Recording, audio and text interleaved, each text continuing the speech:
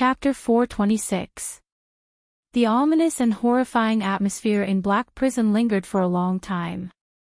Even after Ricky's laughter and Zacriel's sobs faded away, Thales could still sense the ghastly atmosphere in the air, and it made his hair stand on end. The bloody year. 82nd. The Jade Star royal family. And the only thing that could threaten the Magic Empress, the perfect anti-mystic equipment. Thales breathed in a daze. He just realized that his limbs were trembling slightly. The secret just now had shocked the prince too much. Thales lowered his head in a daze and looked at his left hand. There were a few shallow wounds on his palm. If he did not look closely, he would not have been able to see them. 6 years ago, I used this hand to hold the forbidden weapon, and seal Giza. That weapon is highly likely to be the culprit behind the Jade Star royal family's death, Blade of Purification. Thales could not help but clench his fists when he thought of its name, which should not be a coincidence, and the strange call that seemed to have a life of its own. His chest tightened. What is that thing? Countless questions and goosebumps surged into his body and engulfed him. We should go. On the other side, Ricky put away his reminiscing and joyful expression. He became indifferent again. That's all for today. But just as he turned around, wait, Ricky. Samuel, who was also stunned, sighed and looked at Zacriel in the prison. One last question. Under the dim light, the Knight of Judgment's figure seemed to be sitting dejectedly on the floor. His face was filled with sadness. Ricky frowned slightly, but he did not say anything in the end. Samuel walked towards the bars step by step. The light from the fire forced the shadows of the bars to come close to him, and he continued to approach the corner where Zacriel was hiding. Just now, Zacriel. Samuel inhaled and hesitated for a moment. Barney Jr. told me that there was a traitor among the royal guards who betrayed His Majesty and His Highness. Zacriel shuddered in the prison cell. He raised his head in a daze. His expression was fleeting.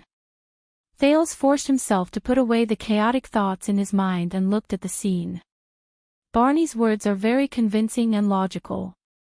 Recalling the scene just now, Samuel, who was holding a torch, had a pained expression on his face. He said that they worked together from the inside and outside, falsely passed down His Highness the Crown Prince's orders, intentionally led us in circles, and even hid among our team after the incident. Nonsense like that. Zacriel, who was sitting against the wall, continued to stare at Thales in silence. His face was slightly lowered, and he was immersed in the shadows. Thales could not see him clearly. Samuel chuckled, unsure if it was sarcasm or self-mockery. It seems like traitors really do exist. Samuel's tone was filled with indescribable sorrow. It's as if as long as we find him, Barney Jr. and the others will be freed, or at least atone for their sins. Zacriel exhaled softly in the cell, as if he had not recovered from the shock just now. But at least he spoke. His tone was casual, as if he was sleepwalking. Really? Samuel's expression tensed. He seemed to have made up his mind. He gritted his teeth and said firmly, So, Zacriel, I have to ask you this. Was it you? The so-called traitor back then, was it you? This question caused Thales and Ricky to have different expressions on their faces. The former was silent, and the latter was indifferent. Zacriel was like a slow-witted old man. He only reacted to the question after a few seconds. He slowly raised his head and stared at Samuel in a daze in a dark corner where even light could not reach. That year, when the situation was urgent and we were surrounded by enemies, as Samuel exhaled, he gritted his teeth and said with slight difficulty, whether it was at the palace gate or the Hall of Stars, whether it was Captain Cullen, Barney Sr., or Tony, they handed over the elite main force of the royal guards to you. The 46 people who were later sentenced were among them. They either watched you leave, or hoped that you would come to their aid. He clenched his fists subconsciously. Because they knew and believed that no matter how powerful the enemy they faced, as long as the Knight of Judgment led them and the next captain of the royal guards whom they thought highly of, they would be able to turn misfortune into fortune, and everything would be fine. Samuel turned his head away, as if he could not bear to hurt the traumatized and wounded man in front of him. Unless he was a traitor. The flag-bearer closed his eyes gently. Was it you, Zachriel? Both Thales and Ricky listened to him quietly. In the prison cell, Zachriel took a few breaths and slowly raised his head. Was it me? He repeated in a daze. His eyes were filled with bewilderment. Samuel opened his eyes slowly. Even though he could not bear it, his tone was still firm. Zachriel, you may not be good at forgery or spying, but you are the trusted aide of the Crown Prince's guards. You are also the best in combat, not to mention that you are also the chief flag-bearer. Zachriel twitched the corners of his lips with the ghost of a smile. Thales could not see the exact expression on his face due to the limited light. Was it me? He repeated faintly. Samuel sighed, as if he was not confident in Zachriel's condition. But he paused for a few seconds before he spoke resolutely. Zachriel, I know that your mind is not clear. The flag-bearer gritted his teeth and said fiercely, but it's okay. I believe that, like many people and me, there is only one thing in your memory that will never fade. Thud. Samuel raised his fist and smashed it against his chest. The three people in the room could not help but look at him. Swear, Zachriel. Swear before me, before the Jade Star bloodline. Samuel said resolutely. A cold glare flashed in his eyes. With your honor, your dignity, your blade, your ancestors, and the name of the Zachriel family, the noble descendants of the Redalians who have been loyal to the minister since the age of the Empire, I solemnly swear this oath. Finally, when he heard these words, Zachriel shuddered. The Knight of Judgment stood up slowly. His branded face was revealed in the dim firelight. His eyes slowly regained focus. Ricky was deep in thought. Samuel's breathing quickened. With a pained expression, he continued, Swear, Zachriel, that in your entire life, you have never betrayed the Jade Star royal family, the royal guards, or the Praetorian oath. Zachriel's expression slowly became solemn. Thales' breathing gradually became softer. Tell me with your own mouth that you are not a traitor, Samuel said softly. There was a hint of helplessness in his tone. Tell me. But Zachriel did not answer. He only stared at Samuel from a distance. His gaze was slightly cold. For a time, only the breathing of the four people could be heard in the air.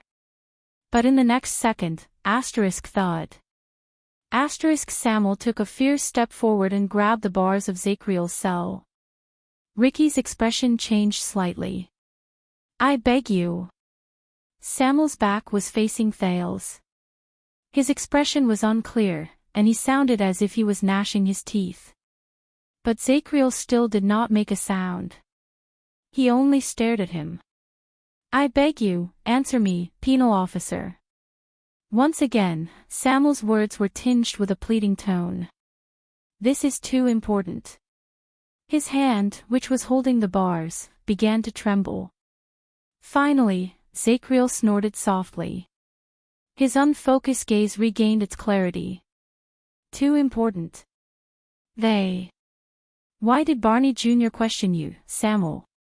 He curled up the corners of his lips and shook his head quietly. To question whether you are a traitor or not. Samuel's face paled. He did not know whether it was because he could not bear the pain or because of other reasons, but he subconsciously let go of the bars and took a step back.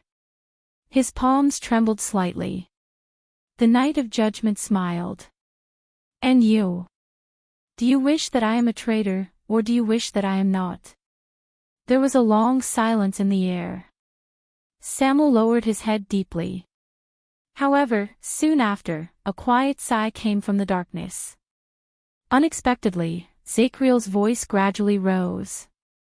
It went from low to high, and from light to heavy. "I swear," he said faintly.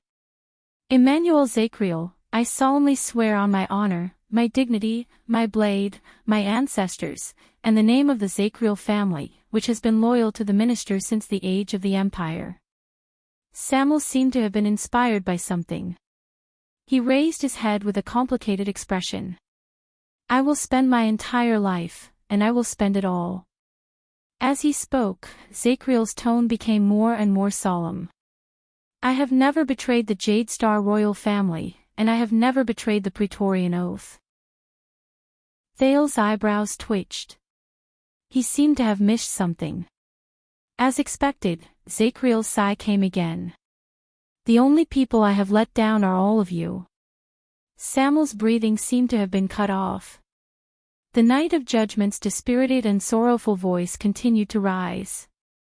"It's Captain Cullen, Tony, Morian, Belden, Kamal, Rogo, Tardin, Bruley, Nair, and you, Samuel." It was all the brothers of the royal guards. He sounded like an old man with one foot in the grave, repenting for the sins he committed when he was young. Samuel did not move. Zachriel stared at Samuel, then at the brand on his face.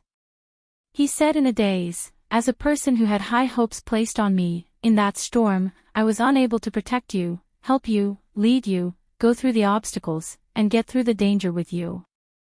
He said in a daze, "I could only sit here, day after day, year after year, and watch all of you sink into this state and suffer." Thales turned his head and thought of the 37 emperor's Praetorian guards who died in the prison of bones. He thought of their dazed, desolate, liberated, or crazed gazes. He then looked at the unshaven Zachriel, and for a moment, he did not feel good. Zachriel closed his eyes gently and squeezed out the words he had kept in his heart for many years. "I'm sorry." There was another period of silence. Samuel's expression did not change for a long time, but he slowly turned his head away. "So, the traitor is not you." The flag bearer trembled slightly. "Or, the traitor has already died in prison. Or, there is no traitor at all. No one betrayed His Majesty and his family." Samuel turned his head around abruptly. There seemed to be a faint pleading tone in his voice. Everything is just the conjecture of that schemer Barney Jr." Zachriel did not answer him immediately. Instead, he paced around in silence and returned to his original seat, which was filled with a desolate atmosphere. After a long while, a faint sigh rose in the air. "Perhaps there is." Samuel was slightly shocked. "What?" Zachriel leaned his head against the wall. His eyes seemed to have lost focus again. "I think there should be traitors." When he said this, Samuel, Thales, and even Ricky's expressions changed. Then, he continued speaking. "But they are not just a certain person, nor are they a certain face or a certain name." Samuel frowned. "What do you mean?" Zachriel shook his head with a resigned and hollow smile. "The brothers of the royal guards came from various noble families in the capital." He looked above him, as if he saw the past there. The rhythm of his voice also rose and fell, but it was rhythmic. "Barney, Belden, Samuel, Tardin, Zachriel." The old captain was even born in the Sun, Sword and Shield, one of the 6 great clans. He was the younger brother of the guardian Duke of Eastern Sea. All of them have a very high sense of honor and responsibility, and even a sense of mission. They are proud of being constellations, proud of being descendants of the empire, and see the kingdom as their eternal home and home. As he listened to the Night of Judgment's words, Samuel was lost in thought. But, Zachriel changed the topic. "You heard what the man said just now. It's about the secret of the Dragon Breaker." His expression became sad and pained. "It's about what happened in the past." The other 3 were stunned. Zachriel's breathing became irregular for a moment. A bitter expression flashed across his face, but it immediately turned into a light chuckle. Ha ha ha ha ha, no one spoke. Actually, there were signs of everything a long time ago. I knew it. I should have known it a long time ago. From the decree to restrict the power of the nobles, from the decree on trade, from His Majesty's wedding, from the advisors who frequently entered and exited the palace, from the meetings that were called from time to time, and from the vassals' increasingly intense appearances before the king, I should have seen that doubt was planted in the eyes of my brothers and others, and it was slowly sprouting. Samuel did not speak. Look at His Majesty's actions, look at the path he took, look at the battlefield he stood on, and look at the enemy he chose. The prisoner still looked at the ceiling with a complicated expression.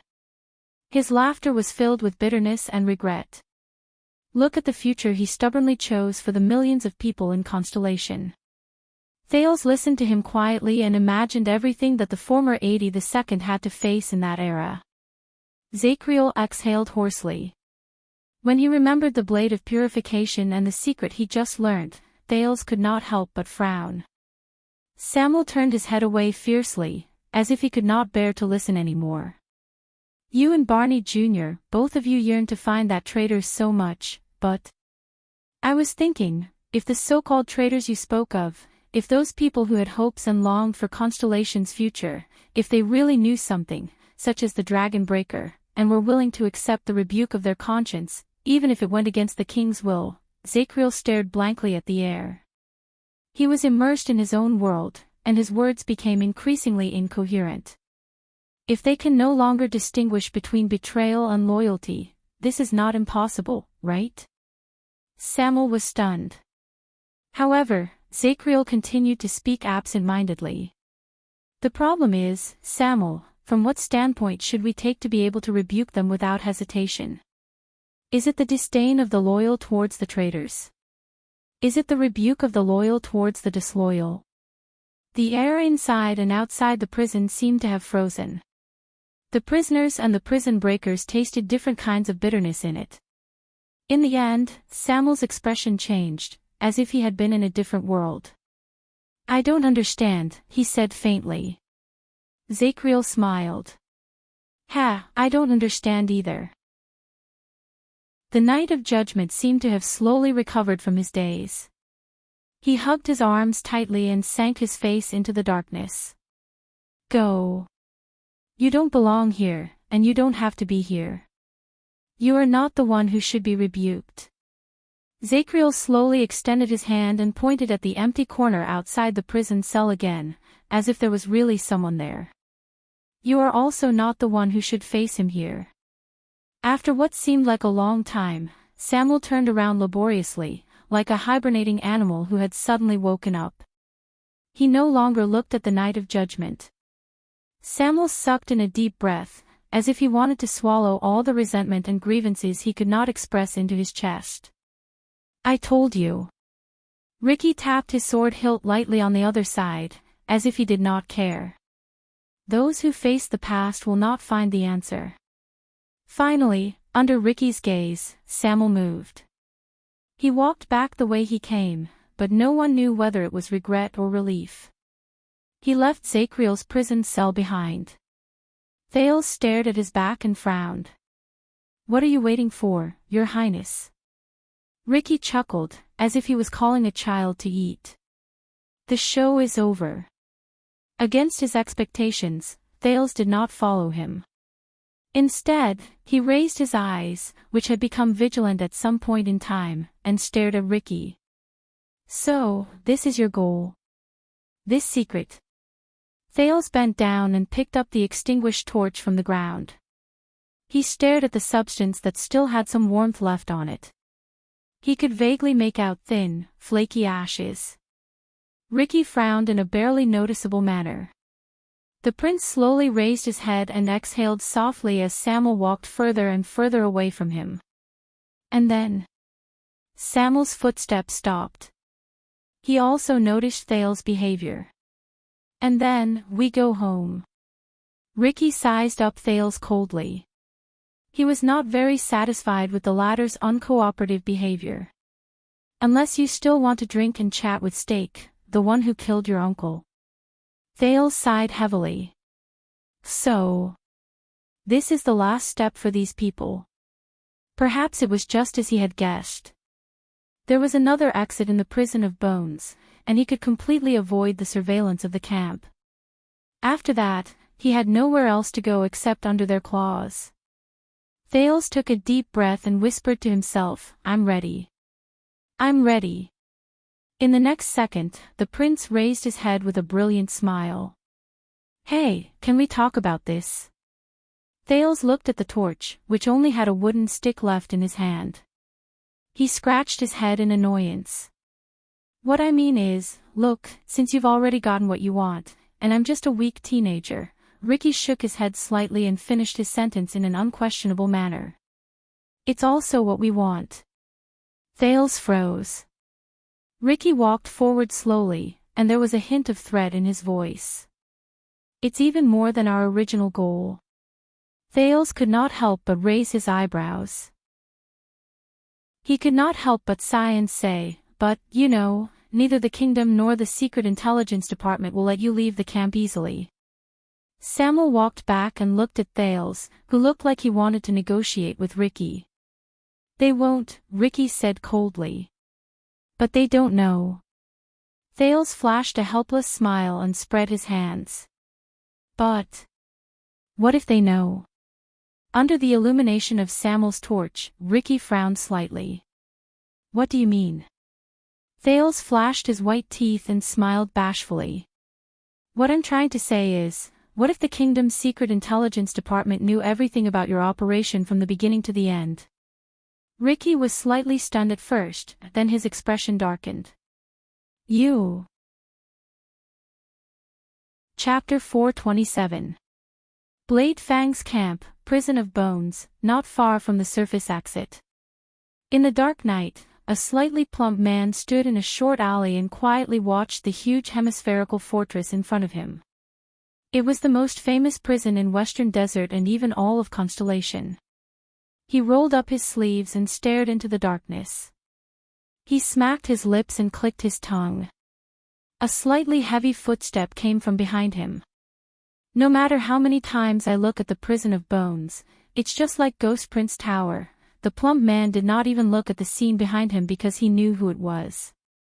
He only sighed and said, "These two things are equally annoying." The slightly heavy footstep stopped behind him. The plump man yawned in the darkness and cold wind. He still did not turn his head around. "You're out, so fast." The person behind him seemed to nod. A slightly rough voice traveled faintly. There was a hint of coldness and alienation in it. "Around 10 minutes ago, their security on the surface was lax." The chubby man shrugged as he listened to the unapproachable tone of the man. But he knew that the person behind him had always been like this, so he did not mind. Then, the plump man turned around and glanced at the person behind him. That one glance scared him out of his wits. He jumped up from the ground and jumped 3 feet horizontally. He wanted nothing more than to stay as far away from the person behind him as possible. "Oh my God. Norb." The plump man desperately suppressed his voice. He placed his hands in front of him and looked at his colleague beside him in shock. He looked at the latter's revealing and alluring attire. He looked at his colleague's eye-catching makeup with red eyelashes and bright lip gloss. Looking at the other party's slender figure and charming movements, she nonchalantly tugged at her loose shoulder strap. The exposed skin on her shoulder, along with the bulging view of her chest, were all covered by the gauze-like material. But, the plump man could not stop his body from trembling. He pointed at Norb with a trembling finger. "I know this is a job requirement. I have to disguise myself and sneak into the crowd, but, he looked at his colleague in horror. "But do you have to dress up and act coquettishly like a prostitute who solicits customers on the streets?" Norb turned his head away, allowing his thin clothes to flutter in the cold wind, almost unable to cover his body. This made the slightly plump man shudder. "Is there a problem?" His tone was light. The slightly plump man forced himself not to look at him and forced a smile. Of course there's no problem, except for one thing. The fatty sucked in a sharp breath and told the truth in pain. You're AF * King Burly, men. The man named Norb deliberately lowered his voice as he screamed in pain. He only glanced at his sturdy body that was covered by a thin veil. Is there a problem? Fatty almost fainted. He hid back in the alley and pressed his forehead. My God, Norb, do you know that the way you cross-dress is simply polluting the environment? Look at your green stubble under your lipstick, your bloody mouth, your stocky waist. Norb couldn't help but turn around to look at him. Oh no, please don't turn your head, please don't turn your head to look at me. I have to go back and wash my eyes today. Your visual damage after you cross-dress is just too great. Out of the corner of his eye, Norb caught a glimpse of Norb's soft and sexy dress. He saw the faintly visible thick thighs and thick leg hair. His cheeks twitched involuntarily, coupled with his large pectoral muscles, and he had a serious expression on his face. Fatty felt his stomach churn. Bright moon goddess above, don't wait until the end of the game. Throw a meteor down now and crush me and him to death. Norb looked at his shocking attire again and grinned lightly without a care in the world. The smile with the stubble on his face was charming, and it almost made the man, who had just caught his breath, feel his heart stop. This is the essence, Gomez, just like how you're reacting right now. Norb spoke to Gomez with faint confidence. After I dress up as a woman, the ugliness and discomfort brought about by the intentional contrast will make people subconsciously turn their heads away and avoid me. You won't be too interested in whether a lousy male prostitute with a fetish for cross-dressing has other secrets, such as whether he's someone with ulterior motives who deliberately lurks in the shadows. As Norb spoke, he habitually extended his hand and combed his non-existent fringe. Gomez patted his chest in shock, but he still insisted on using the corner of his eye to talk to his colleague. Are you sure you didn't read too many bardic poems? Norb glared at Gomez. His eyebrows were furrowed, and he seemed to be angry. It made Gomez have the urge to immediately retire. Gomez could only exhale in pain. He pointed at the prison of bones in the distance, resigned to his fate, and said to his extremely calm colleague, forget it. Forget it. So, what are we eating today? What are we eating? Norb no longer subconsciously swung his woman's sleeves. What do you want to eat? Norb no longer swung his sleeves subconsciously. He shook his head steadily. The list of information is clearly with you. The plump Gomez's face turned red.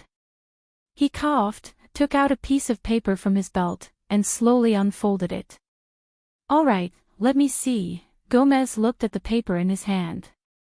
He was instantly in high spirits, and the gloominess he felt when he was almost scared to death by Norb seemed to have been swept away. First, appetizer and appetizer. He looked at the prison of bones in the distance with great interest. His tone rose and fell. A personal envoy of the Northland Kinslayer King. Gomez stopped talking and suppressed his disgust. He looked at the cross-dressed Norb. Did you see him when you were inside?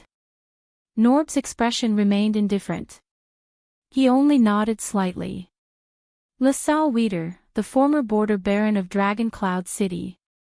Witness confirmed. Norb was as calm as ever, but there was a rare hint of seriousness in his eyes. 6 years ago, I followed him to carry out surveillance until we entered Eternal Star City. Gomez nodded in satisfaction. He extended his short index finger and tapped LaSalle's name heavily. That imposing manner made him look like a suzerain stamping his personal seal. Gomez said eerily in the cold wind, This former baron may not be eye-catching, but he is the most important. His status is the most special, and he is the key that connects everything. His lordship has instructed us to find out his relationship with the secret room. Perhaps we can even get rid of the secret room's spy. Not bad. As for appetizer, the quantity is small, the quality is good, and the taste is exquisite. Norb nodded expressionlessly. Gomez blew on the paper in his hand and shifted his gaze to the next person. Then, the highly anticipated main course. Gomez's eyes lit up again. Wow, guess what we have? A whole pot of Shadow Shield assassins. Full of sincerity. He was in high spirits. Just like before, Norb spoke slowly in response to Gomez's gaze. Kos, family name inauspicious, former Northland vagabond, codename Stake. Witness confirmed. Norb said calmly, he is the most valuable target. He fits the description of the shadow-catching operation 6 years ago. His lordship pays a lot of attention to him, especially to find the spy he placed in the upper echelons of the western desert. Gomez let out a sinister laugh and clicked his tongue, as if he was tasting the best steak. This might be the biggest gathering of Shadow Shield since 18 years ago. Phew, the meat is delicious, and the meat is of high quality.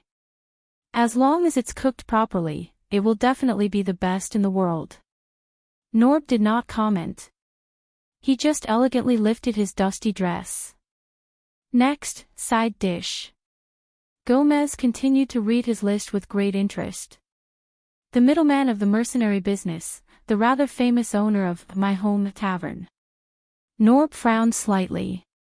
Tampa, the successor of Half-Mouth Rooney more than 10 years ago. Witness confirmed. The cross-dressing man seemed to be deep in thought. He must have a lot of information and money in his hands. Gomez's eyes darted around slightly. This guy has always been very slippery, and we won't be able to use it against him.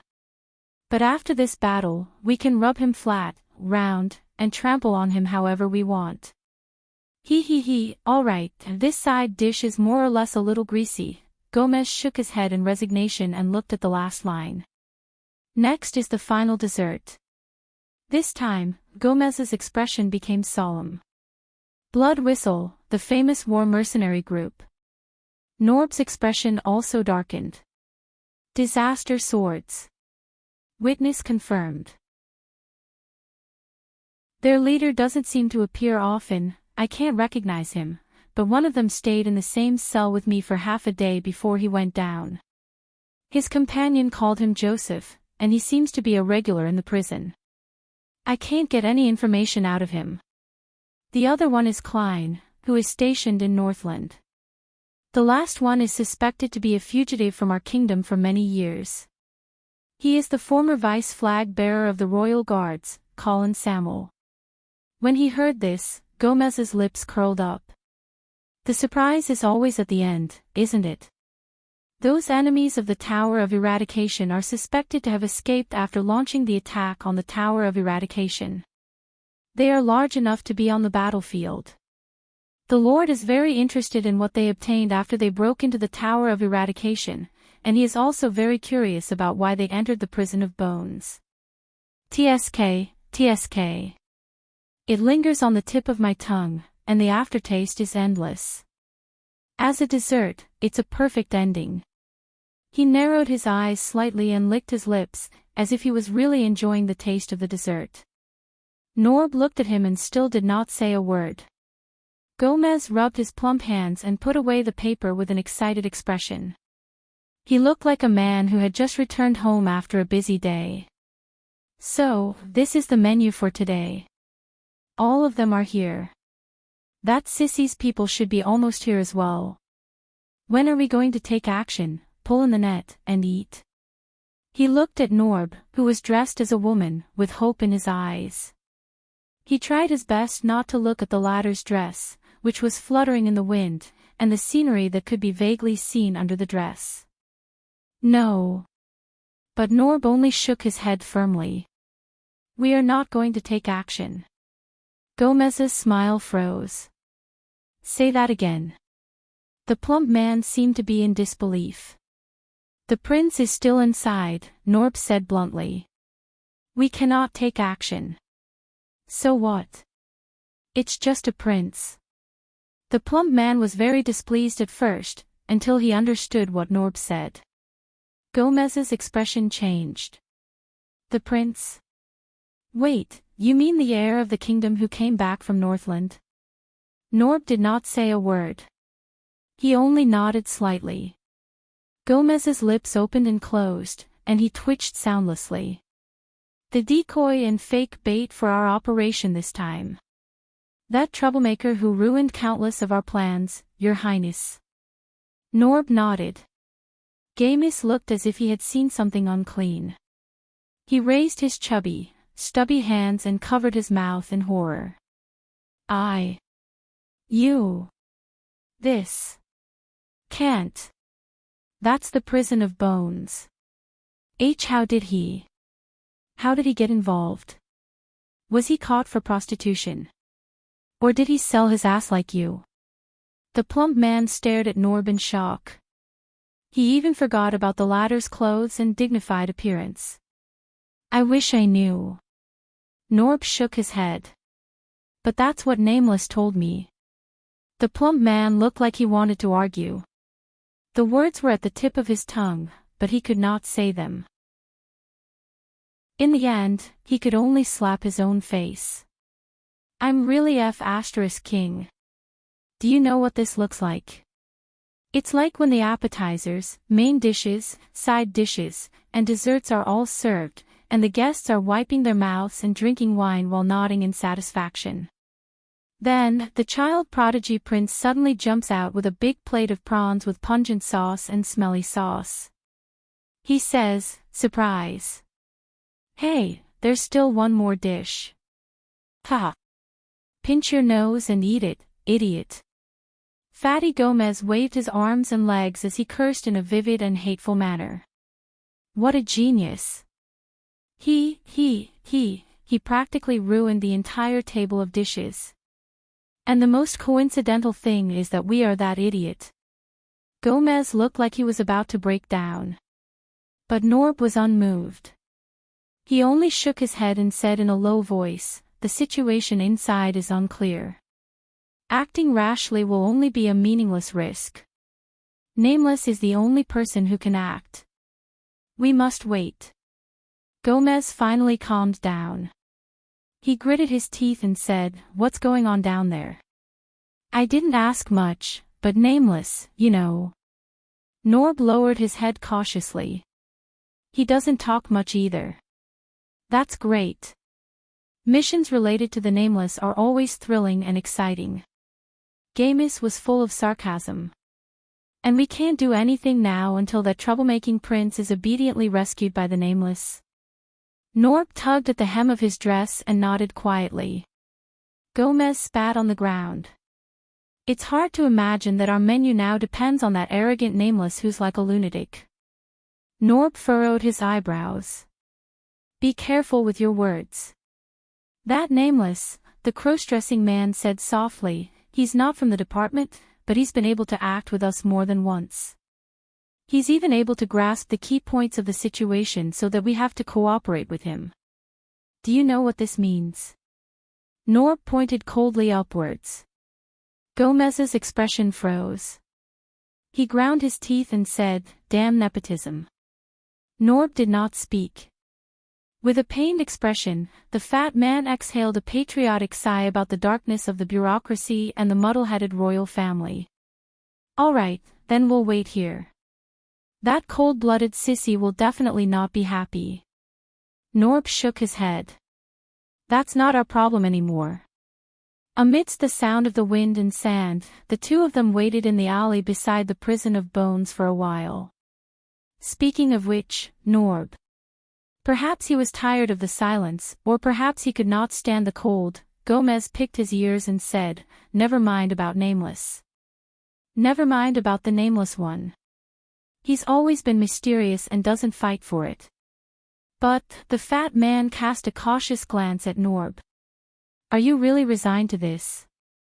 Norb furrowed his eyebrows slightly. You know, in terms of ability and achievements in the Western Desert, whether it's the Bloody Year or the Desert War, you're the most suitable person to be the Lord's successor. The fat man shrunk his neck and said in a seemingly meaningful manner, but 10 years ago, when that Baron Bone kid came, the Lord groomed him as his successor, Norp suddenly turned his head. This time, the cross-dressing him no longer had an enchanting expression or a deliberate weakness. Instead, a pair of fierce eyes shot out a fierce and cold warning. It made the fat man subconsciously shudder. Gomez. Norb enunciated each word clearly. Do you know who dies the fastest in the kingdom's secret intelligence department? Gomez felt a chill run down his spine. Knowing that he had said the wrong thing, he replied hesitantly, someone who talks too much? Norp smiled coldly. No. The cross-dressing colleague gritted his teeth like a wild beast about to kill. It's someone who thinks too much. The fat man's expression froze slightly, and he shut his mouth resentfully. The atmosphere became very tense. Until Norb added the last sentence with a chuckle. And the fat man. Gomez's expression froze. He looked at his slightly plump body, then shrugged in embarrassment, waved his hand, and said, "Forget it, you're the boss. As long as you're happy." The two of them returned to their previous silence. They quietly stared at the dark horizon of the desert. After a while, I say, Norb. That. Norb turned his head around impatiently. The fat man's face was slightly red, and his expression was bashful. He coughed faintly. Will you always wear female clothes in the future? No one in the last level of Black Prison knew how all of this happened. Including Samuel. In that fraction of a second, the former flag-bearer of the Royal Guards only saw a flash of darkness under the light of the fire. It gradually appeared in front of Ricky. It was as if the air had instantly turned into a piece of paper stained with ink, and the painter's creation was revealed. But this flash of darkness did not reveal a beautiful scene, much less a still life. It was a blade. Samuel really wanted to warn Ricky. Assassin. Assassin. But he realized that when he recognized the shape of a blade, the murder weapon that appeared out of nowhere had already pierced Ricky's throat diagonally. It tore through his cartilage, lower jaw, tongue, cerebellum, and came out from the back of his skull mercilessly. Even the fastest brain could not keep up with the shocking change at that moment. Asterisk splat. Asterisk the sound of metal-piercing flesh rang out. The leader of the disaster swords only managed to let out a grunt before his entire body trembled. Ricky widened his eyes in disbelief as he stared at the figure that appeared along with the blade. It was an assassin who stood face to face with him. His movements were indifferent, and he only thrust the blade forward with one hand. But it was already too late for him to reverse the situation. Under the piercing of the blade, the disaster sword's Crassus could only hear the gurgling sounds of blood coming from his mouth and his limbs trembling uncontrollably. It was as if he had lost his mind and was unaware of anything. The assassin nimbly pulled back the dark blade and shook off the blood on it. Asterisk thud. Asterisk Ricky fell to his knees and his upper body fell to the ground. He convulsed and lost his life in a pool of blood that gushed out from his neck. His eyes were still open, and he could not close them even if he died. Impossible. This was the next thought in Samuel's mind, which was almost completely blank. A person as powerful as Ricky. Shadow Shield's trick, how could it work? In the next moment, the assassin's figure disappeared again, like a piece of paper that was stained with water drying up in an instant. It was also in a fraction of a second that Samuel instinctively drew his sword. At the same time, he was prepared to shout. Asterisk whoosh. Asterisk but aside from the sound of metal rubbing against leather, another attack came from the darkness, bringing with it the sound of a strong gust of wind. The former flag-bearer executed a perfect sword style. With a backhand slash, he deflected the flying hidden weapon. Asterisk thud. Asterisk it was only then that Samuel saw clearly that it was a torch that had been extinguished for a long time. In that direction, Thales, who was still in the position of throwing the torch, stared at him coldly. But what surprised Samuel the most and made him pale with fright was that not only was the torch thrown by the prince at a tricky angle, it also had a strange spinning force that made the long sword in his hand tremble slightly. Impossible. In that fraction of a second, Samuel stared at the indifferent Thales in a daze. Why? Even though he was not skilled enough, lacked strength, and his method was not very orthodox, but he's right. That method. He had met it before. 18 years ago. On that day. Samuel could not believe it. Why? Why did the Prince of Constellation, he actually used the infamous assassin's flower, and the knife-throwing technique unique to the Charlton family. Assassination knife. Samuel's absent-minded state only lasted for a fraction of a second. But that was enough. In the blink of an eye, the dangerous ink that once took Ricky's life appeared behind the former flag-bearer again. His murderous aura was so strong that it made Samuel's hair stand on end. *T. Before he fell to the ground and lost his senses, the flag-bearer heard the prince's slightly anxious shout. Keep him alive. Thud. With a dull thud, Samuel fainted and fell to the ground. Clang. His torch and long sword fell to the ground at the same time. Not far away from him, Ricky's corpse lay motionless in a pool of blood. He no longer breathed. Phew. Thales took a deep breath. His nerves, which had been tense for a long time, finally relaxed completely. The sin of Hell's river in his arms, waist, and calves gradually faded away. The soreness he felt after imitating Jayla's posture of throwing the knife suddenly surged into his body. He was so tired that he sat down on his butt. Phew. Thales gasped for air, but a smile appeared on his face. These disaster swords. Damn mercenaries. So what if they have more people? The prince criticized in his heart. After waiting for so long, I finally got the chance to be alone. A truly powerful person planned everything. They did not care about winning or losing in a moment, did not care about strength, and did not care about honor or disgrace in a moment. The one who laughs last is the winner. Whoosh.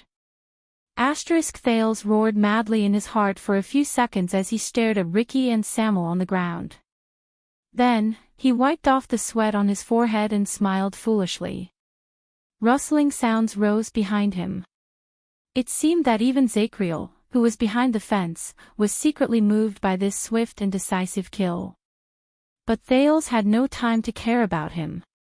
He raised his head and looked at the dark figure in front of Samuel. Thales sat on the ground and panted. He massaged his sore right arm and watched the figure's back.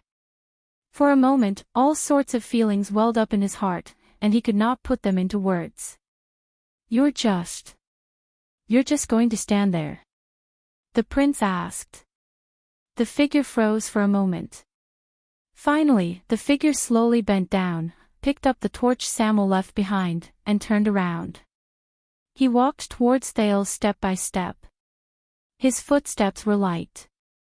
As if nothing had happened. Thales quietly watched the figure's appearance under the light of the torch. It's still the same. The same figure. The same attire. The same weapon. The same, strange. The figure stood in front of Thales and seemed to be sizing him up carefully.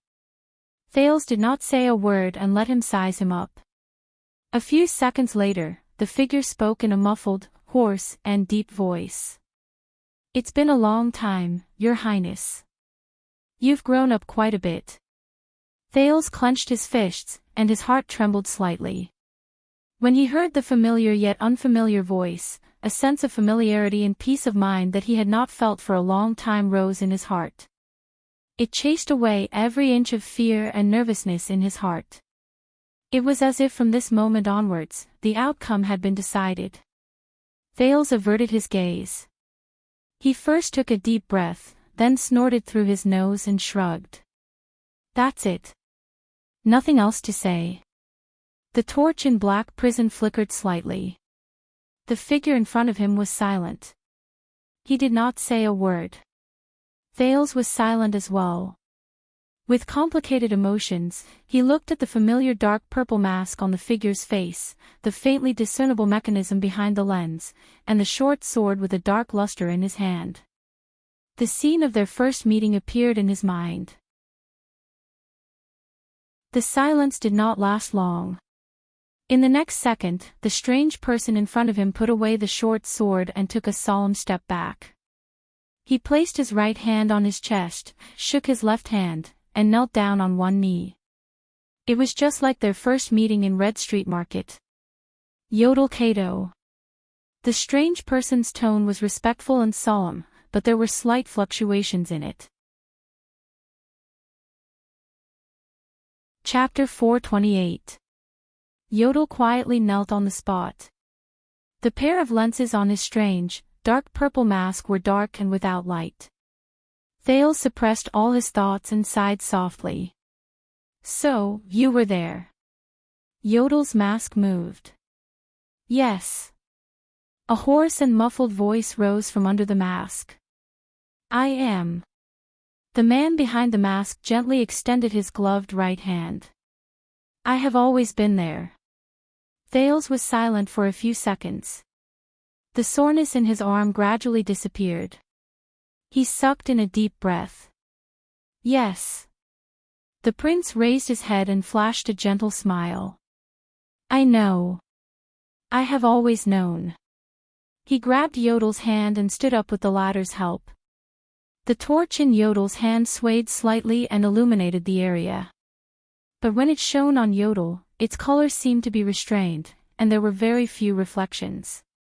It only made his mask look even more mysterious and profound.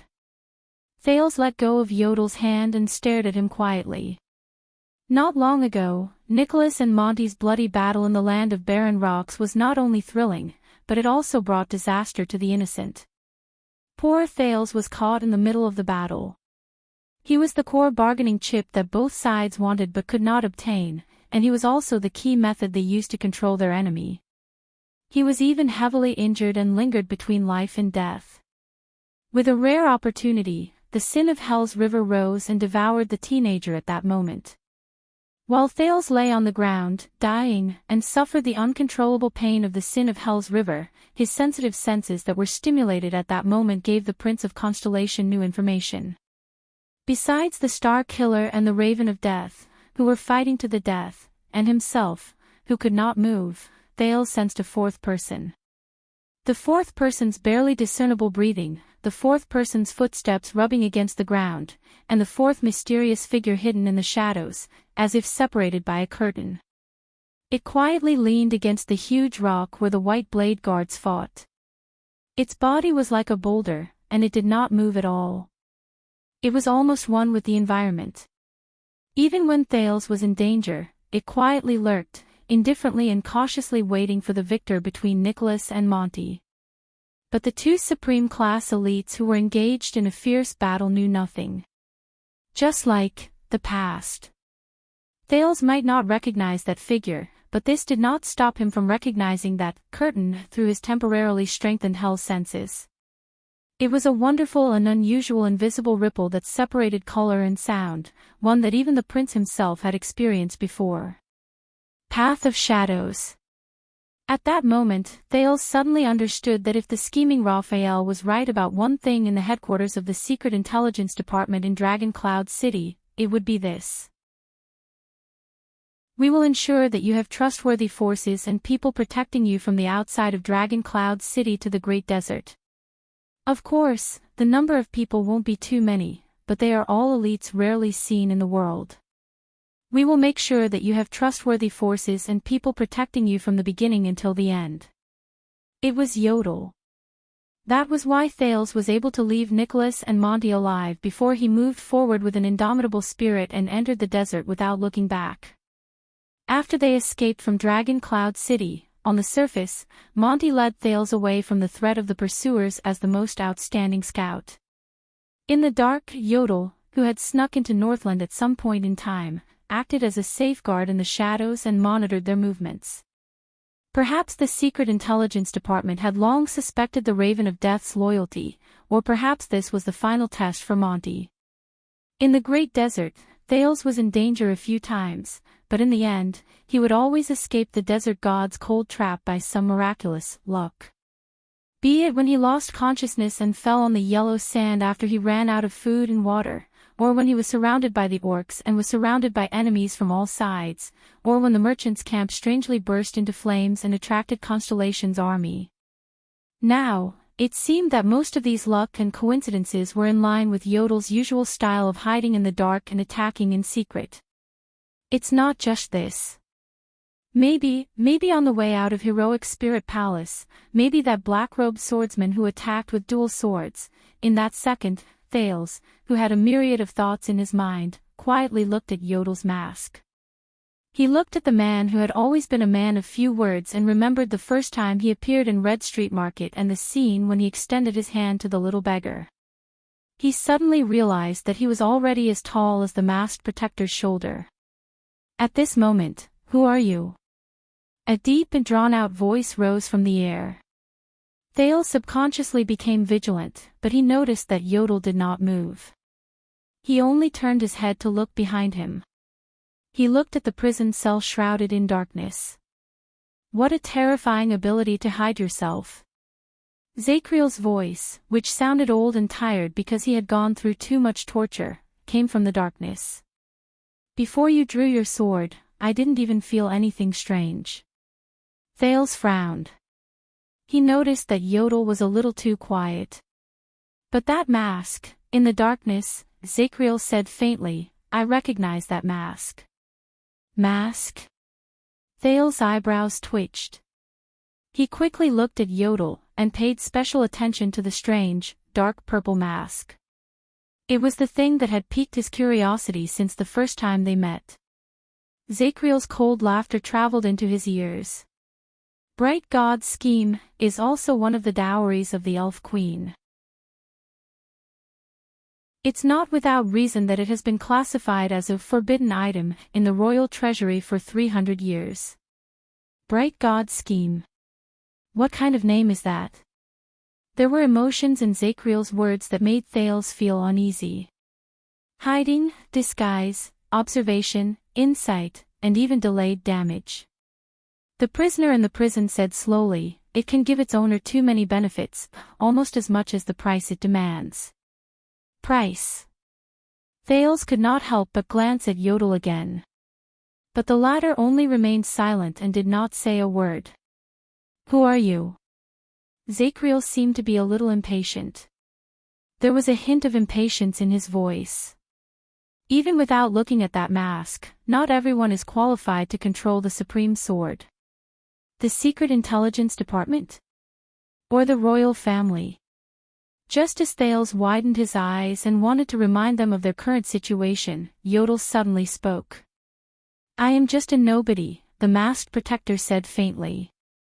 The prisoner in the darkness was silent for a while. No, you are not. His tone was firm. You are not. The eyes behind the mask named Bright God's scheme moved slightly. Zakriel let out a long sigh. He seemed to have thought of something. I've said it before, a long time ago, when I taught you unarmed combat in Renaissance Palace, I said it. There was an indescribable desolation in the words of the former watchman of the royal guards. You are not suited to be a royal assassin. Thales saw the masked protector's body, which had not moved for a long time, sway after he said those words. Zakriel sighed and uttered an affectionate name. Young Yodel. The scene seemed to have frozen in the air. Only the light from the fire continued to flicker. A few seconds later, Yodel slowly turned around. His hoarse voice rose laboriously. Long time no see. Sir. Thales looked around awkwardly. Obviously, this was a reunion that they had not met for a long time. You should not have worn that mask. Zakriel did not listen to Yodel's words. There was a faint sadness in his voice. You should not have. These were his last words. With a rustling sound, his movements were lost in the darkness of the prison cell. Yodel did not speak. Thales, who had been affected by the atmosphere to the point that he did not even dare to breathe loudly, rolled his eyes. He carefully pointed at the path he came from, the dark tunnel. So, we are now. Yodel raised his head and no longer looked in Zakriel's direction. Do not worry. The Secret Intelligence Department is on the surface. They have prepared everything. This time, it was Thales' turn to frown slightly. The Secret Intelligence Department? Did they know all along? Ever since I came back, about Shadow Shield, the prison of bones, about. He looked at Yodel suspiciously. Half. Yodel nodded, then shook his head. They learned about half of it from the Tower of Eradication. I was the one who told them about the other half of Shadow Shield. Your journey back home was not smooth, and many people are very interested in you. The masked protector said quietly. Thales exhaled. That's good news. A faint feeling of vexation rose in his heart. This is bad. This was the prince's thoughts. Thales tried his best to get rid of his irritation. He cleared his throat and said to Yodel, Listen, Yodel, how should I say this? When I came back, there was a mercenary. While Thales was troubled, Yodel suddenly spoke. Quick rope. He spoke in a simple and straightforward manner. Thales was stunned. The Secret Intelligence Department doesn't know about him. Yodel seemed to know what Thales was thinking. Let's see what we can do. Thales opened his mouth, then closed it again. He looked at Yodel and suddenly felt very grateful to the man. He was grateful for the other party's understanding. But Yodel obviously did not need the prince to thank him. He consciously nodded slightly and turned around. We should go. Thales' eyebrows twitched. Oh, wait a minute. Under the prince's signal, Yodel held the torch and followed Thales to Ricky's fallen body. Thales looked at Ricky lying in a pool of blood.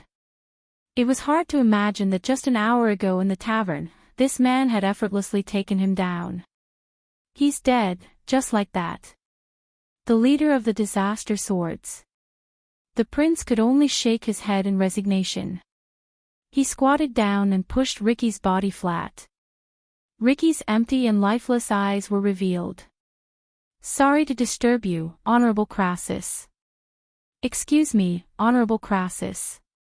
Thales stared at Ricky's pale face with complicated emotions. He took out the dagger that had been confiscated from Ricky's bosom, waved it at the dead man, and buckled it on his waist. He did not care whether Ricky could hear him. I believe this is mine. Yodel stared quietly at the sheathed dagger and watched the prince talk to a corpse. He remained silent. Thales searched Ricky's bosom again. His movements were skillful, and he went straight to the point quickly and efficiently. It was as if he had returned to his childhood, when he searched for unconscious drunkards or unclaimed corpses in the smelly gutters of Lower City District. And this, Thales sighed and took out an expensive piece of yellowed paper. He shook it open in front of him and looked at the inscription, H.N. Jade Star. He sighed a little. I believe it's not yours either. The prince did not have the time to read it carefully. He took a deep breath, folded the unusual letter carefully, and put it away in his bosom. Yodel suddenly spoke at this moment. Weapon. Thales turned his head around. You should take his weapon. Yodel's mask moved slightly. We are not out of danger yet. You can't just rely on a dagger for self-defense. Thales raised his eyebrows. All right. The prince shrugged and looked at Ricky's waist. He stared at the long and slender saber that was wrapped tightly in a cloth and had never been unsheathed. I'm guessing that this sword is useless in his hands. Thales pried open Ricky's belt and tore off his saber belt. You are a good man, Ricky. Thank you for your protection and generosity. Thales mumbled to himself as he unwrapped the cloth and revealed the long sword in front of his eyes. This is not an ordinary sword. Thales had this feeling the first time he saw it. He saw that the guard of the sword was inlaid with a soft silver diamond, which gave the weapon an elegant, quiet, and noble feeling. Its carefully cast handguard and hilt formed a standard right angle, looking neat and strict. From the tip of the sword to the body of the sword, there was a beautiful arc, and even in the dim light of the fire, it looked smooth and glossy. When Thales grabbed the hilt and lifted it, he immediately realized that the weapon in his hands had an amazing sense of balance. It was smooth when he swung it, without any sluggishness. Good fellow. Thales swung the sword a few times and clicked his tongue in admiration. Compared to it, the weapons of the Northlanders looked like they were crudely made. Even the creations of the Constellations seemed inferior. As for the weapons of the orcs, but what attracted Thales the most was not its shape, but the inscriptions carved on both sides of the blade. The language of the ancient empire, Thales muttered as he flipped the inscriptions on the blade back and forth. But compared to the other language of the ancient empire, this time, he could only recognize a few phrases on the 2 lines of inscriptions. What do you mean by endless? Thales looked at the inscriptions, which were completely different from most written words, with a headache. What do you mean by eternal, my god? I really need to cram on Constellations culture. Thales shook his head and took out the last thing from Ricky's bosom. He only glanced at it before he casually tossed it to Yodel. Hey, take this. It will be useful. As for him, Thales glanced at the unconscious Samuel lying on the side. Remembering his sensitive and complicated identity, he sighed. Let the Secret Intelligence Department handle it. At this moment, Yodel's figure suddenly flashed. Asterisk whoosh, thud. Asterisk there was a swift sound. Before Thales could react, he was pushed to the ground. Hold him down. An anxious and angry shout rose from the passageway, don't hurt our target. Thales panted heavily. Leaning on Ricky's sword, he pulled Yodel's arm and stood up. With lingering fear, he looked at his original position. An arrow was nailed to the ground, and the tail of the arrow trembled slightly. But now was not the time to be glad. In the next second, a flash of sword light as fast as lightning came from the air. It met with another dark sword in the air. Asterisk clang. Asterisk a piercing sound rang in the air. Thales felt a burst in his eardrums. He was immediately pushed back by Yodel, and he took more than 10 steps back. The masked protector's figure flickered in the air many times. He tried his best to avoid the 2 subsequent attacks that were faster and fiercer than the first one. With a backflip, he landed in front of Thales. He looked more or less disheveled. When Thales saw the attacker who appeared out of nowhere, his heart tensed. This is bad. Klein, the middle-aged swordsman from Northland, stood coldly in front of them. He glared at Yodel with resentment, and the twilight longsword in his hand trembled non-stop. He was not the only one. Asterisk thud. Thud. Thud. Asterisk multiple footsteps rose from the other end of the passageway, and they swiftly approached the area. As a disaster sword, Joseph appeared at the entrance of the passageway. Behind him were more than a dozen fierce mercenaries. My God! Joseph put down the crossbow in his hand and stared at the scene in a daze. He stared at his leader, who lay in a pool of blood, and the unconscious Samuel. Like his companions, he was shocked. This. Ricky, no. From shock to indignation, from anger to hate, the disaster swords looked at Yodel and Thales, who were the only ones left. Thales gritted his teeth and clenched his fists. They're here too fast. Just now, when Yodel knocked down 2 people, he was practically silent throughout the entire process, and it took a long time to pass through this passageway. How could they be so fast? encirclement formation. When he saw the situation clearly, Klein shouted.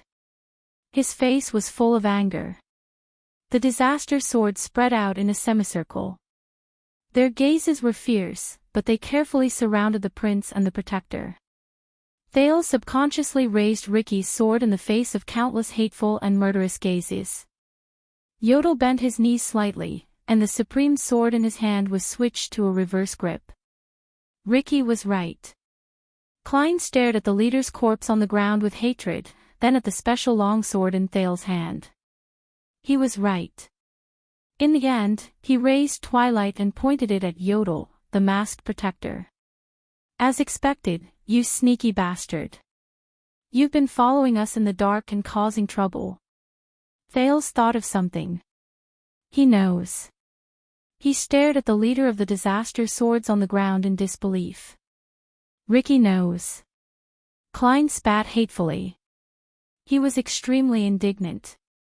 Of course he knows. The middle-aged swordsman from Northland said coldly. Just now, when we were facing off against Shadow Shield, you were the one who launched the sneak attack and started the fight, right? You wanted to see both sides suffer and benefit from it. Yodel did not say anything.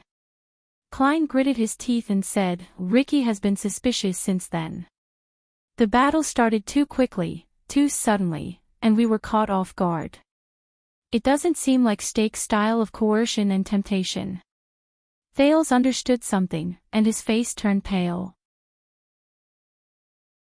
That means, so, Ricky deliberately withdrew his men and brought me here.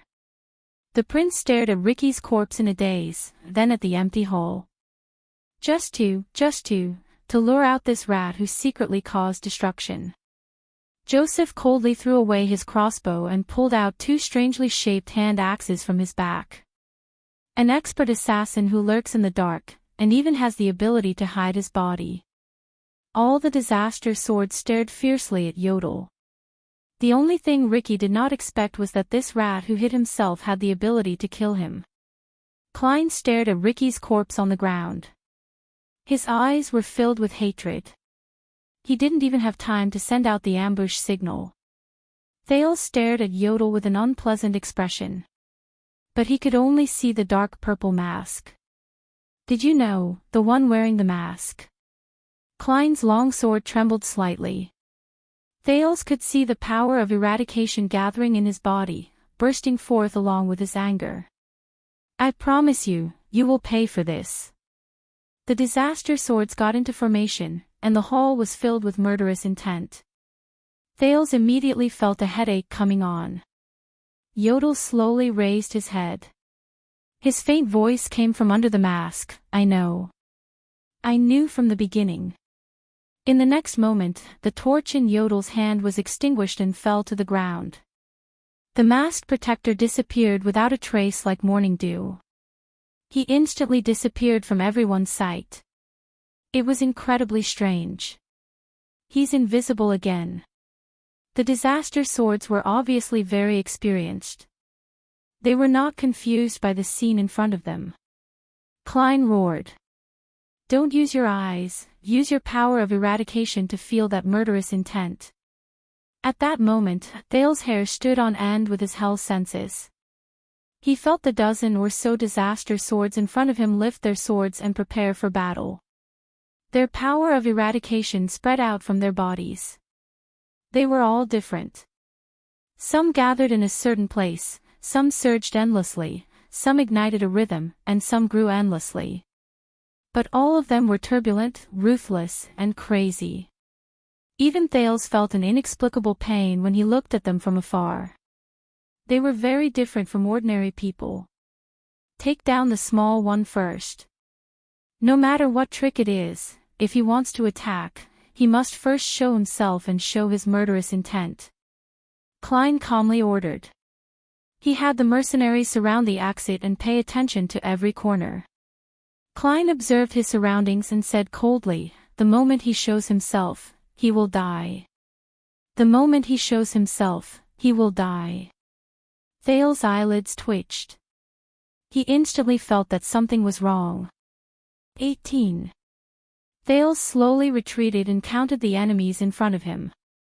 He moved his lips and whispered to the empty air, 18 of them.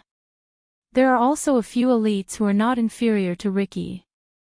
Can you do it? A unique hoarse voice rose quietly in the air. It was the same as 6 years ago. They have numbers, a formation, and are prepared. They also know of my existence. If I break through them head-on, Thales' heart sank when he heard what Yodel meant. I am not the kingdom's wrath, Yodel said dejectedly. Before him, the disaster swords were wary of their surroundings. They closed in on Thales step by step. So the answer is no. Thales was very dejected. He frowned, but he could only brace himself and think of a way. All right, then I will try, but Yodel's words continued to travel into his ears and interrupted him. But someone can. Thales was stunned. Ha! Someone can. In the next second, the wind howled. Thud. One of the mercenaries holding a torch stumbled back, the torch falling from his hand and crashing into the wall along with an incoming rock. It was as if a gust of wind had blown past, and the 3 remaining torches in the disaster sword's hands were blown away. Over there! Klein shouted angrily. His sword flashed like a bolt of lightning. Thales only had time to see Yodel's figure flash in the air. Their weapons clashed against each other. Clang. The masked protector's ghostly figure forced one person back. Then, he retreated pathetically under the pincer attack of 3 people. After he dodged countless enemies, he rolled, but his back was pressed against the stone pillar in the hall. He had nowhere to retreat. Surround him and kill him. Klein's murderous voice was merciless. But in the next moment, Yodel's figure disappeared from the stone pillar again. Bang. A heavy hammer smashed against the stone pillar where the masked protector had disappeared, and stone chips flew everywhere. CK. Joseph cursed, having failed at the last moment. The disaster swords calmly turned their heads around, got into formation, and waited for another chance. But a few seconds later, crack, a strange sound traveled into the air not too far away. The disaster swords were stunned. Klein frowned and turned his head around. What's going on? But right after that, another disaster sword discovered the enemy's tracks and shouted a reminder to them. Over there. The mercenaries turned their heads and found Yodel's figure by the wall behind the hole. Kill him. Joseph roared and charged forward with his men. 4 weapons were drawn at the same time, forcing Yodel to be flustered. But Klein saw more. He saw the masked, dark, and strange person put his left hand on the wall and gently let go of a ring. Ring? Beside the ring was an iron plate with words carved on it. Klein's expression changed. He instinctively turned his head and saw a familiar emblem on the stone pillar where Yodel had disappeared. That eye. The eye that leads to omniscience. At some point in time, the long crystal green key that originally belonged to Ricky was inserted firmly in the center of the emblem.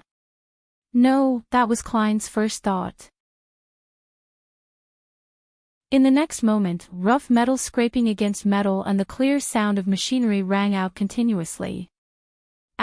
Crack, crack, crack. The disaster swords were so shocked that their movements became chaotic, allowing Yodel to escape from the encirclement again. He hid in the shadows and even knocked away a torch. Crack, crack. The noisy and piercing sound of machinery rang out for a few seconds, tormenting everyone's ears. Thud. Then, with a muffled sound, it disappeared abruptly. It was as if the blade of an axe on a guillotine had gone through the friction of death and blood. With a loud bang, it fell to the ground. Klein and Joseph turned their heads around in shock. Under the barely illuminated light of the last torch, they looked at the back of the hole. It disappeared. Klein's eyes were wide open as he stared at the infamous black prison cell. It disappeared. At some point in time, the mysterious bars that isolated and tortured the prisoners in the dark cell at the back of the hall, they were gone. Only dozens of round holes were left on the ground, telling them where they had gone. Only the quiet darkness behind them served as a foil to the eerie silence. "Oh no," Klein blurted out subconsciously. He did not even have time to care about Yodel's whereabouts. As they stared at the ominous darkness that was supposed to be separated by the mysterious bars, the disaster swords instinctively retreated and gathered together. They looked at each other at a loss. Many of them felt an inexplicable uneasiness in their hearts. A second later, a long and distant sound of inhaling could be heard slowly from the deathly silent darkness that no one knew about. The sound was a little heavy, and the breathing was a little hurried. It was as if a person who had not breathed for a long time had just breathed in for the first time.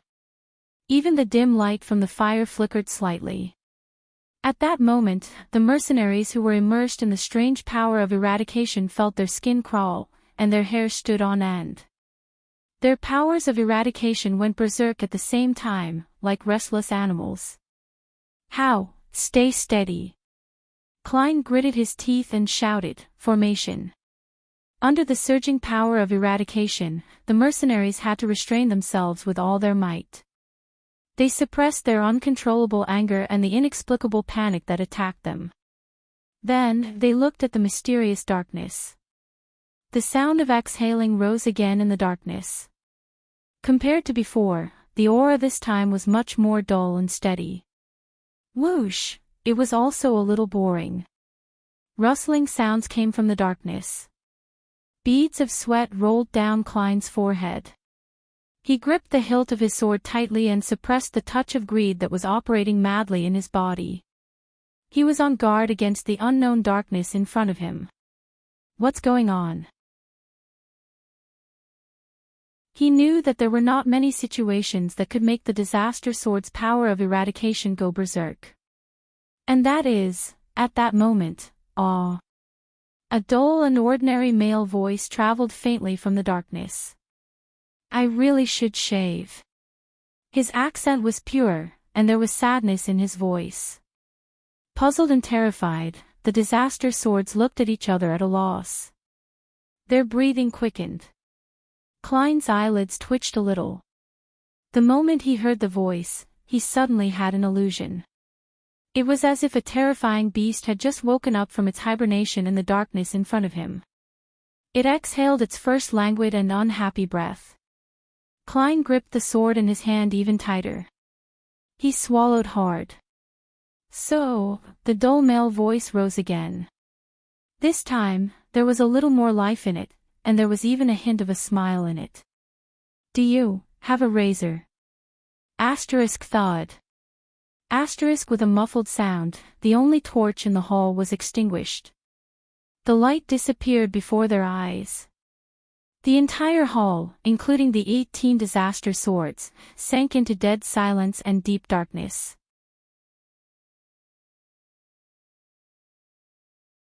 Chapter 429.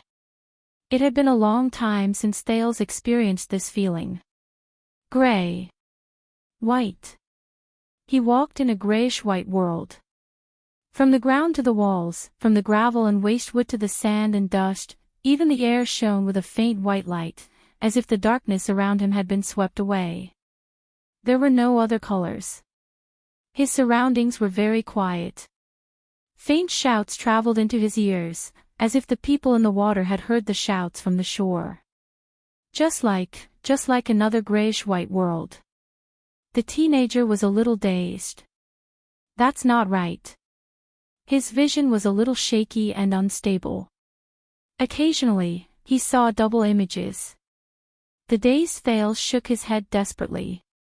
He propped his long sword against the gray ground to dispel the faint dizziness. He wanted to regain his sense of direction. He felt a grip on his right arm. A gloved palm covered in ripples clasped Thales' arm. Focus. Yodel's voice traveled into his ears and brought him forward. The path of shadows reflects reality. They sometimes overlap, but never overlap. We walk through this place like drifting in the sea. Sometimes we float on the surface, and sometimes we sink to the bottom. You have to distinguish reality from illusion. You can't get lost here. Thales staggered along the way. He was dragged forward by Yodel, the only thing in this world that had a normal color. He tried his best not to look at the grayish-white scene around him. This is bad. He took a few deep breaths and felt that the air that entered his lungs was a little unreal. Thales watched in shock as he walked out of the grayish-white hall and into the grayish-white tunnel. He watched as Yodel carefully avoided the disaster swords who had also turned into grayish-white figures. But no one noticed them. The teenager turned his head around. We're just going to leave like this. You're not going to help him, but Zacriel. Thales panted. He felt as if his words were echoing faintly, as if he was in a dream. Subduing the enemy is not my task. Yodel shook his head and held Thales tightly. His purple mask created a series of overlapping images against the grayish-white background. To me, you are the most important. In the grayish-white world, they sped up, walked out of the tunnel, and arrived at the stone steps. A few mercenaries who were stationed there seemed to have received some sort of signal. They hurried in the direction they came from and brushed past the two normal-colored people. Don't touch them. Yodel's hint was simple. One of them seemed to have sensed something. With his grayish-white skin, he turned his head around warily. His gaze swept past Thales and Yodel. Thales did not even dare to breathe loudly. He only followed Yodel's footsteps and moved, trying his best to avoid the other people's sleeves. A few tenths of a second later, the mercenary shook his head, dispelled his guard, and followed after his companion. Thales breathed a sigh of relief. But Zacriel, the teenager, looked worriedly at the road behind him. He's been locked up for more than 10 years. Let's not talk about his mental state, but his stamina, strength, and reflexes have all declined. Yodel still shook his head. He was a man of few words. It won't affect his fighting. Really? Thales frowned and exhaled. He's only one person. He has to face 18 of them, maybe even more. Yodel did not seem to care about this question at all. He just kept moving forward. He will find a way. Suppressing the faint dizziness, Thales fell silent. However, Yodel suddenly spoke. We can't go around it. We need to reveal ourselves for a while. Thales was stunned. What? Very soon, he no longer had to wonder. There were a few corpses lying beside the narrow stone steps in front of him. Some belonged to the mercenaries, and some belonged to Shadow Shield. Grayish-white blood splattered all over the ground. It seemed that the battle between Shadow Shield and Disaster Swords was still ongoing. The three masked assassins in black seemed to be the only ones left. They put away their weapons and were finishing up the battle. But the moment one of them raised his head, he shuddered. Shing. A short sword pierced through his chest, and it was pulled back with a swish. What followed was a purple mask that appeared out of thin air behind his shoulder. His companion beside him was unusually vigilant. He immediately drew his weapon, but the masked ambusher was faster than him. The ambusher closed in on him and swung the short sword in his hand gently. Whoosh, the unlucky assassin's last move was to cover his throat, which gurgled like flowing water, and fall limply to the ground. The last assassin, who was further away, turned pale with fright. He instinctively retreated. But another long sword, which shone with silver light and had a beautiful arc, had already cut through the air with great force. It went straight for his head. Whoosh. The assassin raised two strangely shaped weapons with handguards and crossed them above his head. He slid and prepared to roll to the side with the force of his block. But something unexpected happened. The trajectory of the long sword, which had a beautiful arc, suddenly changed. It changed from a slash to a thrust, and it thrust forward gently. Shik. The assassin could not believe it. He could only watch as the blade swept past his perfect block and pierced his throat. Thales pulled out the longsword steadily and looked at the blood on it with disgust. On the other side, Yodel, who had just rushed over after finishing off the two assassins, stared at the prince quietly. The gears behind his spectacles turned slightly. A beautiful strike. Yodel put away his short sword and said meaningfully, "So, you awaken to the power of eradication." Thales did not answer. He only nodded. Northland military sword style. 2 moves from 2 different offensive styles. Thunderbolt cross style and ambush style. They were connected by the twist of fate. But, the teenager stared at the assassin with blood dripping from his throat with a complicated gaze. He watched as the assassin trembled and crawled on the ground, grunting as he waited for his life to end. He could not kill him in one strike. Thales stared at the assassin's despairing gaze and sighed. The moment he drew his sword to fight against his enemy, the disaster sword's fanaticism and enjoyment when they killed their enemies kept appearing before his eyes. And the moment the sin of hell's river surged and imitated the twist of fate, that faint emotion reached its peak. "Hey! I hate this." Thales shook his head. He gritted his teeth and raised his sword, wanting to end the assassin's pain once and for all. But Yodel suddenly extended his hand and grabbed Thales' wrist tightly. Under the prince's puzzled gaze, the masked protector squatted down gently. With a thrust and a draw of the short sword in his hand, he took the enemy's life. Thales put down his sword and watched quietly as the masked protector stood up. He swung his sword gently, and the blood on the supreme sword was instantly wiped clean. It was as clean as new.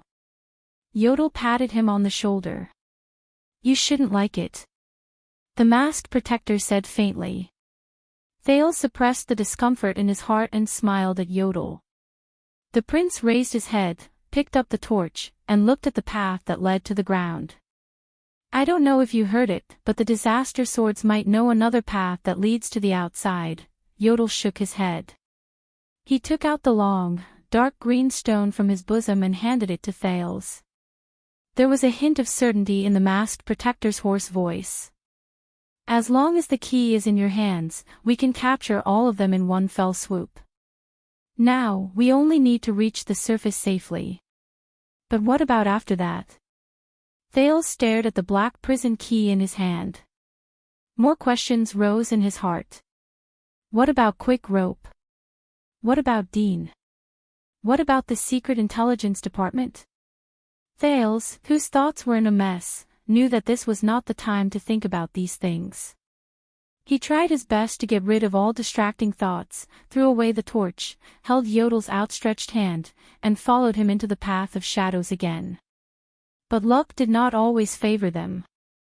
When they went up another floor and arrived at a corridor, Yodel suddenly trembled slightly. "Be careful. There's something strange ahead." Before the prince could react, the masked protector quickly let go of Thales' arm. Thales, who was still enduring the discomfort in the path of shadows, only felt his surroundings tremble. The grayish-white world in front of him rippled again, and like a receding tide, it returned to its normal color, darkness. Thales grunted in pain. He supported himself with his sword while the dizziness brought about by the change in the world. He trembled and retched.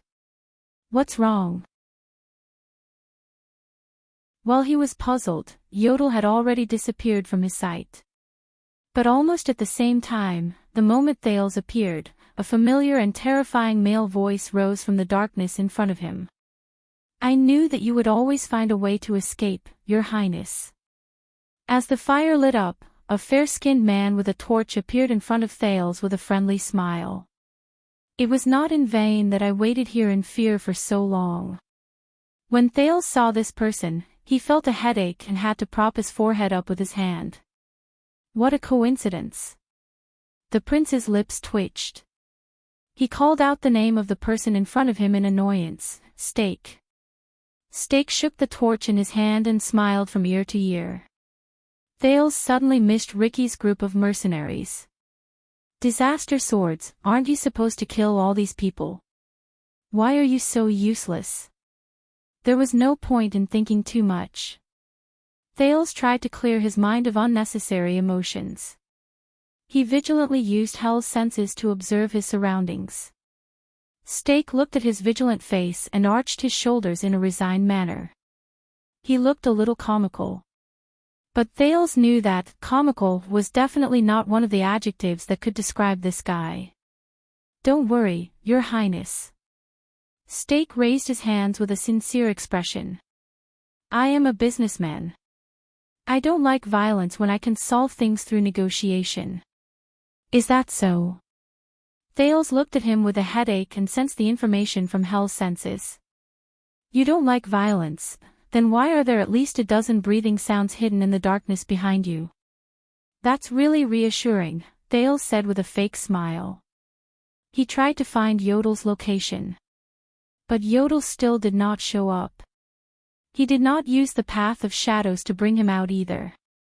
This meant that the enemy was difficult to avoid and very difficult to deal with.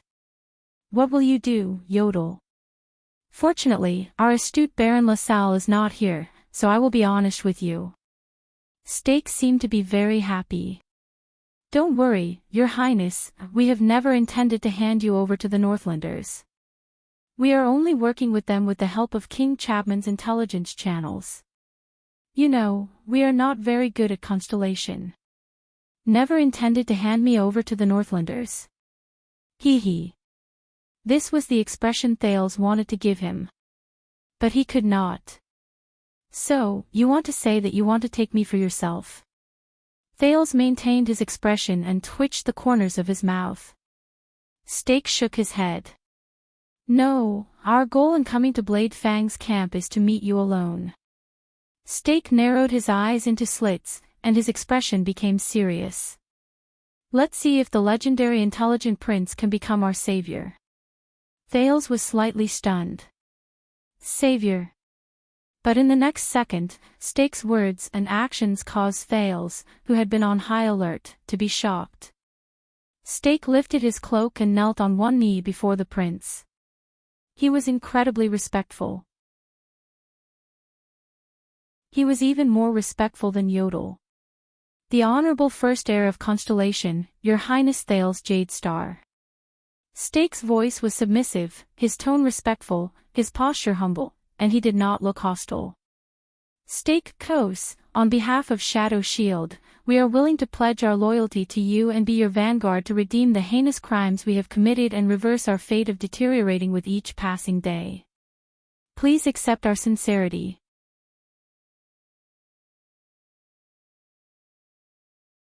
Chapter 430. What? At that moment, Thales' mind was in a daze. As he looked at Steak, who knelt respectfully on the ground, a few boring phrases from another world flashed in his mind. The aura of a bastard. Bow your head and worship me. Long AO. Ahem. The 20th of May is here, and the only person who confessed to you is a man. Ahem, ahem, ahem. Thales shook his head vigorously to get rid of these boring thoughts. Don't forget, Yodel is still next to me. Damn it. The Prince of Constellation had a strange expression on his face. He looked at Steak with a complicated expression and ruffled his hair, which looked like a bird's nest. I really hope that I can be so popular when I'm in Dragon Cloud City. Steak smiled again. He slowly raised his head and stood up. As I said, Your Highness, Shadow Shield cannot survive alone. It needs the support of power, needs the demand of power, and needs a gap in power. Steak looked around, as if he was really worried about something. LaSalle and the group of sword sellers were there, so I had to be polite and say some pleasantries. But when I'm alone with you, I can say something from the bottom of my heart. Thales raised his eyebrows. He wanted to see what else Steak could say. Stake pursed his lips, and his expression darkened. A few seconds later, he managed to say something, "You're right." A few seconds later, he said, "I don't like Chapman Lampard, Your Highness. I didn't like him from the first time I saw him." The torch in Stake's hand crackled, and even the darkness in the corner swayed slightly. When he heard that name, Thales subconsciously tightened his grip on his long sword.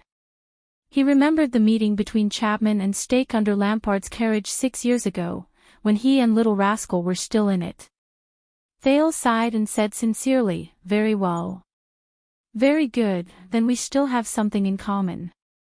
Stake nodded in understanding. "Your Highness, you have been a hostage in Northland for 6 years. I believe that you know more than I do. The ambition in that man's eyes and his actual methods are too terrifying. If Shadow Shield wants to survive on its own, we cannot rely on him." Thales narrowed his eyes. "So?" Stake shrugged. "So we don't have much choice." He did not have much choice. Just when Thales frowned and felt that he had heard this sentence somewhere before, Stake continued speaking with conviction, "In my opinion, Your Highness, you, who represent Constellation, are the only one who can turn the tide in the future and fight against the Kinslayer King in the Western Peninsula." He looked at Thales sincerely, and his tone was firm.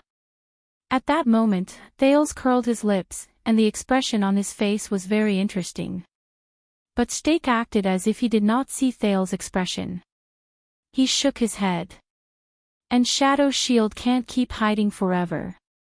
We can't live in Constellation's pursuit for decades." Thales' expression did not change at all. Thales blinked and shook his head stiffly. "So, you're saying that your goal of capturing the prince in Blade Fang's camp this time is fake, and you're here purely to look for a master?" In his heart, he felt that even Ida would not believe what he said. But Stake was not embarrassed.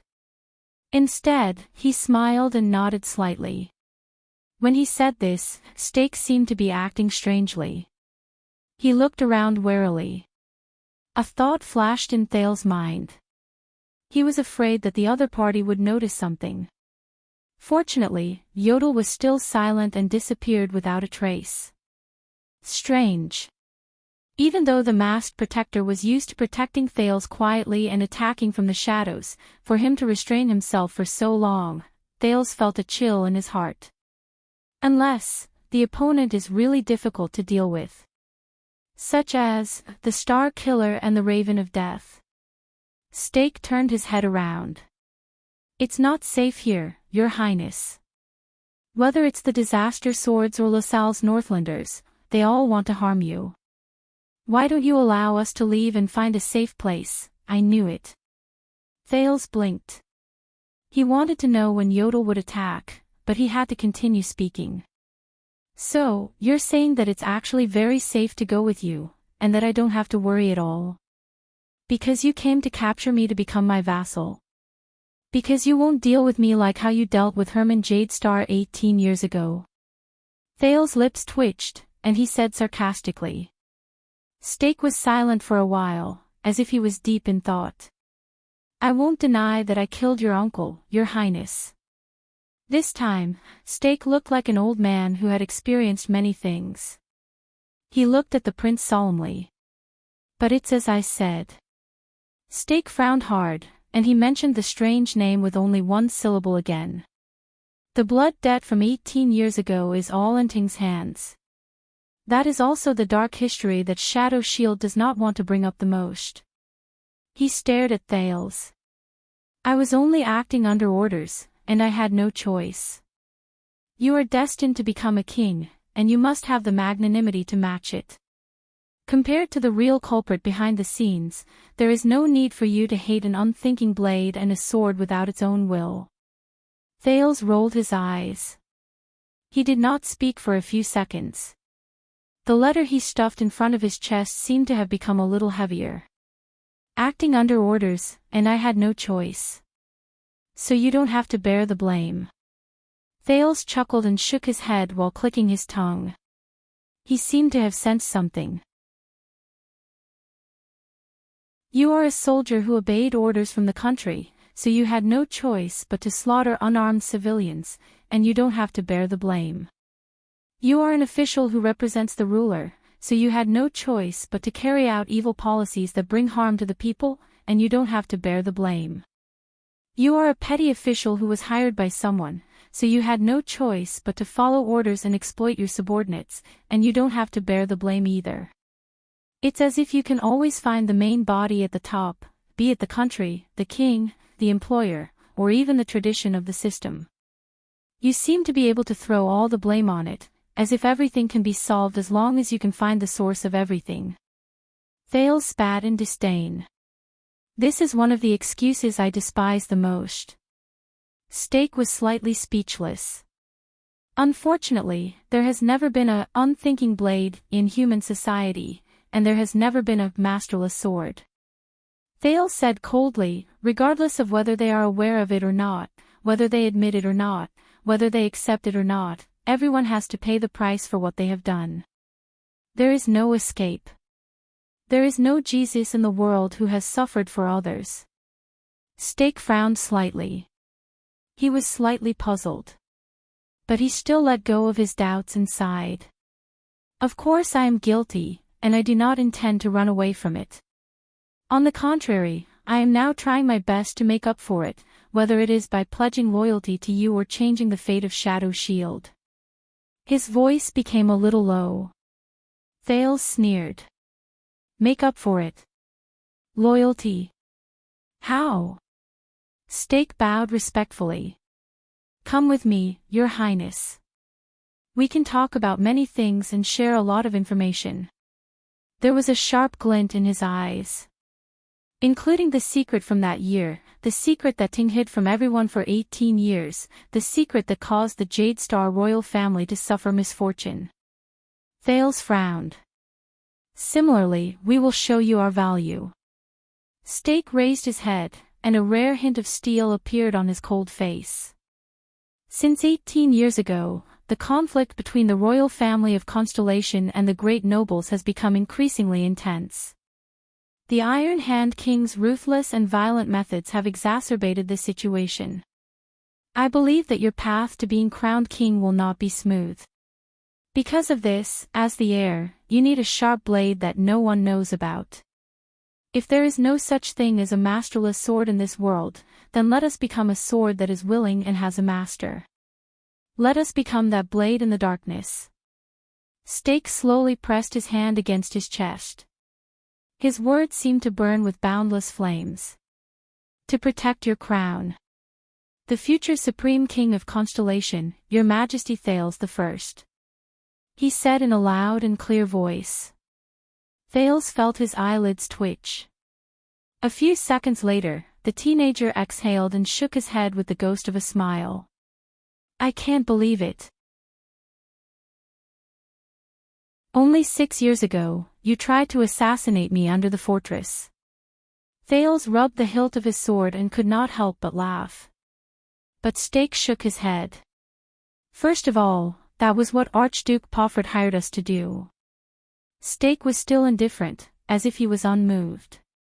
He raised his right hand. Second, as a king, how can we not be tempered? Our hatred is indeed as deep as the sea. We are enemies, Your Highness. Stake pointed at himself, then gestured respectfully at Thales. But the most brilliant ruler not only destroys his enemies, but also turns them into friends, and uses them for his own use. Thales stared at him in a daze. It's hard to imagine.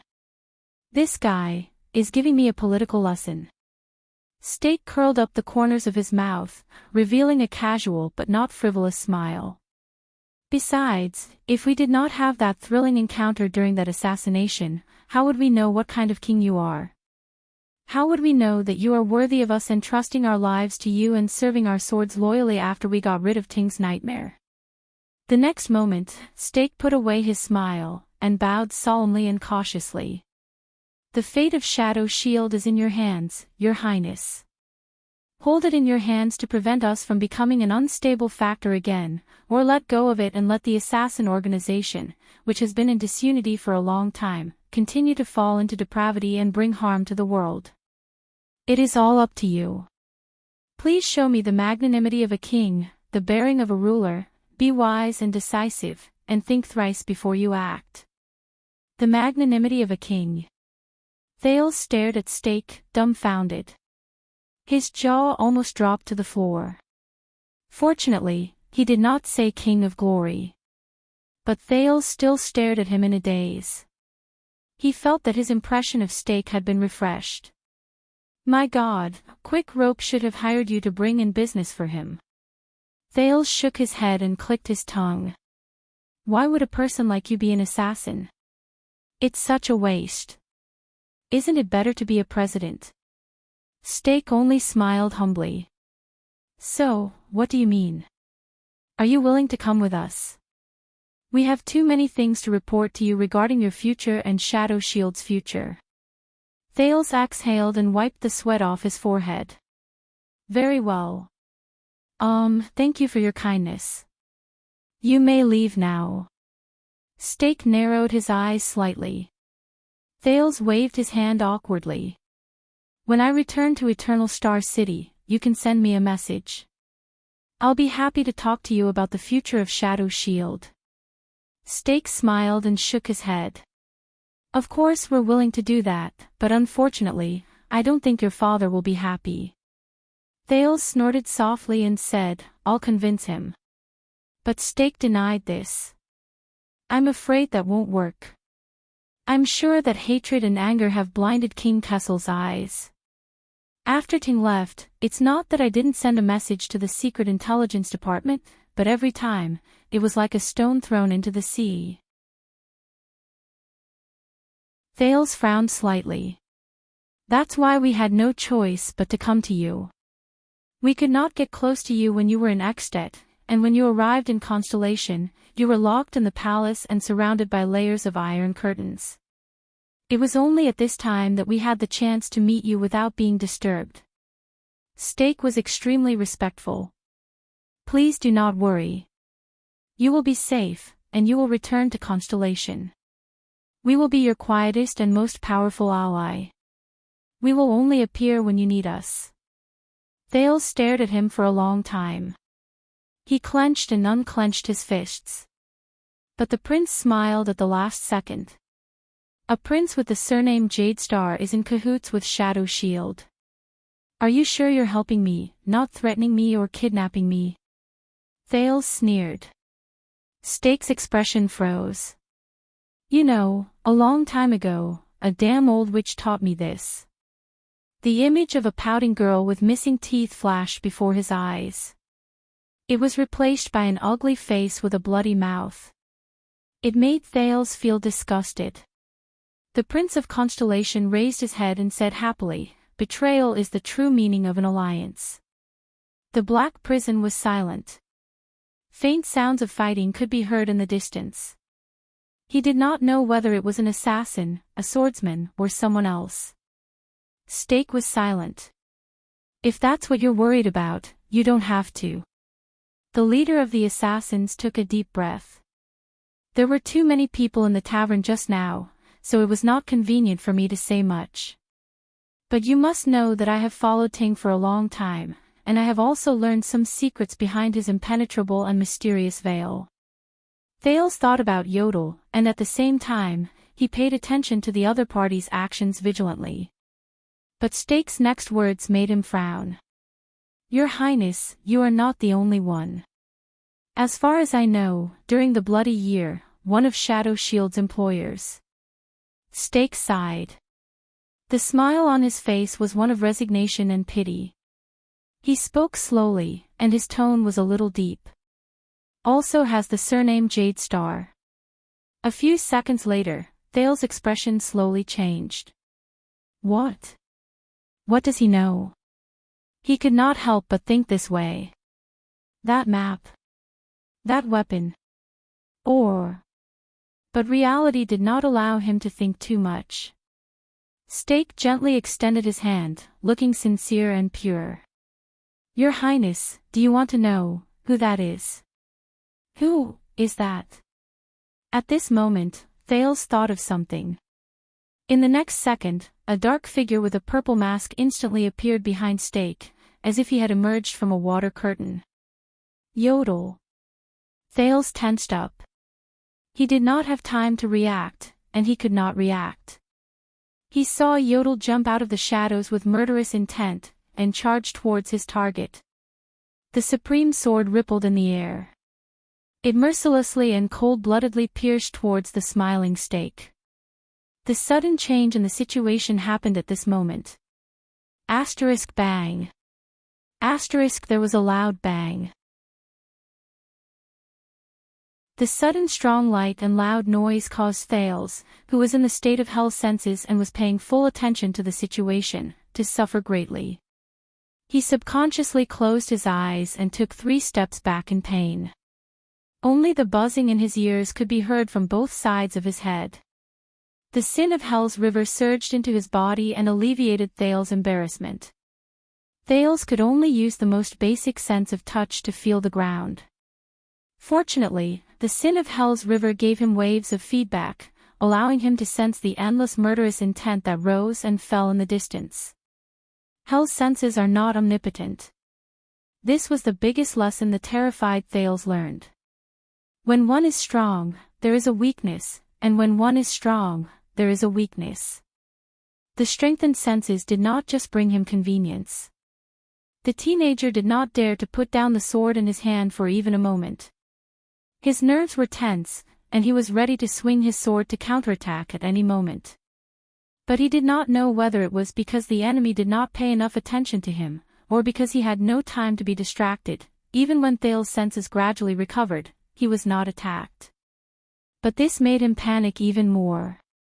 Because, as expected, when Thales regained his sight and hearing, the moment he saw the situation clearly, he was instantly filled with rage. Stake was sitting by the side. Half of his body was bright red, and his left arm, which held a strange awl, was trembling slightly. He was panting. He looked very pathetic. There were 2 assassins lying dead beside him. Both of them had their throats slit. But the most important thing was that the masked Yodel stood in front of them. He held the supreme sword tightly in his hand, but he no longer had the strength to move forward. His limbs were stretched taut, and each of them was entangled inch by a strange metal chain with barbs on it. From his joints to his tendons, the barbs pierced into his flesh and bound the masked protector tightly. The other end of the chain was held tightly by 4 different Shadow Shield assassins. Their gazes were cold, and they had great teamwork. They did not loosen their grip at all. Thales felt a chill in his heart. Yodel's limbs trembled slightly. He tried his best to fight back and held the supreme sword in a reverse grip, but because of the angle, he could not cause any damage to the chain. Shit! Thales' heart clenched. His grip on the sword hilt became stiffer. You know, those in our line of work are inexplicably sensitive to our peers, where to hide, when to attack, who to target, what route to take. Stake's voice rose faintly. The leader of the assassins struggled to get up from the ground. He wiped off his cold sweat, as if he still had lingering fear from the dangerous situation just now.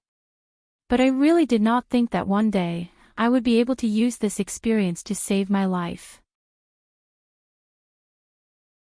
Stake first looked at Thales, then at Yodel, who could not move.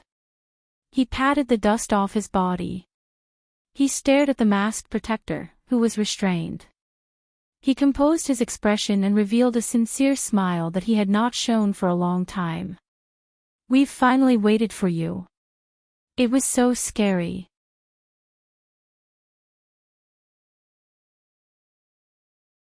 Chapter 431.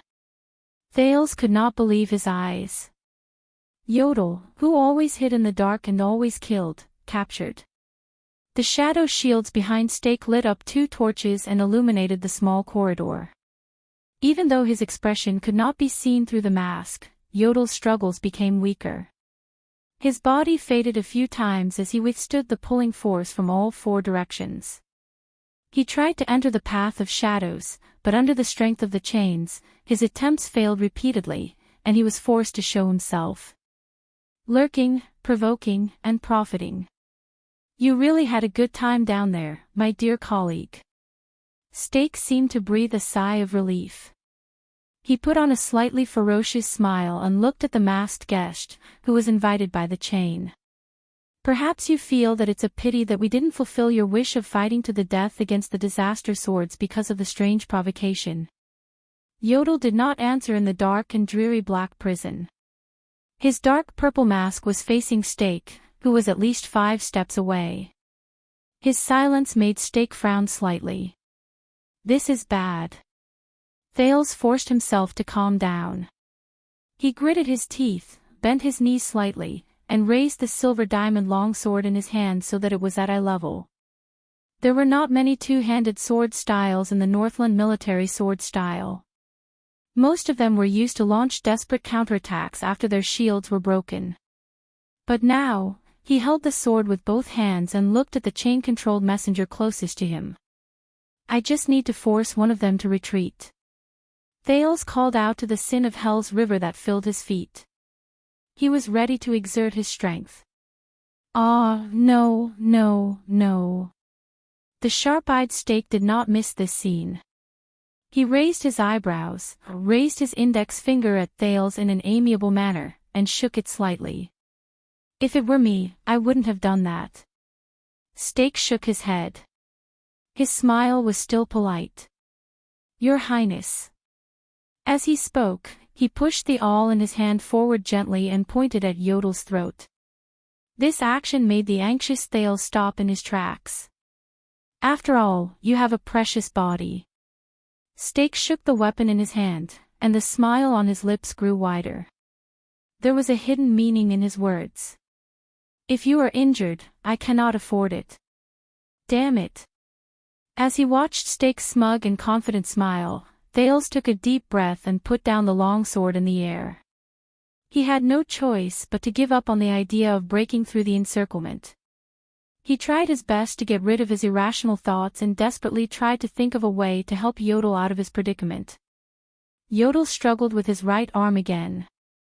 The tip of the supreme sword pierced one of the links on the chain, but the assassin holding the chain immediately exerted force in the opposite direction. The angle was tricky, and it crushed the masked protector's intentions. You've said so much nonsense. Thales looked at Yodel, who was fighting against the 4 people. He felt troubled. Just to lure him out. Stake clicked his tongue and shook his head. It's not all nonsense, Your Highness. The leader of the assassins bowed as politely as before, but Thales could no longer sense the respect in his words just now. Please believe in my sincerity. It was as if he had grasped the last move on the chessboard.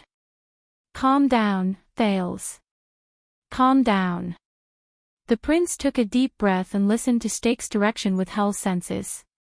The 4 people who were wrestling with Yodel were breathing unsteadily as they continued to consume their energy. The 2 assassins behind Stake rested quietly and were recovering their strength. Stake's left arm was still trembling slightly. It seemed that he was not completely unscathed after he fought against Yodel. But Thales looked worriedly at the darkness behind Stake. He could still hear multiple breaths coming from there. His greatest support was suddenly gone, and he could not fight against many people alone to save the hostages. What should I do? How can I? He looked at Yodel, who was trapped in great difficulty. He caressed Ricky's silver diamond longsword and felt its almost perfect balance, but he knew that he was in the most unbalanced situation he had ever been in. Stake seemed to have completely recovered from the sudden attack. He took a few steps to the side and sized up Yodel, who was bound tightly. He clicked his tongue. 6 years ago, 2 of my teams accepted Valorant's commission and went south to the land of Constellation, a place they had not dared to set foot in for many years. He sighed softly and narrowed his eyes as he looked at Yodel. In the end, after a failed assassination attempt in a carriage, and the subsequent encirclement by the Secret Intelligence Department, only 2 sentries returned alive. When he heard this, Thales was slightly stunned. 6 years ago. Valorund. Assassination attempt in a carriage, wouldn't that be? Stake snorted coldly. He swiped the awl in his hand across Yodel's mask. What a coincidence. In their description, there was also a similar mask. Then, who are you? Yodel still did not speak, but Thales saw that the barbs on the chain that bound Yodel's arm had started to bleed, and the latter's struggles were getting weaker. But the masked protector shook his head slightly. Stake, who did not get a response from his target for a long time, curled up the corners of his lips. I can tell that you are not an eloquent speaker. Damn it. Thales' breathing became faster and faster. He raised the long sword in his hand a few times. Yodel still did not speak, as if someone had used an iron brand to cover his mouth. Under the dim firelight, the familiar yet unfamiliar dark purple mask looked simple and monotonous. The assassin leader finally gave up on trying to communicate with the strange masked protector. Maybe, he's a mute. Now, the uncertain factors that affect our communication have been resolved. Stake slowly turned his head and suddenly looked at Thales. Can you come with us, Your Highness? He still had that amiable smile on his face. He stood among the group of assassins with their faces covered, stood in the impenetrable darkness, and extended his hand to Thales from afar. But the prince only felt a chill run down his spine. We can get along, and we will work well together. As he stared at Stake's palm, Thales furrowed his eyebrows so tightly that his teeth were about to shatter. He swung his hands, and the long sword drew an arc in the air. He was getting used to the characteristics of this weapon. Ambushing my protector is not a good sign for cooperation. Stake lowered his palm and said with a smile, I think so. After all, he did not hesitate when he swung his sword at me. Thales was speechless for a moment. He changed his attitude and said coldly, Listen, Stake, if you still want to get out of here alive. When the prince said this, he stiffly stopped himself from saying that the kingdom's secret intelligence department has already surrounded this place.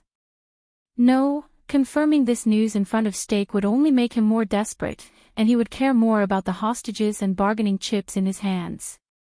What should I do? Thales looked at Yodel, but he could only see a reflection in Yodel's lens. We can discuss what you said, Thales braced himself and said, but as the first step of the negotiation, I am more willing to see my protector healthy and safe. Stake stared at him carefully for a long time, then he smiled. He smiled very happily. As he smiled, the chain-wielding assassins bound Yodel even tighter. The masked protector shuddered and shook his head at Thales again. There is only one way to ensure his safety, Your Highness. Perhaps he was tired of Thales' words. Stake's smile was a little cold. Stake narrowed his eyes into slits and tilted his head slightly. And you already know. Thales tightened his grip on the hilt of his sword. Damn it. He's so stubborn and slippery. Cooperation, negotiation, and benefits, nothing can attract his attention. He only wants me. Me. Stake stared at Thales for a long time. He did not seem anxious at all. In fact, I heard a lot about you from Baron LaSalle, and he heard a lot about you from King Chapman, including your personality. When he heard that name again, Thales suddenly had a bad feeling. Stake smiled and took a step forward. He looked at Yodel, then at Thales. For example, you are kind, resolute, and brave. Stake's expression changed slightly. He raised the awl gently. But I've always been curious. How can these two characteristics appear on the same person? Then, we have a chance to verify it today. Before Thales' unpleasant expression, Stake gently pressed the tip of the awl against the masked protector's neck and grinned. Yodel still did not move. His arms were bloody. The assassins who tightened their grip on his limbs tightened their grip. What do you mean? Thale's face was pale, and he spoke faster. As I said, I am a businessman. Stake spread his left hand in a seemingly resigned manner, but the awl in his right hand suddenly tightened around Yodel's throat. Thales could not help but clench his fists. Transactions are always consensual. So, I hope to see you come with us quietly and willingly. Do not cause trouble, do not make mistakes, and do not play any tricks. You must know that we are deeply aware of how difficult you are to deal with. Stake twitched the corners of his mouth in a profound manner and gestured at the silent Yodel. Make your choice, Your Highness. Stake smiled, but a cold glare shone in his eyes. Do you want the generosity of a king, or the decisiveness of a king? Generosity, Thales looked at Yodel, who could not move, with a pale face. Or decisiveness? He glanced at the awl Stake had pressed against the masked protector's throat. Damn it! In the dim firelight, Yodel shook his head in a barely noticeable manner again. Thales looked at him in anguish. Damn it! No, Thales sucked in a light breath and suppressed the resentment in his heart. Calm down. Calm down, Thales. Calm down. He took a few deep breaths, and his gaze swept past each shadow shield assassin. They want me. Thales subconsciously repeated this in his heart. They want me. I. A few minutes later, the Prince of Constellation curled his lips and smiled. He smiled with great confidence. Stake looked at the prince and wondered whether he should use the awl in his hand to urge him to act. It's not a problem for me to go with you, but I have a question. Stake raised his eyebrows to show that he was willing to listen. Thales said in a low voice, You don't care about me, do you? What? Stake was slightly stunned. No matter what you want from me, be it wealth, secrets, bargaining chips, power, hostages, or amulets. Do not forget that I am first and foremost the heir of Constellation. Thales looked away and spoke in the most indifferent and alienating manner he could think of. Shadow Shield, why don't you consider the king's attitude and perception? Let's assume that you are still in that position after today and give orders to your subordinates. Stake, take a guess. After today, compared to Lampard and my father, what kind of future will the future Thales I give you? Stake's expression changed slightly, and his expression slowly turned cold. Asterisk whoosh. Asterisk the prince coldly raised his long sword and pointed it at Stake. What kind of future will Constellation give you in the decades I am on the throne? If you really value me, then you will not use the life of a guard to threaten me, Thales said coldly with a tough attitude, but you still did it. Maybe it's because you don't care. Stake narrowed his eyes slightly. Your Highness, but Thales spoke very quickly and interrupted him. The prince said calmly and steadily, There is only one explanation for this. Perhaps you are not afraid of killing him, of angering me, and of the possible consequences. Every word he said made Stake frown even tighter. Thales looked at the incredibly disheveled Yodel from a distance. In his mind, the scene of him carrying the wounded and dying Thales as he moved through the roofs, alleys, sentry towers, and city walls of Eternal Star City appeared in his mind. He subconsciously clenched his fists. Perhaps, being loyal to me and working with me was a lie, Thales said with a cold smile. Because when you came to me under the guise of flattery, you did not intend to let me ascend the throne at all. You did not want me to be crowned and become a king to cause trouble for you, right? Perhaps, after you took me away and used me, you intended to kill me.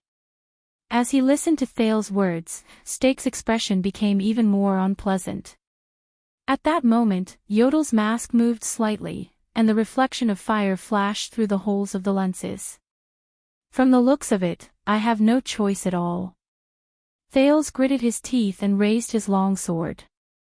Once you kill him, it will prove your stance. For my future, for my throne, I can only fight to the death, and I will not rest until I bleed to death. He stared at each assassin with determination and coldness.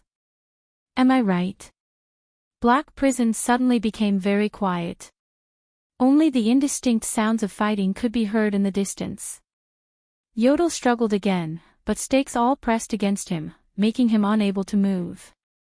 Stakes stared at Thales. It was as if he was getting to know him for the first time.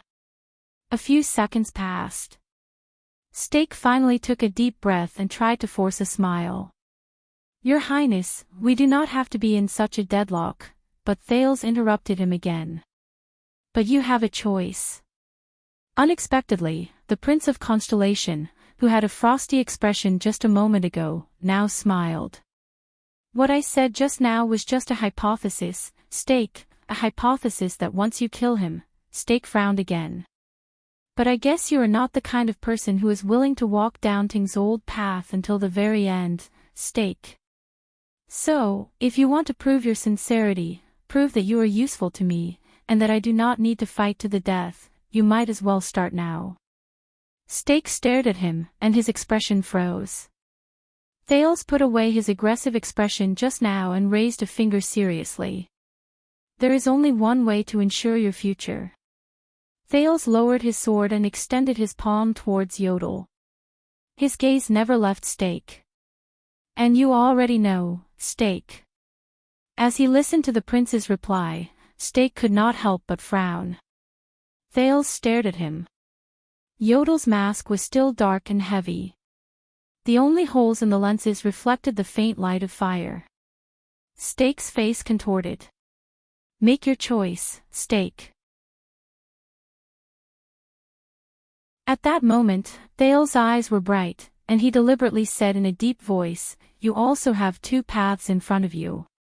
One can make me cooperate with you in a friendly manner, and the other can only make me fight to the death. He curled up the corners of his lips. His left hand gently brushed against the ridge of the silver diamond longsword, and he gestured at the bound Yodel with his chin. You want the king's forgiveness. Thales laced his fingers together and tapped his head calmly. Or the king's life. At that moment, Stake's face was livid.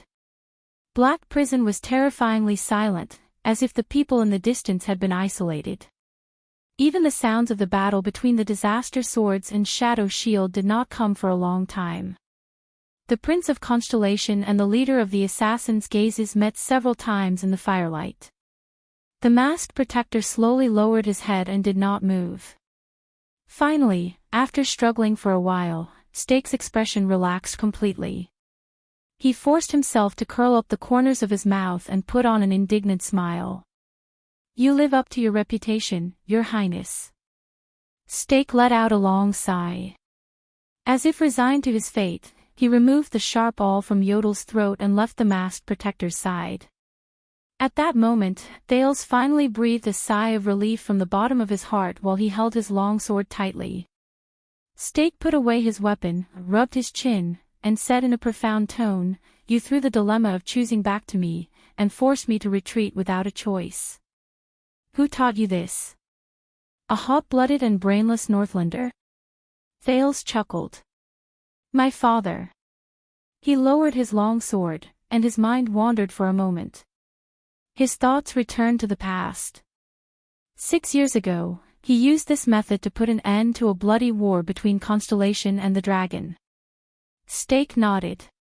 But at that moment, Thales felt his hair stand on end. His hell senses instantly sensed something strange. Someone's there.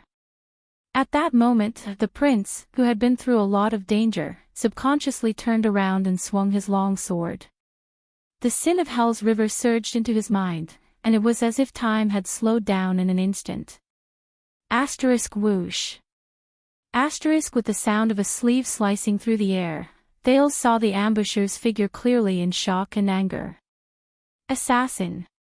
In that extended second, Thales saw the situation clearly in shock. 3 assassins in Shadow Shield's attire charged at him from his left and right. They were either wearing boxing gloves or wielding blunt weapons.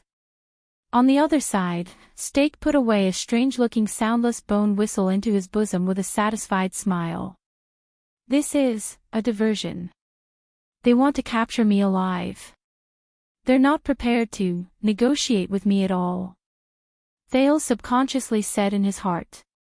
*T, the sin of Hell's river surged into his body and filled his arms and legs. It brought his long sword faster than usual, and he swung it at the ambusher to his left. But this was already his limit. Thales could not take care of the other two. No, *T, it's too late. In that second, Thales thought in a daze. I learned another lesson. Don't be like assassins, be reasonable. His sin of Hell's river reached its limit. It retreated from his mind, and time seemed to have returned to normal. But the fainting that Thales expected did not happen. Instead, there was *shik. The monotonous and crisp sound of metal piercing flesh rose abruptly. Thales was shocked. A weapon sliced through the air and flew towards the two assassins he did not manage to defend against. The two assassins looked as if they were hit head-on by a galloping warhorse. They trembled in the air and froze. *bang. The two of them flew in the opposite direction and crashed into the wall one after the other. Thales looked at the two assassins in shock. They were nailed to the wall one after the other by a weapon that sliced through the air. It was a normal longsword that pierced through their chests, and they were pinned to the wall one after the other. The only thing they could do was twitch. Stake and his companions could not react at all. They could only stare blankly at the long sword that shot towards them like a javelin, as if it had descended from the sky. It was still trembling on the wall. Thud. Thud. Thud. Thales did not have time to think. An unfamiliar figure suddenly appeared beside him. The prince turned his head around. He could only see the unfamiliar figure extend his arm and accurately seize the third assassin's throat. The assassin seemed to be in disbelief.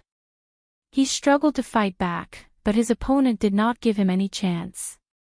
He struck the wall beside him diagonally. Thud. A heavy, muffled sound rose. The unfamiliar figure pulled back his arm, seized the assassin tightly, and slammed him against the wall again. Thud. A second muffled sound rose. The assassin's opponent pulled back the assassin in his arm for the second time and slammed him against the wall one last time. Crack. A strange and ominous crisp sound rose. In the next second, the assassin slid down from his opponent's arm limply. He fell to the ground and did not move. The air became calm again. Thales looked at his surroundings with a dumbfounded expression. Two assassins were nailed to the wall. They were moaning in pain, and it seemed like they were about to die. There was another person who fell limply to the ground without a sound. From the moment the long sword flew over to the moment the last assassin fell to the ground, only a little more than a second had passed. The three assassins who were prepared to ambush him had all died. I'm really rusty. The newcomer walked to Thales' side, swung his left hand, and grumbled incoherently. The prince stared at this person, dumbfounded. Stake and the Shadow Shield assassins also stared at him, unable to hide their shock and anger. This uninvited guest. A man's figure was illuminated by the dim firelight. A very special man. He wore the light, slightly worn leather armor unique to mercenaries, but he was equipped with a total of 8 or 9 weapons. The man held 2 crossguard swords in his right hand, one long and one heavy. A slightly old one-handed axe and a bag of arrows were tied to his back. A fully strung infantry crossbow hung from his left leg, a sheathless saber was tied to his right leg, a blood-stained hammer was tied to his waist, and a straight saber with a chipped edge was tied to the side of his waist.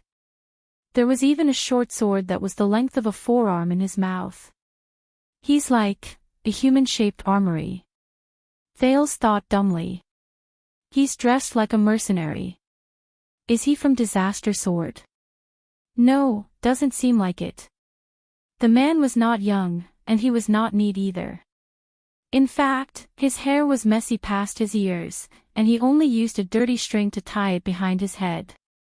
He looked unkempt, and his face was bruised and swollen. He was missing a piece of scalp on the right side of his forehead, and there was even a black-rimmed extravasated blood in his left eye. Aside from the leather armor that was still brand new, the rest of his clothes were tattered. There were clear bloodstains and wounds on some parts of his body, ranging from scratches to bruises. At first glance, there was not a single part of him that was unharmed. It was as if he had just come back from being tied to a horse and dragged in the sand. But what was special was his chin. Even though he looked dirty, unkempt, and a little hairy, the man had shaved his chin clean, leaving only a patch of green. It formed a stark contrast with the upper half of his face. Wait, beard. Thales suddenly shuddered. He looked at the man's forehead, and he was instantly shocked. As expected. There was a ferocious and terrifying blood-red brand there. It was the alphabet of the ancient empire. Thales stared at the man beside him in a daze. He watched him remove the short sword from his mouth, grimaced, arched his back, and swung his upper arms. He was like a warhorse that had not been out of its cage for a long time, and was exercising its joints. It's him. Thales thought dumbly. Even though he could not recognize him because he had shaved his beard, but, it's him. Beautiful movements. The Knight of Judgment, Zacriel, stood beside Thales with a calm expression. He narrowed his left eye, which had a black rim, and swept his gaze over the shadow shield assassins in front of him. He spoke coldly to the prince in his unique, dry voice.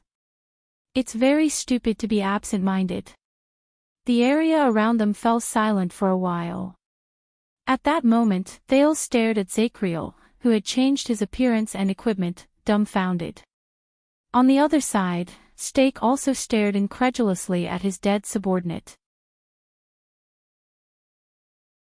Even Yodel, who was tightly bound, shuddered a little. Where did you come from? Stake put away his shock and became extremely vigilant. He stared at Zacriel with his entire body tensed up and motioned for the assassins to bind Yodel tighter. This man gives me a very bad feeling.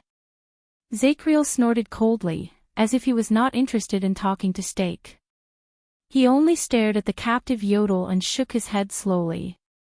Stake scrutinized the new guest and asked cautiously, "Where is our sentinel?" Zacriel frowned slightly. "Sentinel?" Zacriel shook his head and mumbled, "I didn't run into any." On the way here, aside from some blind people hiding in the dark," Zacriel thought about it. "I don't think I ran into any normal sentinels. For example, glacial sentinels are troublesome characters." When he remembered his unpleasant past, Zacriel frowned hard. Beside him, Thales took a long, deep breath. "Why, you found Razor. Bah! You're still alive." Thales could not believe his eyes. He sized Zacriel up from head to toe and asked in a stiff and clumsy manner. "Yes." Zacriel's gaze was still unfocused, as if he was not paying attention. He snorted like a tired patient to show his answer. Thales blinked in surprise. "Where are the enemies? Where are the people who surrounded you?" Zacriel rubbed his eyes, as if he was not used to the light source. "They ran away," he answered gloomily. The Prince of Constellation rolled his eyes in puzzlement. "Ran away? They ran away just like that? How is that possible?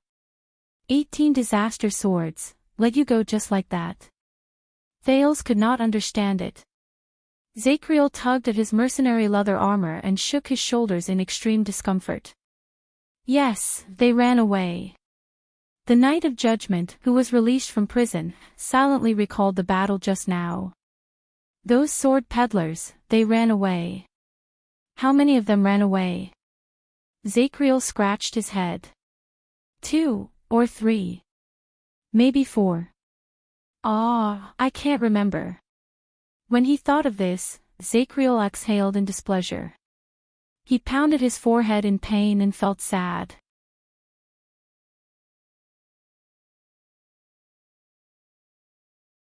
Chapter 432.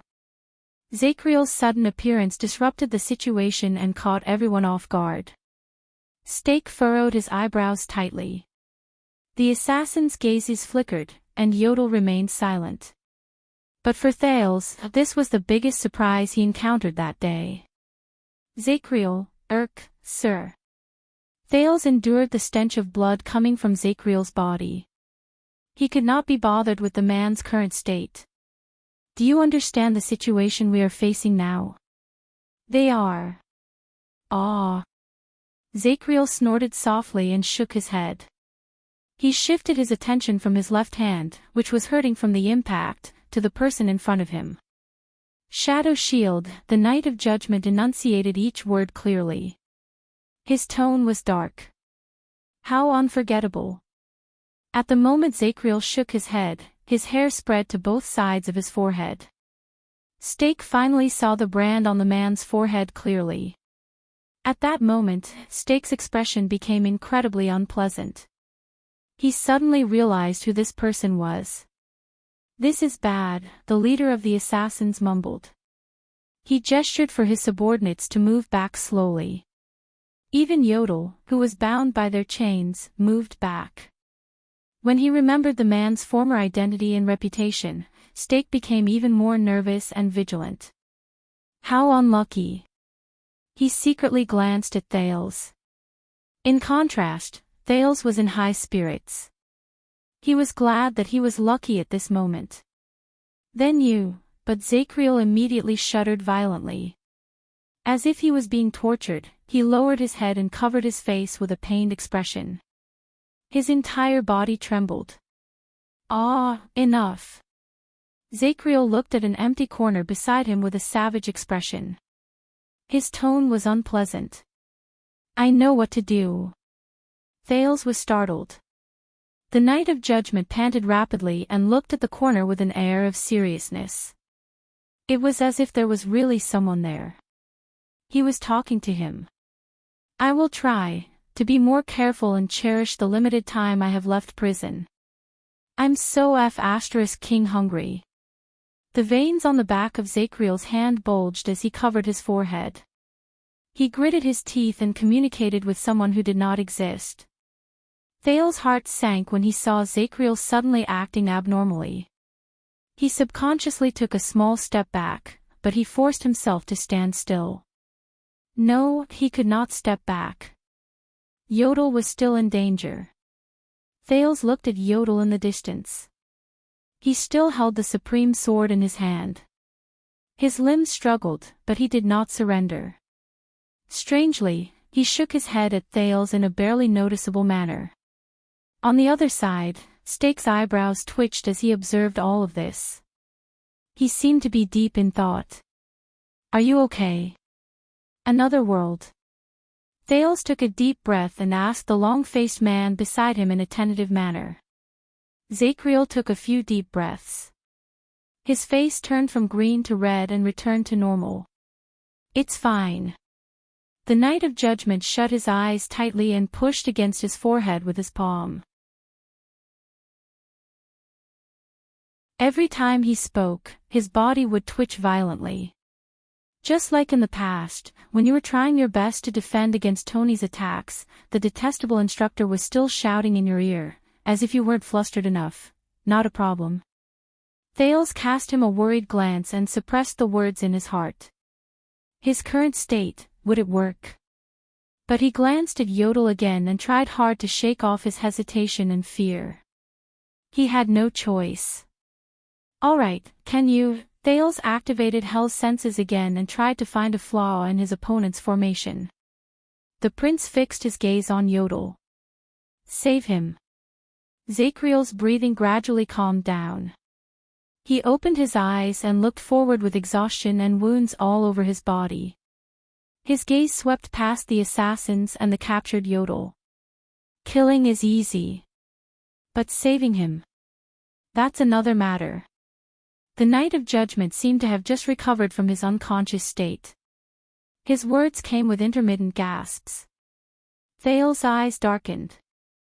Stake drew out the awl and dagger in his hands again. His eyes shone brilliantly, but his thoughts were unknown. And they have a lot of people, brat. Zacriel frowned. He lowered his head to look at Thales and said coldly, "Once we fight, I can't protect you." Yodel shuddered violently in the chains and shook his head firmly. Thales was slightly startled before he smiled. "You don't have to worry about me, Sir Zacriel." Thales' gaze was firm. He raised his weapon at the assassins. "You just need to save him. I can protect myself." At that moment, he suddenly felt that the sword in his hand was no longer as heavy as before. Zacriel narrowed his eyes slightly. "Your Highness." On the other side, Stake suddenly spoke loudly. "Are you sure this is a good idea?" He showed a gentle smile again. "I believe that we can solve this through negotiation." Thales snorted softly. "Aren't we negotiating right now?" The prince took a step back and flung Ricky's longsword away. He positioned himself in the iron body style and said coldly, "With a sword, not with your mouth." Stake's expression darkened. Zacriel was silent. He looked at Thales, then at Yodel. "How important is he to you?" The Knight of Judgment asked faintly, "Is he worth throwing away your life for?" Thales curled up the corners of his lips. "Zacriel. How important are your brothers in the royal guards to you?" the prince asked with a smile. Zacriel was silent for a moment.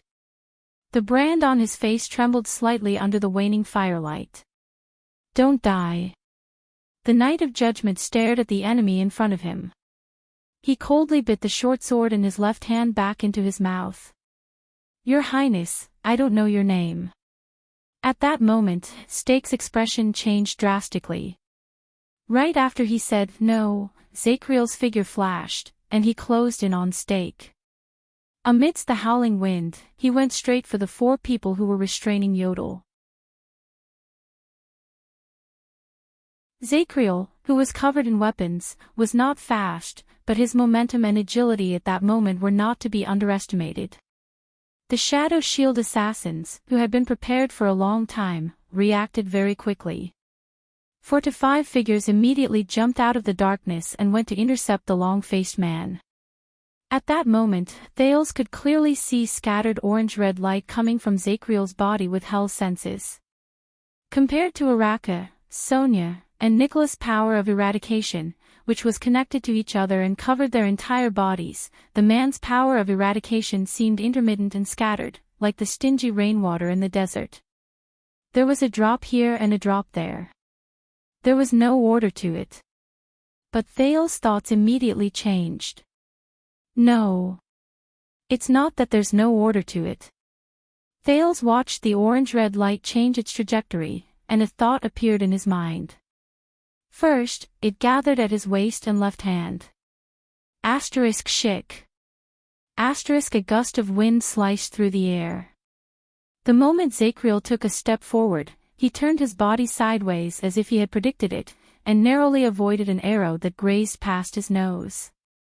He swung his left hand, and the throwing axe on his back flew out to the ceiling on the upper left. Swoosh. With a grunt, an assassin with a crossbow fell to the ground from the darkness. The first. A piece of trash with terrible aim. Zacriel counted in his heart. The Knight of Judgment's momentum was blocked, and 3 assassins had already caught up to him. They moved to Zacriel's sides, 1 on the left, and 2 on the right. They attacked with their weapons. The 4th assassin went up to Zacriel. He held 4 hiltless daggers in his right hand. When he saw that Zacriel was surrounded by 4 people, Thales, who was watching from the side, held his breath. In his field of vision, the orange-red light alternated between bright and dark. It spread intermittently to the Knight of Judgment's calf, right hand, and back, At that moment, Zacriel calmly stopped moving and stomped on the ground. With a nimble turn of his body, he passed by the enemies on his left and right. For a moment, Thales thought he saw the kingdom's wrath charging into the enemy's formation alone. But the Knight of Judgment did not charge forward in anger, nor did he break through at all costs. He did not bleed in exchange for his life. The middle-aged man shook his shoulders. The quiver on his back and the two swords in his right hand instantly flew out. The quiver flew towards the enemies coming at him from the front, and the long swords shot towards the two assassins on the right. Shik. A soft sound rose. The quiver collided with the flying daggers and was torn to shreds. The bundle of arrows scattered in the air. Thud. Clang. Two swords pierced the ground and perfectly blocked the path of the two assassins on the right, forcing them to adjust their postures or leap over them. The moment the three assassins paused for a moment, Zacriel attacked the remaining assassin. The Knight of Judgment spun around in a strange manner and moved into the arms of the assassin on the left at a tricky angle. He accurately seized the assassin's dagger-wielding arm. Zacriel leaned his head against the assassin's neck as if he was hugging a lover. The short sword in his mouth trembled slightly. Thud. The assassin moaned in pain and watched in disbelief as the short sword in Zacriel's mouth slit his throat. The second one. What a slow idiot. Zacriel thought faintly. He let go of the short sword in his mouth, licked the cut on the corner of his mouth, grabbed the assassin's dagger-wielding hand, and turned around to deliver it. Shik. On the right, an assassin was forced to jump up by the long sword on the ground. He could not avoid it, and he watched in disbelief as his companion's dagger pierced his chest. The third one. Blind fool. Zacriel did not have time to rest. He silently evaluated his enemy. He extended his right arm and used the momentum to push the poor fool whose chest was pierced. He used him as a shield and pushed him forward. The second assassin on the right gritted his teeth. He was about to push his companion's corpse away, but against his expectations, a bloody straight saber pierced through the corpse's back and went straight into his throat. The fourth one. Brainless idiot. Zacriel's expression remained calm. He let go of the saber that pierced two people with his right hand and touched the back of his waist. His left hand grabbed a falling arrow in the air, and he threw it at the assassin in front of him with his bare hands. Clang. A soft sound rose. The assassin blocked the flying arrow, but he was shocked to find that in the span of a breath, a sledgehammer had already arrived in front of his eyes. Crack. The clear sound was like an egg being smashed. Even Thales could not help but tremble.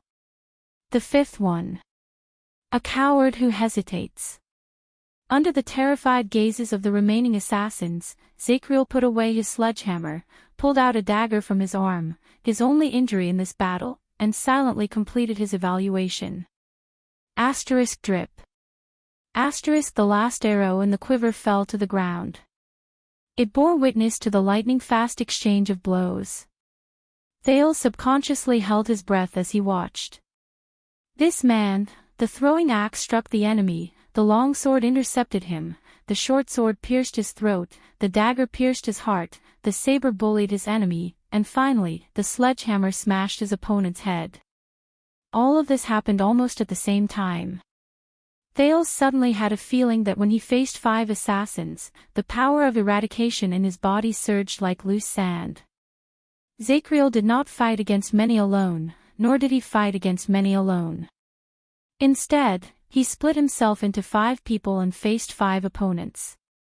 No matter which side he fought against, he could fight with ease. His palms, his arms, his waist, his shoulders, his legs, every part of his body, and even the seemingly cumbersome weapons all over his body, seemed to have their own consciousness. At the moment his power of eradication erupted, they woke up and danced without anyone teaching them how to do so. They faced the enemies in different directions. Some blocked the enemy's path, some lured the enemy deeper into their ranks, some blocked the damage, some counterattacked at the right moment, and some secured victory. When Thales saw the assassins' daggers pierced into their companions' chests, the sabers pierced through corpses, and the arrows scattered all over the ground, he felt that everything that happened at every moment on the battlefield, be it an accident or a coincidence, could immediately become Zachriel's weapon and bargaining chip, and become the chess pieces that would help him secure victory. This man. Thales stared at Zachriel in a daze. He's not just one person. He's practically a mighty and awe-inspiring military camp, a well-coordinated battle formation, and a well-trained army all by himself.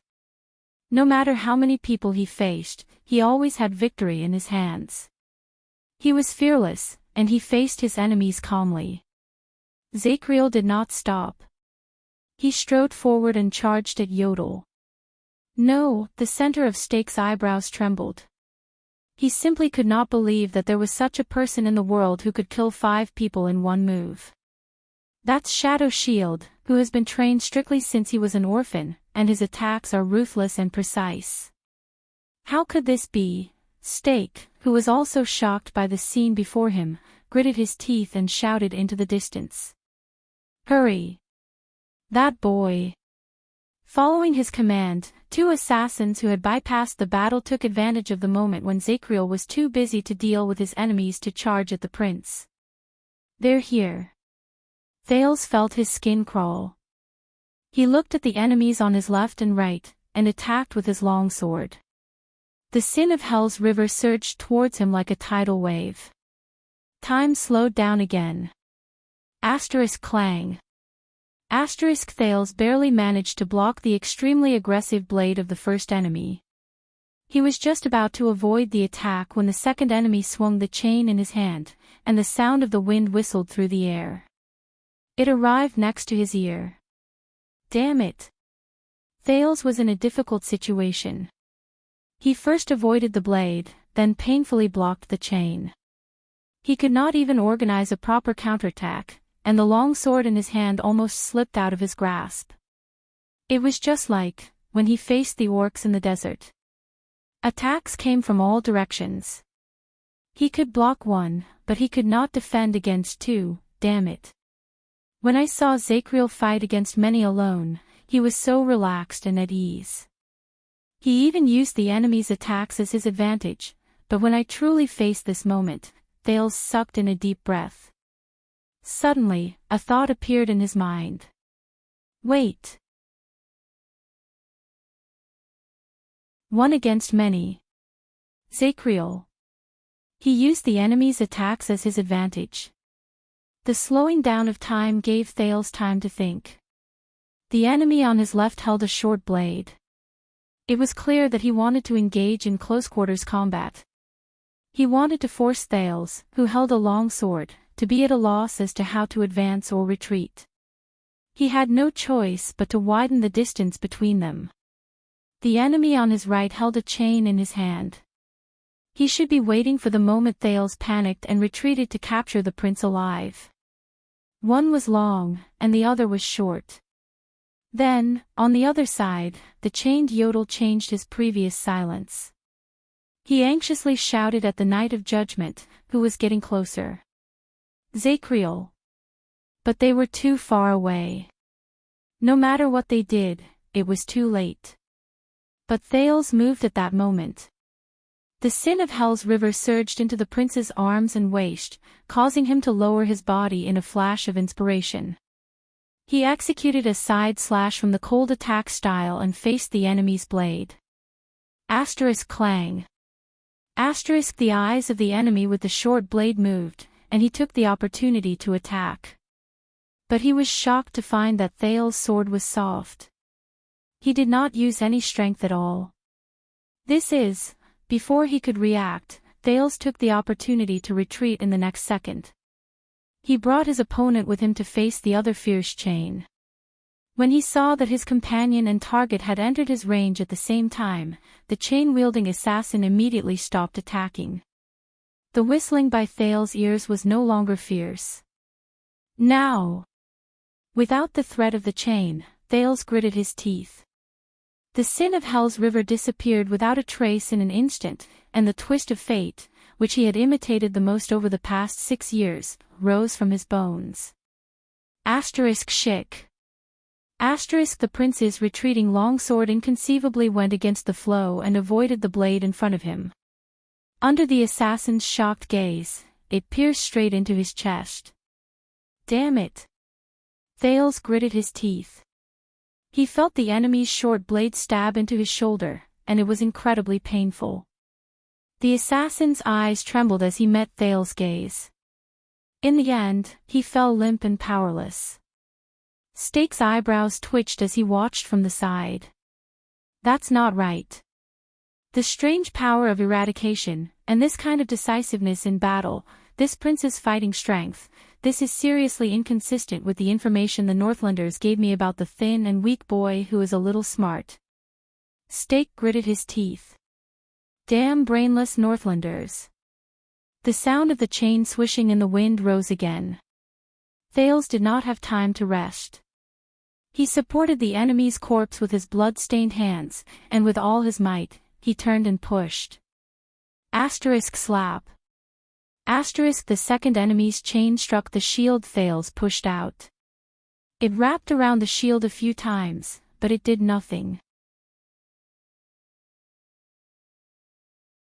Thales took the chance to roll out of the danger zone while holding his shoulder. He endured the pain and raised his sword again. The enemy was very surprised by his companion's sudden death. In his anger, he flung his weapon again. But he no longer had the chance. Shing. A crisp sound rose. The chain-wielding enemy trembled slightly. An arrow had pierced through his neck. Thales, whose face was covered in blood, turned around in surprise. On the other side, Zacriel, who had knocked down another person, released his grip and threw down a crossbow that had finished firing. By his feet, the last bolt that had fallen to the ground had already disappeared. The Knight of Judgment said coldly to the prince, "Not bad." Thales was instantly stunned. The 7th.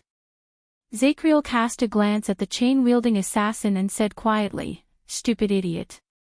Useless, idiot, blind, stupid, coward, idiot."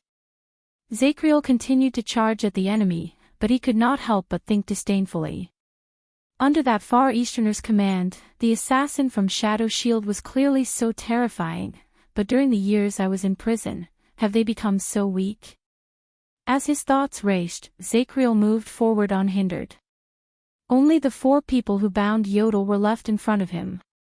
When he saw that success was at hand and that he was safe, Thales could not help but breathe a sigh of relief. Then, Stake, who had almost used up all his trump cards, roared, moved past all his subordinates, and rushed forward. At that moment, the bound Yodel struggled with all his might and cried out involuntarily. No! Something unexpected happened. The previously unstoppable Zacriel and the seemingly fearless Stake stopped at the same time when they were 1 foot away from each other. The situation became calm again. Zacriel and Stake stared at each other in silence. One of them had a solemn expression, while the other had a fierce look. Zacriel. Thales leaned on his sword and wiped off the blood on his face. He endured the pain and walked forward. How? But in the next second, Thales was also stunned. Zacriel stood in front of Stake. His body was tense, and his eyebrows were tightly furrowed. Stake, on the other hand, was in a rather disheveled state. His face was ferocious, and he raised his right hand high. That is, Thales saw the thing in Stake's hand clearly, a metal sphere with complicated patterns carved on it. The prince understood something. He looked at the small space around him and instantly shuddered. Alchemy ball. Zacriel slowly put down the saber in his left hand and said in disgust. This is why I hate wizards the most, and their restless legacies. In front of him, Stake smiled. Yes. The leader of the assassins shrugged. 6 years ago, Wenting saw it.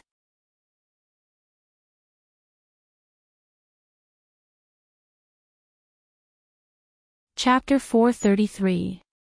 Stake calmed his breathing and gradually revealed a smile. You can take a gamble, the famous Zacriel. Maybe I am just bluffing. Maybe this is just a flash of light or smoke. He shook the sphere in his hand, and it immediately let out an unsettling buzz. The Knight of Judgment stared at the sphere. The veins on his hands almost popped out of his skin. Thales widened his eyes. Why, I have to say, everything that happened just now left a deep impression on me, Knight of Judgment. Stake smiled savagely. It seems that you are still as good as ever. Zacriel snorted in disdain. The leader of the assassins turned to Thales and panted slightly. As for you, Your Highness, you have also exceeded my expectations. But isn't it too much of a pity to die here with me? Thales stared at Stake and bit his lower lip. With this sphere, the situation once again slipped into a direction that they could no longer control. The prince looked at Yodel, but the masked protector only shook his head slightly. Damn it. Let him go, Stake. Thales took a deep breath and said solemnly, I promise in the name of Jadestar that you can leave safely. Zacriel glanced at Thales. But Stake shook his head. His smile remained. No, Your Highness. Did you think that I came here after so much trouble just to leave safely? Stake sneered and said, Shadow Shield is immortal because we are not afraid of death. He gently took out a bottle from his bosom, and under Zacriel's wary gaze, he let it roll between them. This is the most common drug, Your Highness. I swear, there will be no side effects, Stake said with a chuckle. Please let your legendary knight drink it. He shook the alchemy ball in his hand. Then we can live together in peace. As he stared at the drug in the bottle, Thales' expression turned cold. Do you think this is possible?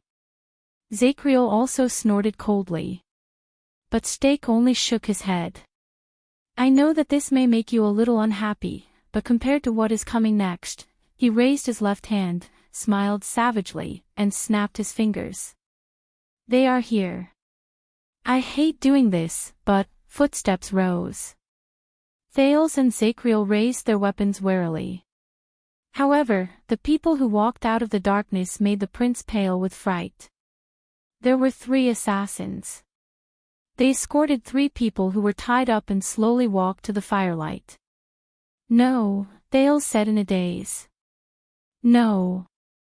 How could it be them? Zacriel turned his head to look at the prince and curled up the corners of his mouth in puzzlement. Stake smiled. He took a step back, but did not put down the alchemy ball in his hand. I have 3 hostages here. Oh, for now. He pursed his lips triumphantly at the newcomers. Thales stared at Stake in shock and anger, then at the person who came over. Damn it. Stake smiled and drew his dagger. He went to the first bound hostage and forced her to raise her face while she struggled non-stop. First of all, the enemy who made you suffer so much. Stake giggled and shook his head.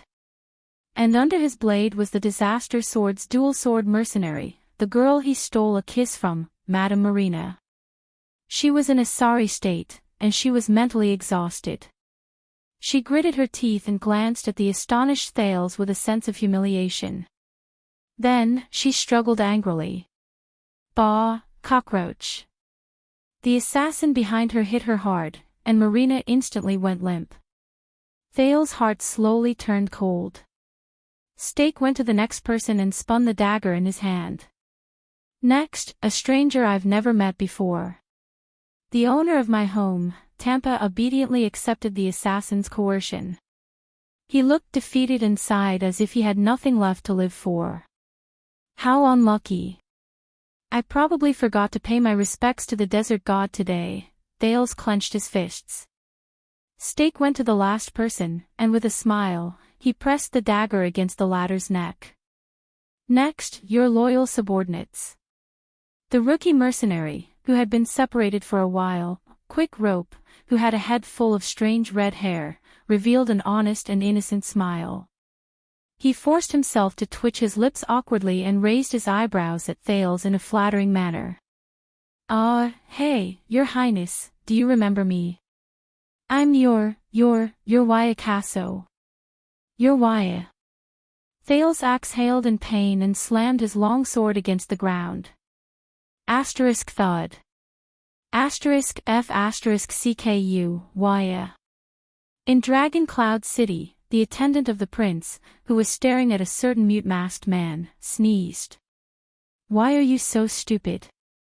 Aren't you still in the hands of the disaster swords? You were actually captured by them.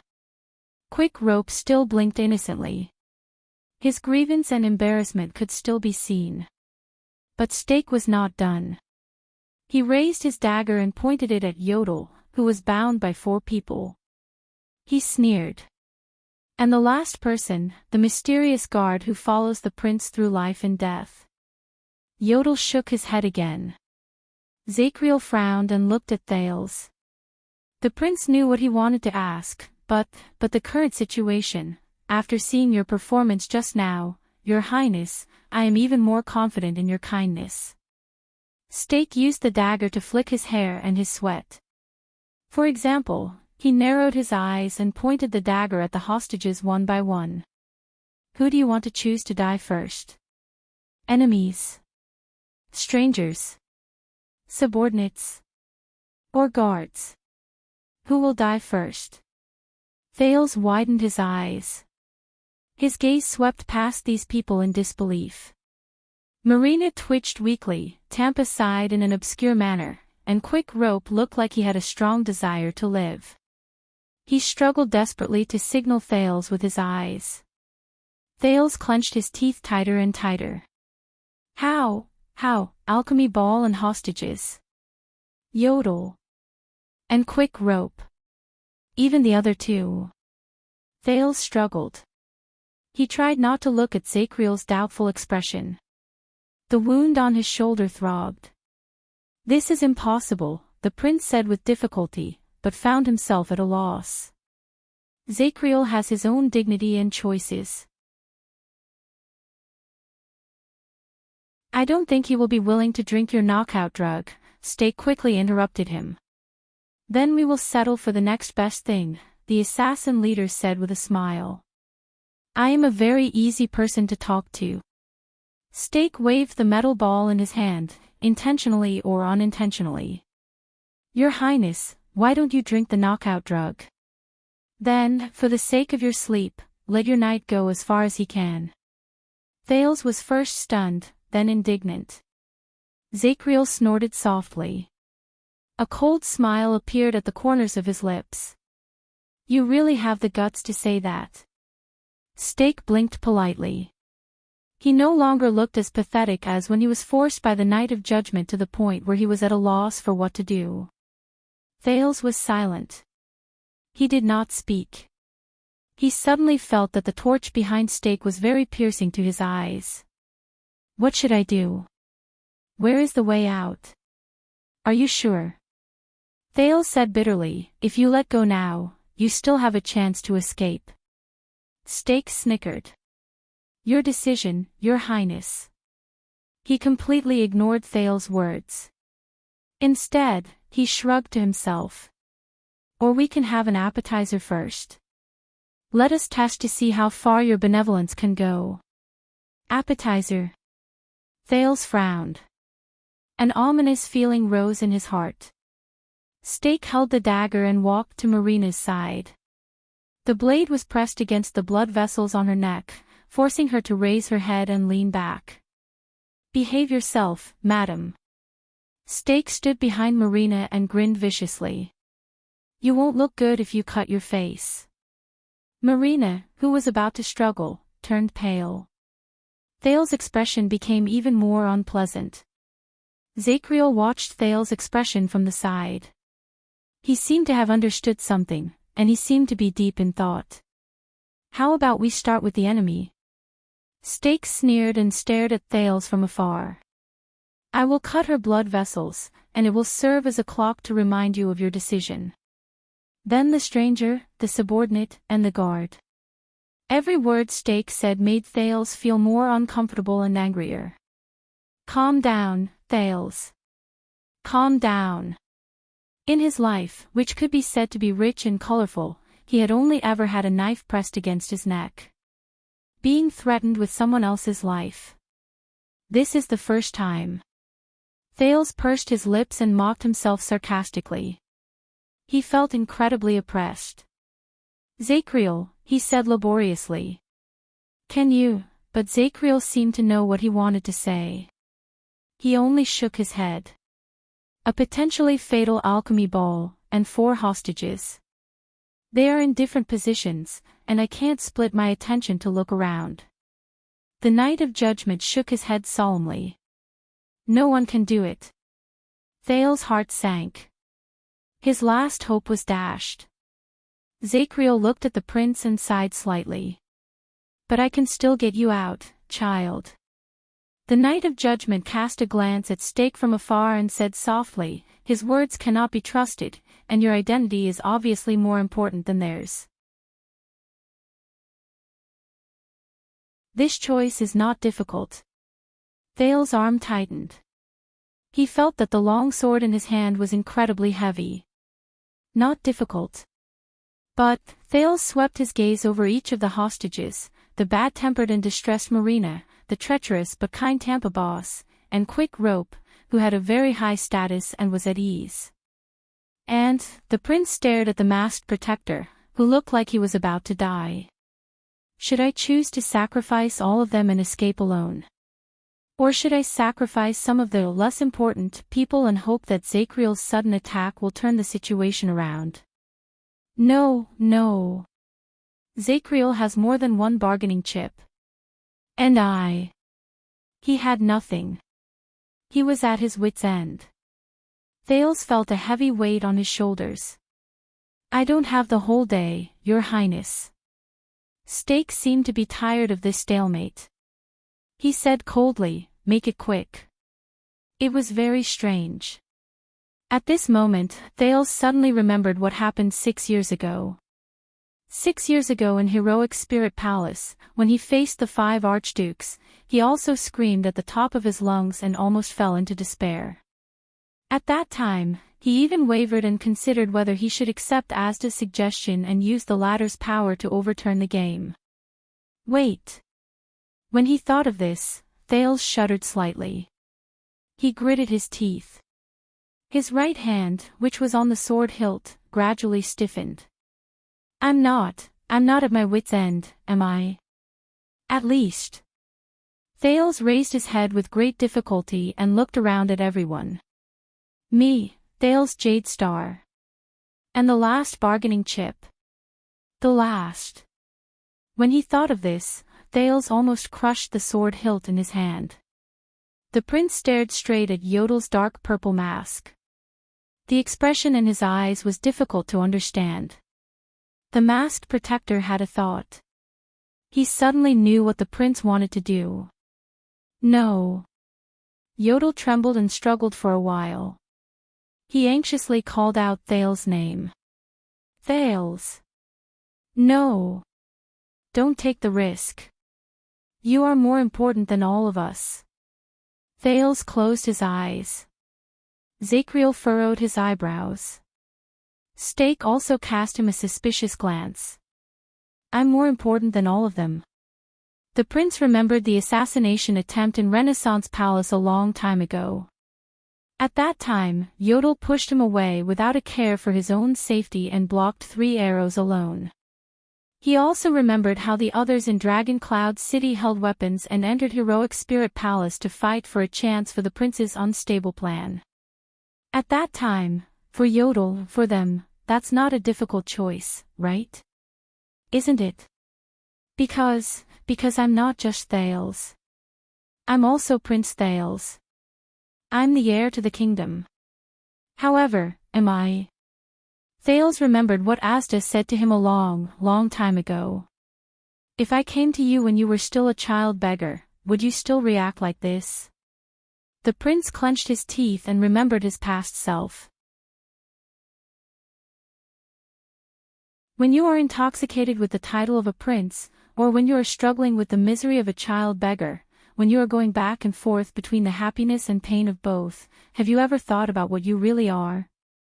A prince who is noble because of his bloodline. A child beggar who was born lowly and unfortunate. A genius child who grew up prematurely. A pitiful person who struggled and tried his best to change his fate. Thales' breathing quickened again. When you are stripped of all the definitions given to you by others, and you leave all the situations in which you exist, what do you have left? What do I have left? In the next second, Thales opened his eyes.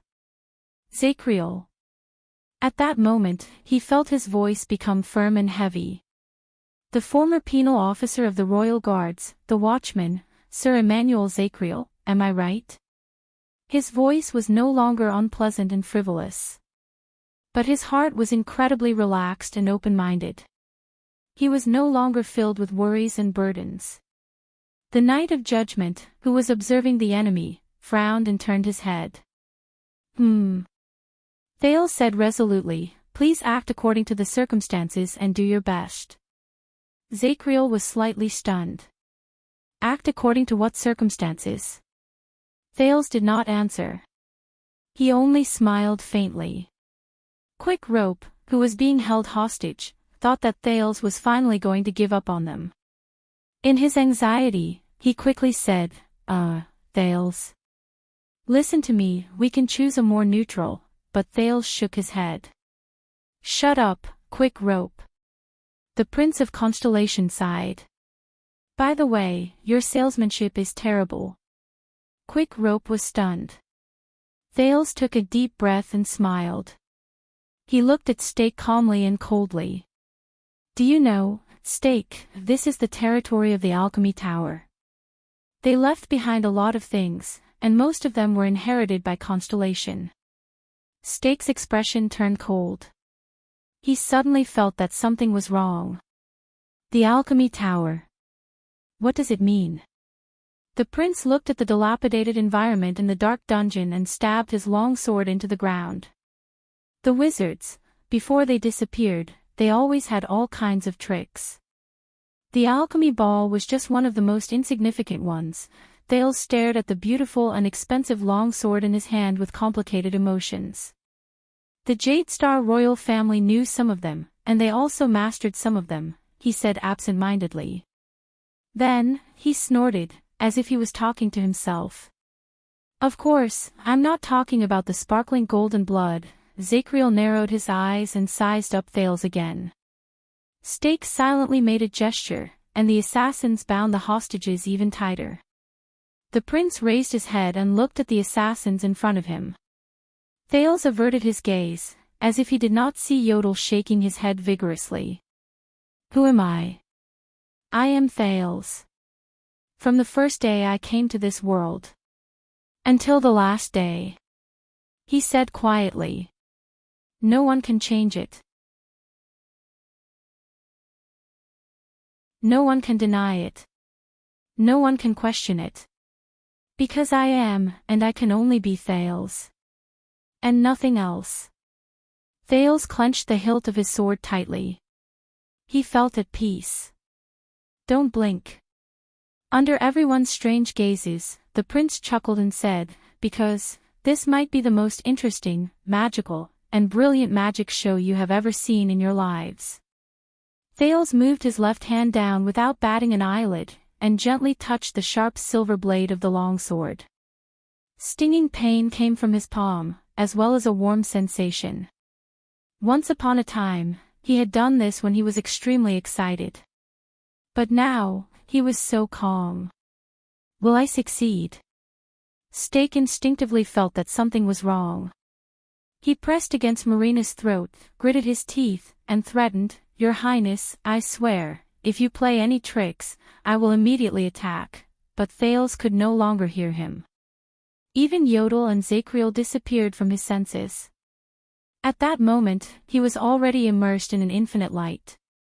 It was as if he had surpassed himself. Eastern Peninsula. In an unknown fishing village. In the evening. In a simple and crude cottage by the sea, a brown-skinned, quiet, and beautiful woman was quietly washing the wooden bowl in her hands.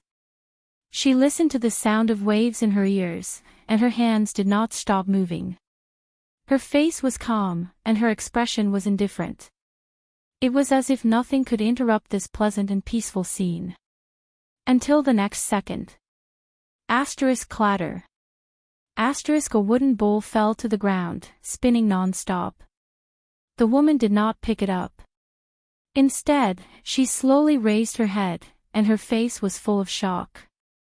It was as if she had seen the most unbelievable thing in the world. In the next moment, the beautiful woman decisively left everything behind, walked out of the cottage, and looked at the sea in the distance. In the end, the setting sun stopped on the surface of the sea. It was like a child bathing in a bathtub. It was about to sink, languid, and mischievous. The woman stared at the sparkling golden waves on the horizon, and her expression became more and more solemn. In the next second, a dry voice rose abruptly, as if heavy ink had suddenly barged into a painting. Froland. The dry voice spoke very quickly, and it seemed to be extremely anxious. This is it. The woman nodded. Her expression did not relax for even a moment. I know. The woman named Froland nodded slowly. Her voice was steady, and she subconsciously comforted everything around her. I can feel it. That thing is on the verge of knocking on the door again. That thing. The woman frowned slightly. The visitor from the void seemed to be in a hurry. He did not wait for the woman to finish speaking before he interrupted her. It must be crazy. Quick, where is he or she? Froland did not answer immediately. She only stared at the sea with a dark gaze. In the next moment, something unusual happened. Purple light. Endless purple light seeped out from the depths of Froland's eyes. The light spread to the woman's face, like branches branching out. As the light shone, the woman's facial features were gradually obscured. Her gentleness was gone, and she looked even more awe-inspiring and terrifying. It was as if everything in the world had lost its color. From this moment onwards, she was the only one shining. But the woman still stared at the sea without moving. The voice in the void did not speak again. He knew what the other party was doing. A few seconds later, the purple light trembled slightly. Zacriel, the woman asked softly. Where are you? The voice in the void rose again in a hollow voice. This time, there was a hint of caution that was difficult to detect. Dragon Cloud City, the guest said dryly. I heard that Giza once appeared here and fought to the death with that evil woman, Chlorosis, so I came to look for clues. It's quite lively here now. Froland did not intend to listen to him. Her face, which shone with purple light, swayed slightly. Then the target is not in Dragon Cloud City, at least not within 100 miles of you. The woman narrowed her eyes slightly, as if she was experiencing something. The feeling this time is much more obvious than the last time. After a moment, she suddenly opened her eyes. In the Western Peninsula. The Great Desert. She said decisively. The voice in the void was silent for a while. When it rose again, there was a hint of excitement in it. Can you be more precise? Your ability is more suitable for searching than theirs. As long as we get ahead of, however, in the next moment, Zacriel's voice was suddenly cut off. It was as if he had sucked in a cold breath. He was not the only one. The light on Froland's face also trembled violently. The woman seemed to have sensed something. Her expression suddenly changed, and she looked up at the sky. Everything in the sky was normal. The clouds were silent, and the sky was silent. Only a few seagulls flew lazily over the sea at dusk, crossing the waves to return to their nests. But that was not the main point. The purple light in the woman's eyes became more unstable. The voice in the void suddenly became cautious, and there was a slight tremble in it. No, no, the woman nodded solemnly. Yes. Blood, Spike and Helen. Froland revealed a complicated expression that she had never shown before. They knocked on the door. There was only silence in the void. The silence lasted for a long time. Then, the woman sighed deeply. They must be like us. They must have prepared countless methods and waited for a total of 6 years for the newcomer to reveal a flaw, for him or her to knock on the door again. The dry voice in the void slowly opened its mouth. It was hesitant and filled with uncertainty, as well as a deep unwillingness to admit defeat. So, that newcomer. Once he successfully knocked on the door and entered his original form, Froland sighed and nodded dejectedly. He will walk right into their trap, and he will not be able to escape. He will become the 2 empresses' spoils of war. The sea at dusk was pleasant and quiet. Only the waves and the cries of seagulls could be heard. 2/3 of the sun had set, and the golden hue on the sea slowly turned dark red. The woman stood quietly with a sorrowful expression. The purple light on her face dimmed, and she returned to her gentle and beautiful face. Then, Zarkle's voice traveled into the void again. No, that is no longer the main point. Froland raised her head indifferently. What do you mean? The guest in the void was silent for a while before he spoke with great worry. Blood, Spike and Helen are wary of each other. Their hatred is as deep as the sea, and they want to tear each other apart the moment they have the chance. Once they find the newcomer at the same time, I don't think they will be willing to share, and that means, the dry voice slowly became softer. Froland frowned slightly and shook her head. No, but Zarkle was clearly immersed in his own words. He continued, 6 years ago, they suddenly met in their original forms because of that newcomer, and they hastily fought against each other. The aftermath of their battle stirred up a huge tsunami that is rarely seen in 100 years around the eye of the Sea of Eradication. If the Sovereign of the Abyss did not wake up from Hell's River and control the situation, the dry voice gradually weakened. The woman frowned deeply, and her face was full of worry. Zarkle, who could not be seen, said darkly, and for this encounter, they must have made ample preparations. Regardless of whether they are facing the newcomer, or each other. He mumbled. The woman looked at the surface of the sea and the empty void with a look of disbelief and pity on her face. The 2 empresses who are well prepared. Against each other who are mortal enemies. Her heart suddenly clenched. No. The dark brown-skinned woman closed her eyes and sighed softly. They are the best mystics in the world. They would not be reckless and short-sighted enough to destroy the world, would they? This time, the hollow voice in the void laughed emotionlessly. It sounded a little gloomy.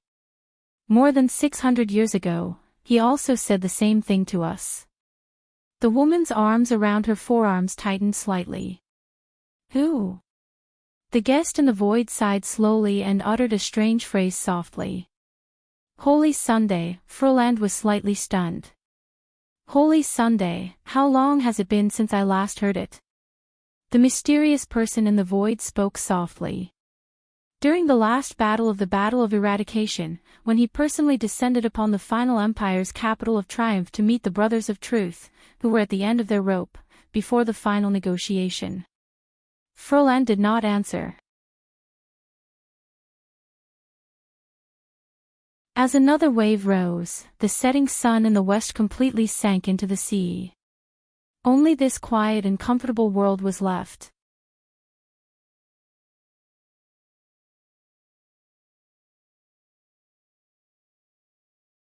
Chapter 434.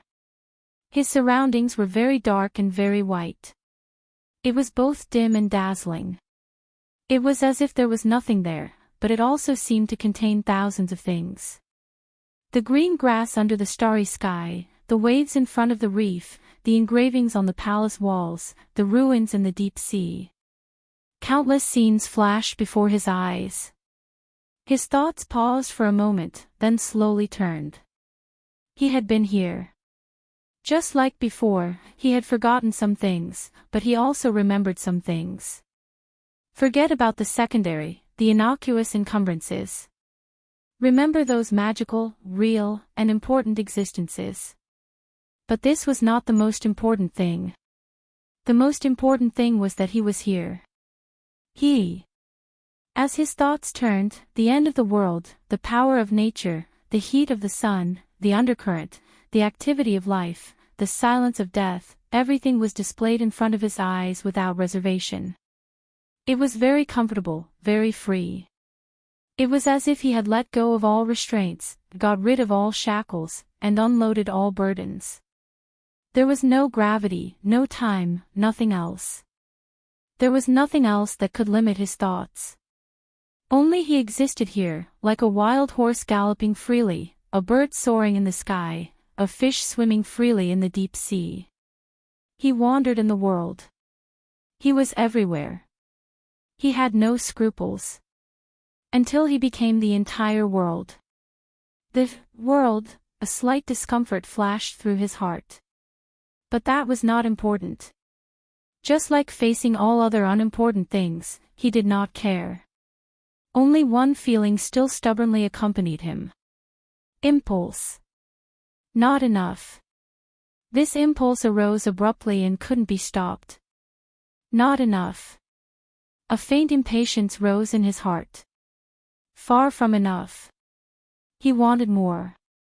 He wanted to know more, understand more, and obtain more. As this thought appeared, he began to rise. It was really magical. He was like the rising sun, bringing with him limitless light and heat as he rose into the endless sky. Higher and higher. Faster and faster. And what he saw, heard, saw, and felt. More and more. Faster and faster. Until the edge of his senses, that endless deep space appeared. Darkness, silence, and desolation. It was so beautiful, magical, and indescribable, as if it was the center of all things. It intoxicated him. But that was not what attracted him the most. At that moment, he saw a dense fog in the deep space. The fog was dark and misty, but countless dazzling white lights seeped out. The lights flowed like water and flickered faintly. What was that? As soon as this thought popped up in his mind, the fog that was permeated with white light moved slightly. As if they had a life of their own, they spread towards him.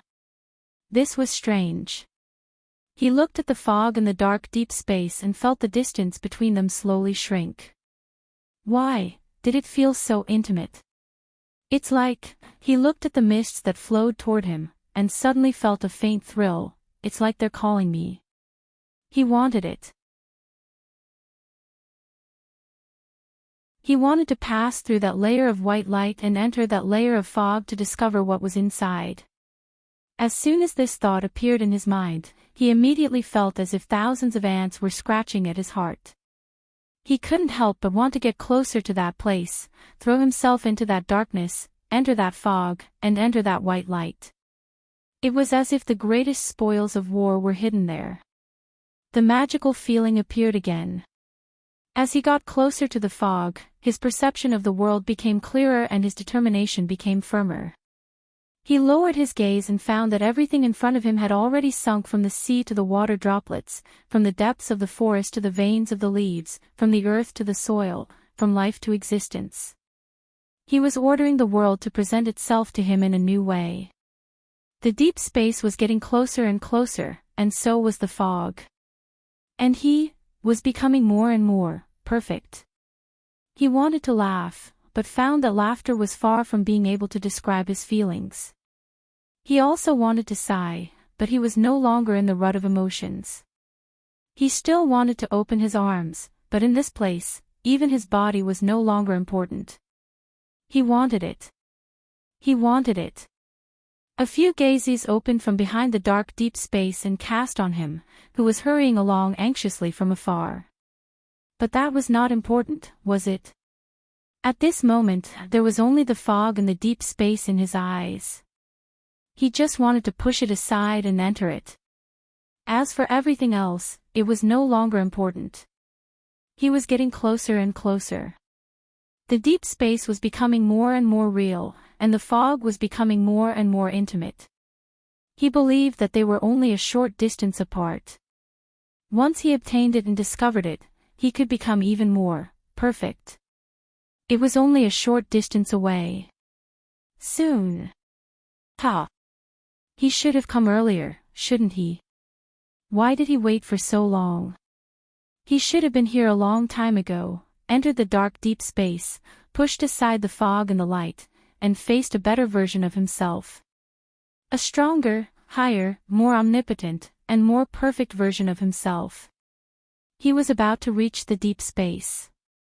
The gazes in the darkness became sharper and sharper, but he did not care. At that moment, the long-lost madness and joy, impulse and pleasure surged at the same time. It was as if his once scattered and confused thoughts had found a center, and the speed at which he approached the deep space kept increasing. It was as if his wishes were constantly being fulfilled, and he was getting closer to the ultimate step that he had hoped for. It was as if the reason why he appeared here and wasted so much time was for this moment. He had experienced this magic before, had he not? Not long ago.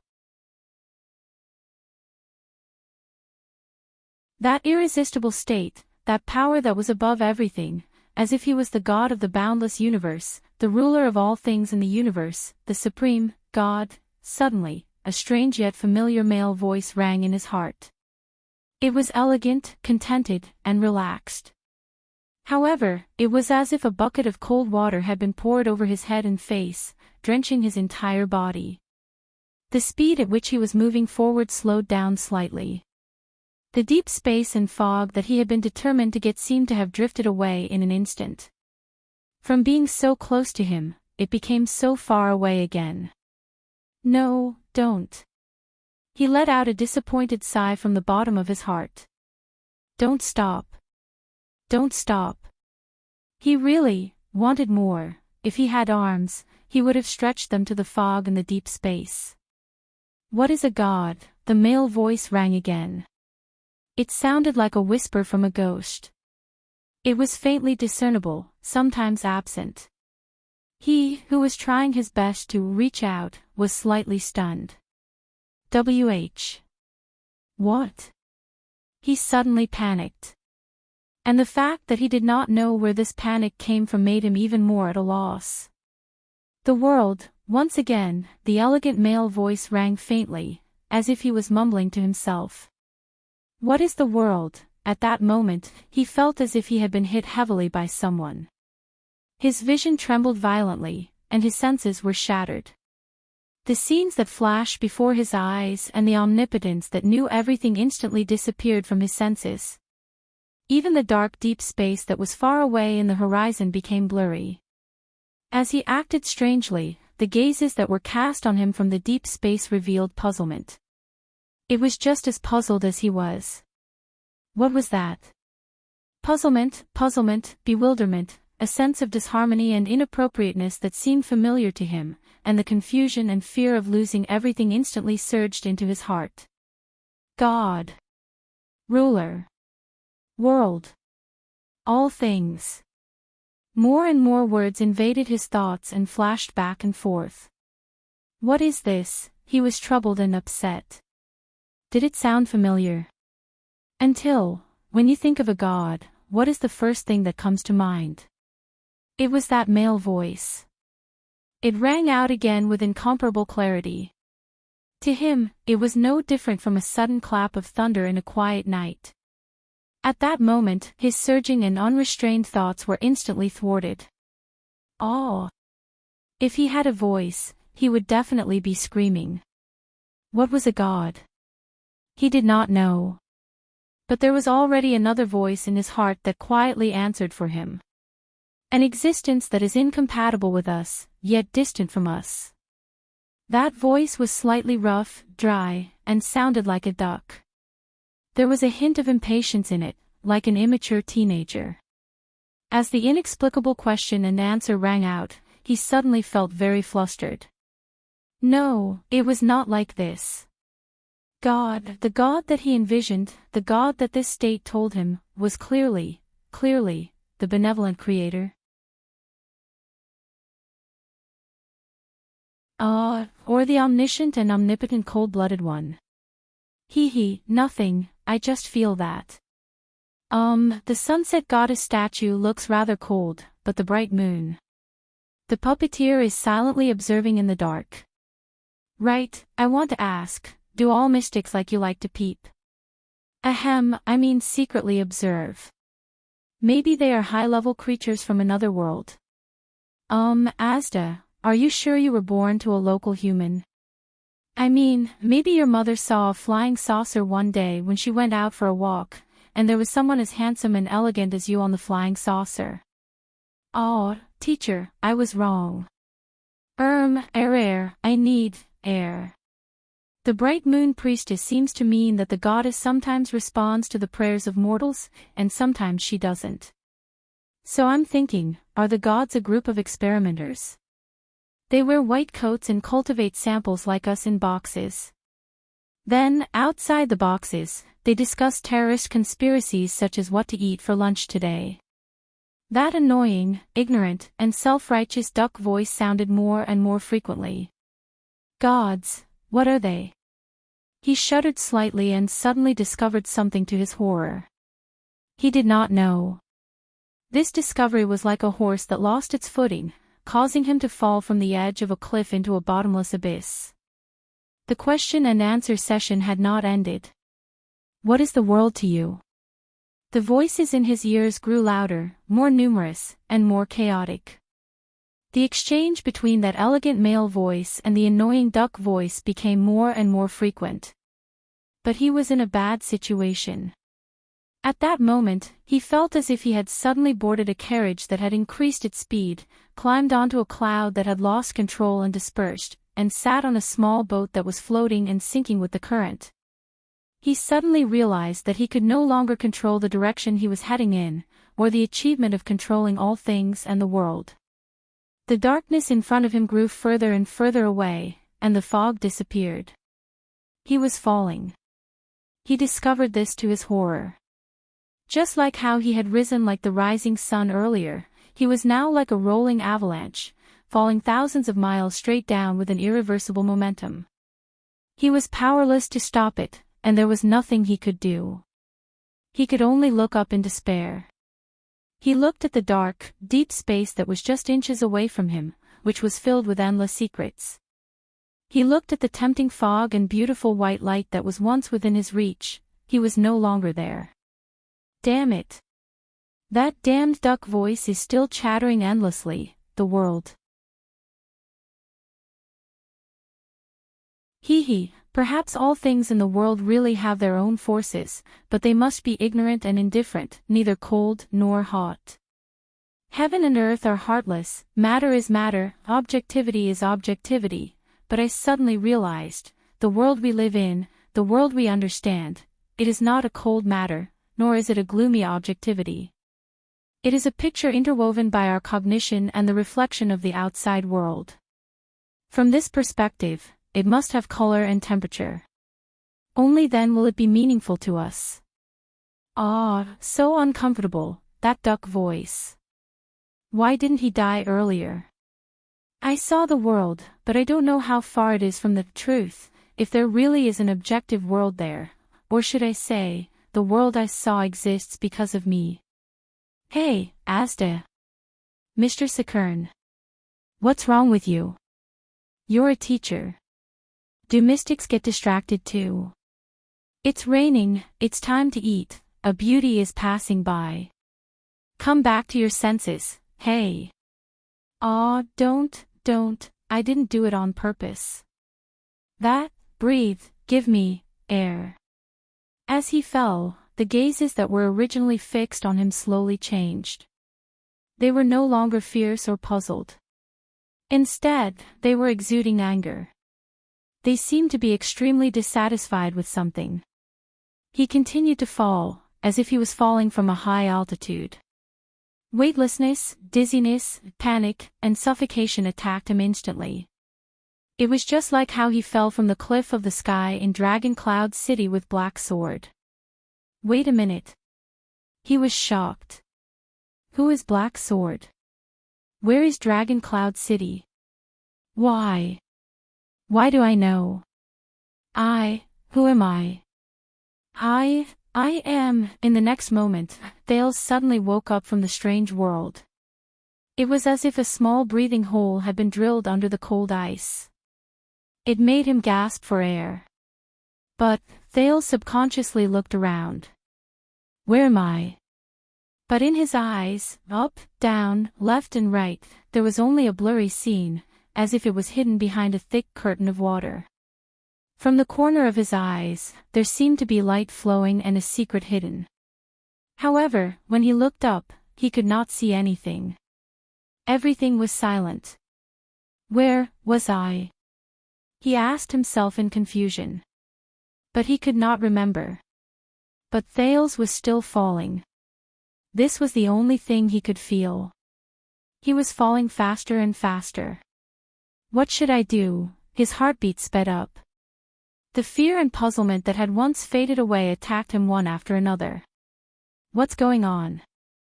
Thales became more and more panicked. He did not know where he was. He did not know how he got here. He did not even know what he was doing. He was like a patient who had lost his memory and woke up on an unfamiliar bed in the hospital with injuries all over his body. Damn it. What's a hospital? His surroundings were still a blur. He was very lost. It was just like how he felt when he walked alone in the desert during his arduous journey. Wait a minute. Thales shook his head desperately. Desert? Where is that? At this moment, Thales felt a chill on his forehead. Silver light flowed out of his body inch by inch like fluorescent light. He heard a faint ringing in his ears, followed by a soft murmur that was almost inaudible. Always, never get lost. Thales shuddered. The moment he heard this strange murmur, his downward momentum stopped. It was as if he was suspended in midair. Thales was so shocked that his thoughts froze for a moment. But soon, the silver light scattered like starlight, and a ray of light flickered in the blurry air, leading into the distance. It was like a path. Thales stared at the path formed by the light in a daze. Even though he was still confused and lost his memory, he knew vaguely. This is the right path. How do I get there? As soon as this thought appeared, Thales shuddered. At that moment, he felt as if he had returned to the path of shadows. His already blurry vision slowly faded. Damn it, what is the path of shadows? Why do I feel so familiar when I think of it, and why am I so anxious? It turned white. No, it's not that the outside world turned white. Instead, it was a white light that occupied his vision. Thales thought in a daze. This strange white light seeped out of his body and carried Thales towards the path formed by the silver light. He shuttled through the blurry air. Thales widened his eyes.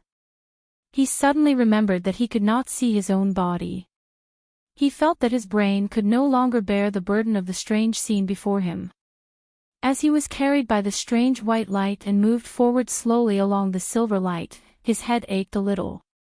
When the silver light and the white light disappeared together, Thales finally stopped in a similarly blurry, quiet, and colorless void. He did not go up nor down, nor did he go forward nor backward. Thales felt bitter in his heart. What is this place? This is the boundary of the first threshold. An indifferent voice suddenly appeared. One step forward, and you will knock on the door and enter your original form. One step backward, and you will return to your physical form. Thales jumped in fright. He quickly turned his gaze and found the source of the voice. It was a human figure. It was also a blurry, colorless, and strange figure that could only be distinguished from this strange space by its edges. He was like a statue that stood quietly behind Thales and did not move at all. Like a mosaic. Thales' brain ached again. What is a mosaic? Damn it, but the figure with the indifferent voice spoke again.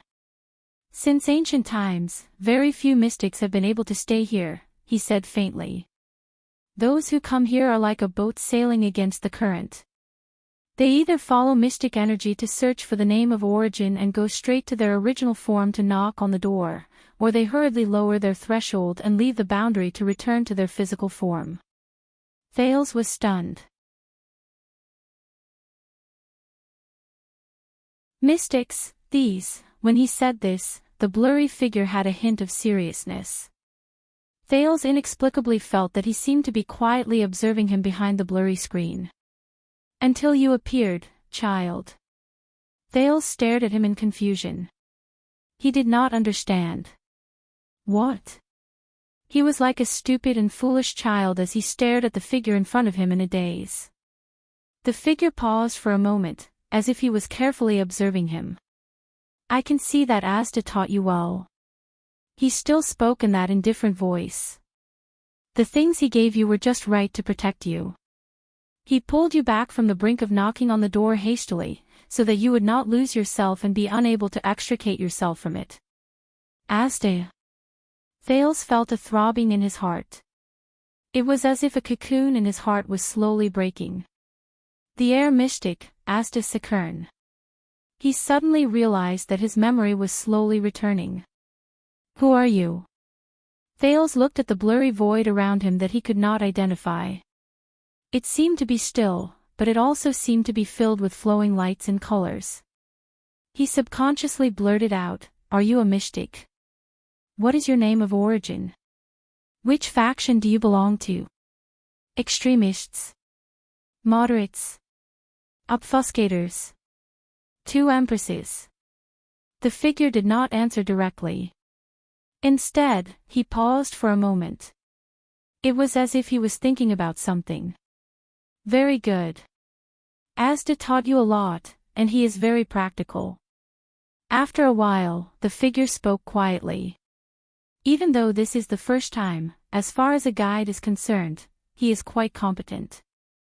Guide. Thales' attention gradually focused, and he recovered more and more memories.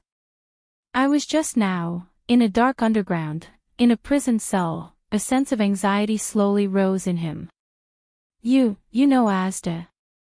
Thales endured his headache and asked through gritted teeth. The figure was silent for a while. He nodded gently, as if he had sensed something. He could have been a good teacher. Asda was originally the most promising and talented wizard apprentice, and he learned from the most famous master Gogol. The figure shook his head slowly. He spoke at a moderate pace, neither too fast nor too slow, neither too loud nor too soft. His achievements are not inferior to many official mages. If Asda continues like this, perhaps one day he will become a master. Soul Tower will also be proud of him. But unfortunately, he did not continue speaking. Thales frowned hard. He could not hear anything. That inexplicable sense of anxiety kept tormenting him. It was as if he still had something important that he had forgotten to do. But what is it? So, who are you? What's wrong with me? Thales forcefully suppressed the anxiety, but his tone gradually became impolite. At this moment, thud. There was a dull sound. Thales seemed to have sensed something. He hurriedly raised his head, but he could still only see a blurry void. Coincidentally, that strange figure also raised his head at this moment. You felt it too. The figure looked into the distance. The moment you knocked on the door, you fell back and disappeared, making their wishes come to nothing. He paused for a second. His gaze fell from the horizon, as if he was sighing helplessly.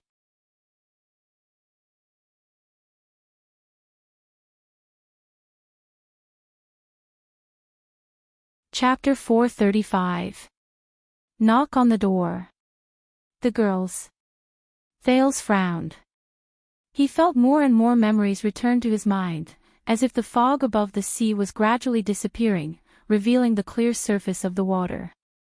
The girls? He asked, puzzled. But the unfamiliar figure seemed to have lost his patience. We don't have much time, the stranger behind the strange curtain said softly. The first threshold is only one step away from knocking on the door. The first threshold is only one step away from knocking on the door. As long as they come back to their senses and lower their heads slightly, they will still be able to detect your presence. Thales' heart skipped a beat. He suddenly knew the identity of the girls. Why? The others, whether it was Giza or Asda, all changed their expressions and became wary when they talked about them. But this person, he actually called them, and you. The unfamiliar figure slowly raised his hand at Thales, and a colorless wave appeared on his finger. A faint ringing in his ears rose, and a faint sense of threat rose in his heart. Thales could not help but tense up. He instinctively wanted to be on guard.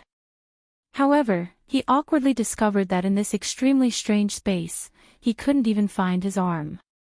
Then, the most surprising thing happened. A ray of silver light and a ray of white light appeared in front of him at the same time, as if they were small stimulated beasts. They seemed to have consciously formed a barrier in front of Thales and the stranger. What? The sudden change stunned Thales on the spot. Is that so, old friend? There was a faint hint of fatigue and vicissitudes in the stranger's voice. Fortunately, the blurry stranger did not seem to have the desire to explore further. He put down his finger and quietly watched the silver light and white light appear on Thales' body before quietly watching them disappear. He seemed to be thinking. Thales was left alone to stare at the abnormality of his body in shock. You are very lucky, child. The stranger observed him for a while before he finally shook his head slowly. More than one old friend took care of you. It is all thanks to them that you can hide from the girls, and even stay at the threshold, which is a rare sight. You did not get lost and hurt. Thales became even more puzzled. Old friend. Took care of me. Stayed at the threshold. Did not get lost. He seemed to have understood something. You mean, this? Thales raised his right hand. He suddenly realized that his missing limbs appeared before his eyes one after another. He tapped on the forehead where the silver light was. Is it never getting lost? The stranger did not deny it. He lowered his head and seemed to be thinking about something. Thales was observing his right hand, which had suddenly appeared, in shock. When he heard this, he raised his head. So, you're friends with the one under Dragon Cloud City. Then who exactly are you? The unfamiliar figure lifted his gaze, but he did not show any intention to answer Thales' question. In the past 6 years, Asda has contacted me more than in the past 600 years. His words startled Thales slightly. His content has also changed from the same old provocative declarations to a purely academic discussion about mystics. He has almost turned back into a scholar. I can tell that he cares a lot about you. The stranger's words carried a hint of interest. But I didn't know why until I saw you with my own eyes, child. Thales felt goosebumps rise in his heart from the man's stare, even though he could not sense where the man's eyes were. You are different, the stranger said firmly. Whether it was the failed door knocking last time in order to escape, or the willful evolution this time. The last time he knocked on the door. Thales was shocked. Wait a minute. The last time he knocked on the door was to escape, Dragon Cloud City, the blood mystic, the queen of the sky. More and more words surged into his mind. And this time, Thales was stunned. The willful evolution this time, for what? He became more and more anxious. What did I forget? But being different is not a good thing. The stranger whose face could not be seen clearly stood in front of him. He seemed to be sentimental. You must know that becoming a mystic is not a simple process. The stranger gently spread his hands apart. Colorless ripples appeared in the air between his hands, and 4 transparent doors the size of a palm emerged. Each door was more exquisite and majestic than the last. Matter, observation, chaos, purity, these 4 stages have been concluded by countless seniors. They are the only way to become a mystic from a mortal's body. Different mystics have slightly different progress, experiences, reactions, and results during each stage. Some of them are even worlds apart, but the 4 stages of becoming a mystic are generally the same. From left to right, the 4 transparent doors shattered one after another and returned to the colorless ripples. 4 stages. Matter, observation, chaos, purity. Thales tensed up. From the memories that he gradually recovered, Asdis seemed to have never explained this to him. Or perhaps he had explained it before, but he could not remember it.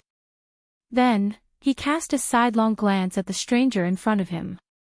What on earth is this person? The stranger's words slowly became serious. However, starting from the matter stage of experiencing mystic energy going out of control, to successfully knocking on the door at the final step of purity, obtaining a name of origin, and transforming into a true mystic, this process is not a smooth and logical one. Instead, every step is filled with difficulties and obstacles. When he heard this, Thales' curiosity was completely piqued. In history, whether it was the 3 great magic towers or the inheritances of the wizards outside the towers, too many people failed on these 4 steps before they finally became mystics. They were lost from then on. The stranger seemed to sigh. They never found their way back. And even those who successfully took the final step and found their name of origin. The stranger paused for a moment and did not continue. Thales' eyelids twitched slightly. He had already grasped many keywords. 3 great magic towers, too many people, became mystics. The stranger's tone became indifferent again. But these difficulties and risks are not meaningless. The process of overcoming these obstacles step by step is itself a rare form of training. It is the cornerstone of becoming a mystic. The stranger spoke tirelessly. His words were smooth and clear. Compared to a certain unscrupulous teacher who often disappears, likes to keep people in suspense, looks elegant, but has a terrible temper, and has nothing good about him other than his handsome face, Thales shook his head to get rid of the image of the man in blue. But as I said, you are different. Since ancient times, there has never been anyone like you who could overcome the barriers of the first 3 steps when you'd lost control, reach the sky in 1 step, and go straight to the purity stage. You suddenly evolved, knocked on the door, and entered your true form. That is the final test of a mystic. The blurry stranger's face moved slightly, as if it was vibrating behind the air. Ripples appeared in the background that could not be seen. This is your advantage, but also your weakness. In fact, it is extremely dangerous. Thales frowned. You mean, the 2 empresses? I heard Asdis say that they can find me when I knock on the door. But aside from this, can you first explain, that is only a threat from the outside world, the stranger interrupted him rudely. For us, the greatest danger always comes from within. Thales was stunned. The stranger continued to speak, and his tone suddenly became tense. For example, as the number of times you lost control increases, will you always slide uncontrollably to the edge of knocking on the door? Uncontrollably. Thales was shocked. He raised his head abruptly and looked at the stranger's indistinct face. The stranger continued to ask coldly. For example, when you've lost control, did you suddenly forget everything, like when you were drunk and had your memory broken? Even, forget yourself. Memory broken. Forget everything. Forget myself. The memories that Thales lost for a short period of time surged into his mind like a tidal wave, slowly filling up the blankness from before. Forget. His heart grew more and more terrified, and his body trembled slightly. I must have forgotten something. Something very important, especially me. Why am I here? What was I doing just now? Thales only felt cold sweat dripping down his back. He shuddered even though it was not cold. Flustered, he raised his head. His gaze when he looked at the stranger was no longer the same. You are. How did you know? But the figure was still as cold as ever, as if even talking to Thales was just a boring, businesslike task. Because you walked too fast. You did not experience the important step from matter to perception. You did not cross the hurdle that every newbie must go through after losing control. You did not have the chance to understand what external objects are, what they are, how to touch them, how to observe them, and how to understand mystic energy in the end. His tone became more and more serious, as if he was elaborating on an extremely valuable research question. So, when you came into contact with mystic energy, you could not resist the urge and pleasure of evolving. Your consciousness became so blurry that you could not even distinguish yourself from the world around you. You could only subconsciously rely on the mystic energy whose name of origin is still unknown and charge around randomly. Until you knocked on the door in a hurry and entered your original state, which is filled with danger. Thales, who was anxious, opened his mouth to speak, but he could not say a word.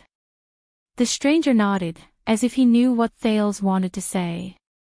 Under the watch of your old friends, once or twice, you might be lucky enough to return and not get lost. His voice gradually became terrifying.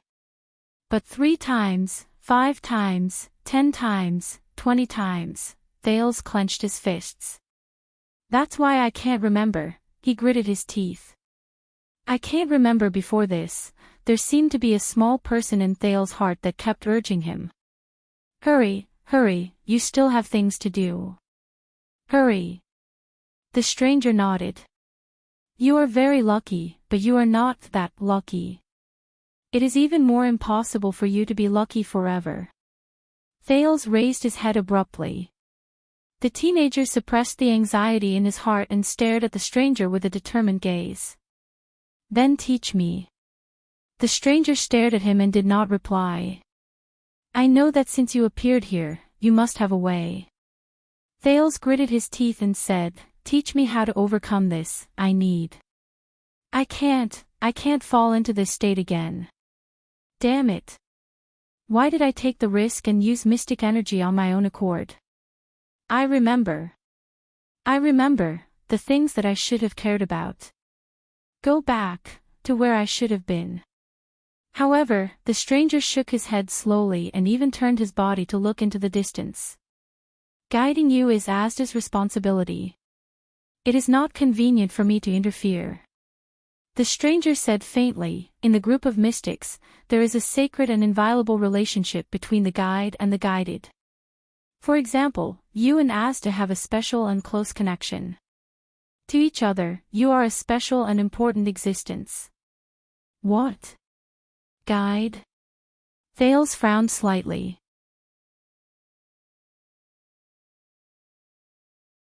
Me and Asda. To each other. A special and close connection, a special and important existence. A sacred and inviolable relationship.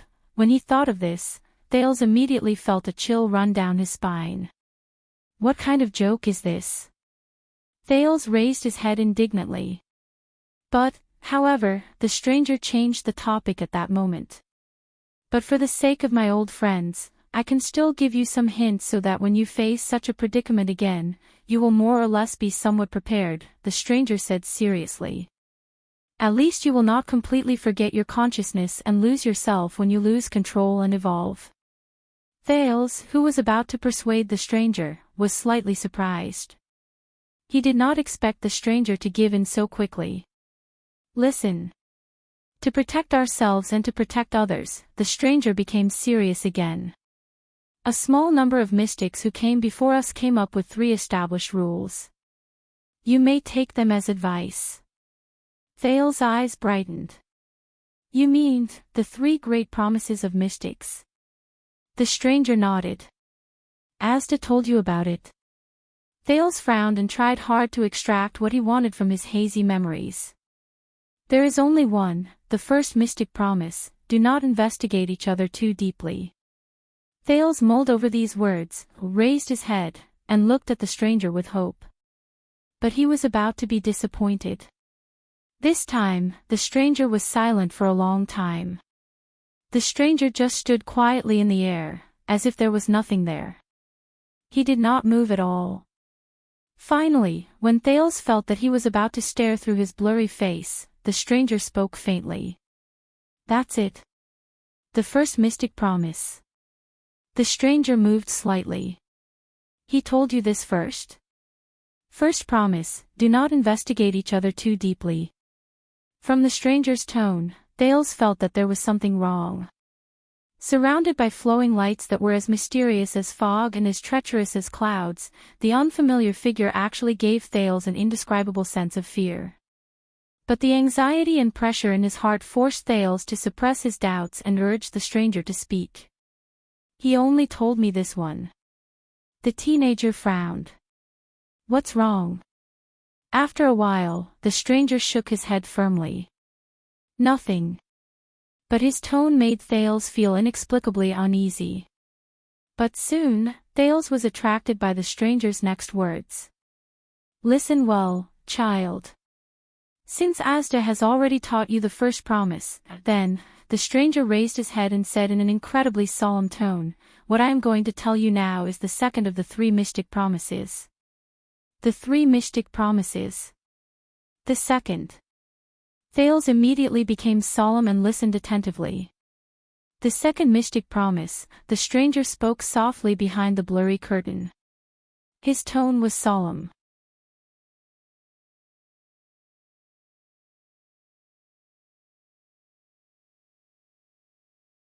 Chapter 436. Stay true to yourself. Thales repeated with a puzzled expression. But he was extremely confused, as if he was in a fog. Mystic energy second pact. Stay true to yourself. Compared to the mysterious rule of not delving into each other's affairs, this rule seemed ordinary and normal, as if there was no need for further explanation. A mystic must stay true to himself at all times. That's it. The stranger looked as if he was 1,000 miles away from him. Comprehend the rest yourself. Yes, comprehend it yourself, huh? Thales was shocked when he realized what was going on. He stared at the stranger, dumbfounded. Comprehended myself. What the hell? This classroom style of throwing down a sentence and then immediately walking away, why does it look so familiar? Wait. You. That's it. Thales widened his eyes and stared at the stranger who seemed like he was about to run away at any moment. He desperately said a few more words in an attempt to make the stranger stay. Stay true to myself. What is this? I mean, not delving into each other is at least like a practical rule. But just as Thales was about to ask a series of questions, the stranger raised his head slightly and looked into the distance. You should go, he said coldly with his hands behind his back. They noticed. Thales' eyelids twitched. They. The girls. So soon. The teenager imitated the stranger and looked at the blurry sky, which seemed empty to him. As expected, there was still nothing. But, Thales said in frustration, why are they so interested in me? This question made the atmosphere fall silent for a moment. After a while, the stranger put his hands behind his back and spoke quietly. Don't blame them. The stranger's words were filled with indifferent sadness. They are pitiful children, just like all of you. They were forced to. When Thales heard this, he could not help but frown. What? Pitiful children. Forced to. Thales still looked confused. After all, for this world, they have already. Thales clearly heard the stranger's sigh behind the blurry screen. It sounded very emotional. Sacrificed too much. Sacrificed too much. Just as Thales frowned again because of this sentence, he suddenly felt a jolt in his mind. A long-lost memory appeared in his mind. It was a conversation between him and a priestess of a goddess in a plain temple. He believes that you are different. He believes that you will do better. He sacrificed too much. Thales narrowed his eyes in confusion. He found it strangely familiar. He had sacrificed too much. Sacrifice. Wait, sacrifice. Thales snapped out of his daze. He remembered. His breathing quickened. Prince, desert, dungeon, assassin, attack, captive, hostage, alchemy ball, scenes and pieces of memories flowed into his mind, filling up what he had just lost. Ha, Thales panted heavily. His gaze was unfocused, and he did not even care about the stranger's stare. Oh no, oh no. Over there, Thales recalled the last scene not too long ago in panic. It was not a coincidence that he lost control, evolved, and knocked on the door. Over there, Yodel. Stakes dagger and alchemy ball. The anxiety and nervousness in the youth's heart instantly reached its peak. The stranger continued, I will help you get out of control and send you to a safe place. No. Thales raised his head abruptly. His face contorted, and he blurted out loudly, I can't go back just like this. I can't get out of the so-called losing control. The stranger stopped talking and stared at him quietly. I remember now, I can feel it.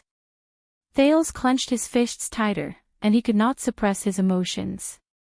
Something, someone, and something are still waiting for me on that side.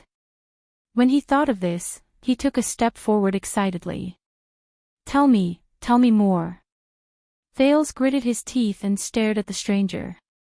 He said firmly, you don't have to teach me what mystic energy is, but you can teach me the trick, teach me the method, teach me how to stay true to myself and how to maintain my rationality when I lose control. I must be awake, and with the power of a mystic, them. They are waiting for me. Thales looked anxious, and his gaze was tense. But the stranger only stared at him from afar. He did not move, as if he did not hear him. Thales' heart sank. This is not something that can be done in one go just by practicing at the last minute, the stranger said faintly a few seconds later. You need to practice. Reckless actions will, but I don't have time to practice. In his nervousness and anxiety, the second prince's tone became more agitated. Please teach me. I beg you. For the sake of Asda and old friends. This time, the stranger stared at him for an exceptionally long time. 1 second, 2 seconds, 5 seconds, but in the next moment, before Thales could react, the illusory images on the stranger's body trembled, and his aura became murderous. The stranger took a step forward, and his eyes, which were hidden behind the screen, shone with 2 powerful rays of light. They seemed to be able to penetrate all obstacles. They went straight into Thales' eyes, and the teenager's vision darkened. In the space known as critical point, the blurry screens around him shattered layer by layer, and turned into thick, 3-dimensional fog. They pressed down on him from all directions as if they had a life of their own. They pressed down on this part of the world until it was narrow and blocked, and dyed everything in front of him black. They were like huge waves in a sea of ink that surged violently. Thales was so shocked that he took a step back, but he felt that the stranger in front of him was becoming more and more domineering. The girls are very powerful. I can't hide it for too long. The stranger said stiffly, you can understand as much as you can. Before Thales could express his gratitude, the stranger spoke decisively and without any hesitation. First, the anchor point. In the space shrouded in thick ink, the stranger slowly paced around Thales. His mysterious eyes, which shone with a powerful light, sized him up from different angles. You have to find a good anchor point for yourself. This is the most direct, and also the most, way to stay true to yourself. Thales had yet to recover from the shocking change in front of him. He was slightly puzzled. Anchor point. The stranger's footsteps stopped behind Thales. I don't like to use metaphors, but even as a junior, you are too far behind. So, I can only use this unfair and imprecise method to explain it. Thales thought of something. Behind him, the mysterious mystic in the space said coldly, when you wander in the sea of mystic energy, you will constantly feel the threshold rise and fall. Your physical body is not the only one affected. You need an anchor that will constantly lock onto you. Even in times of danger, it will pull you back from the path of evolution to the most basic physical form. This is the anchor point. The strange and thick fog around him flowed along with the stranger's words. It emitted a faint light and blocked everything, making Thales feel like he was in a boundless sea. He was at a loss. The stranger did not waste any time. He continued, an accurate and effective anchor point can not only help you restrain your terrifying impulses and desires, but also maintain your sense of self and reason when you come into contact with mystic energy. It can even be effective after you knock on the door, pulling you back from your original state, where you cannot resist, to your physical form and return to yourself. Thales pondered for a moment. So, I need an anchor point. How do I do it? The stranger slowly raised a finger. Colorless ripples once again surrounded his fingertips, forming illusions in front of his blurry face. To be specific, the anchor point can be anything, a memory, an item, a characteristic, an event.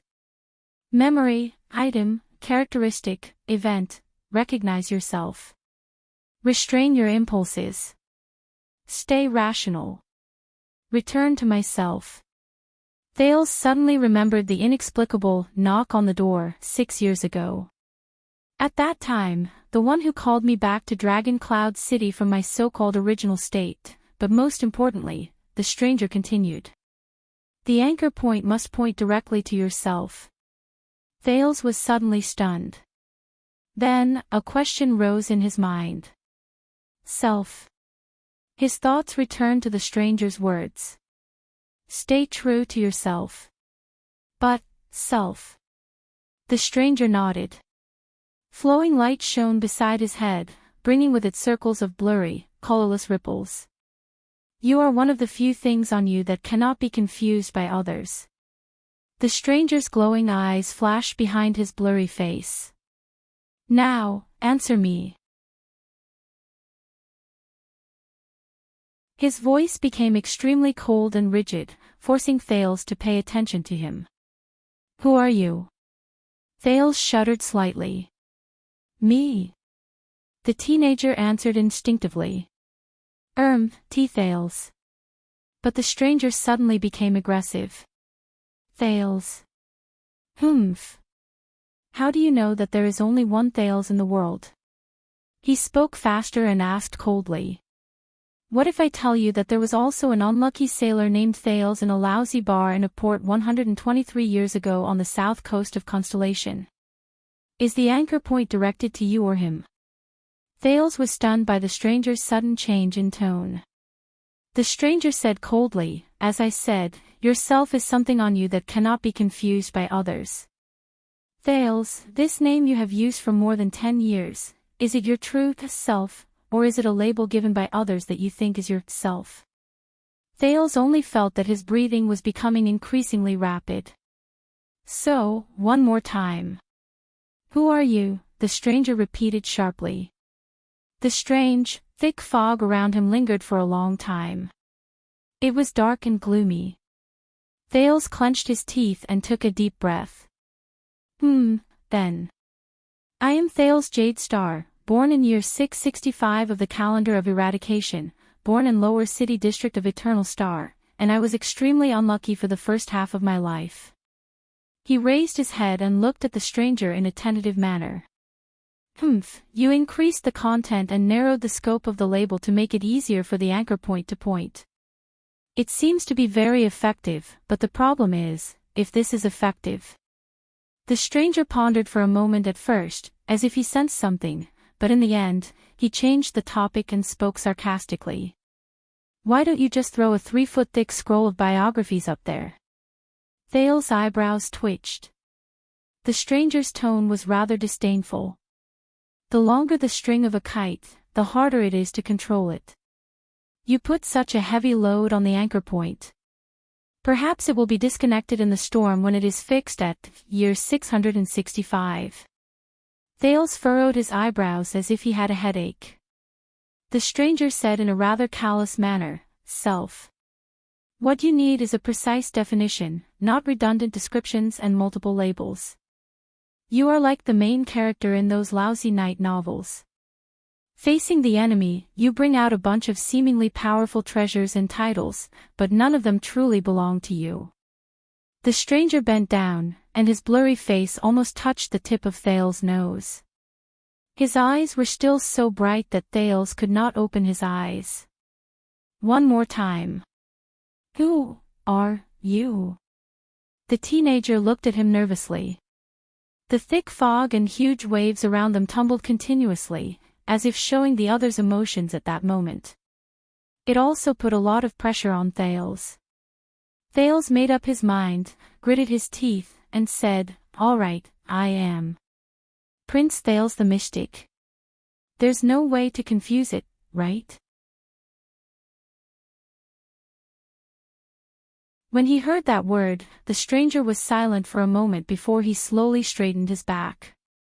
"Very good, this self seems to be very unique, but..." The stranger snorted coldly. "Is it really precise?" Thales was stunned again. The 3 parts are so difficult to distinguish and understand. Then, is the self that your anchor point points to mystic, Thales, or prince? The other party shook his head. Secondly, can your true self be summed up with these 3 words? Prince Thales the Mystic. The stranger snorted coldly and continued to ask. Then, for the last time, who are you? What? Thales, who had been constantly dealt a blow, felt gloomy. His anxiety and nervousness, the continuous coercive interrogations, and the heavy rebuttals that followed did not give Thales a chance to catch his breath and think carefully. He could only be confused. He could no longer care about the thick fog around the stranger, nor did he have time to care about the strange scene in the proximal world. "I don't understand.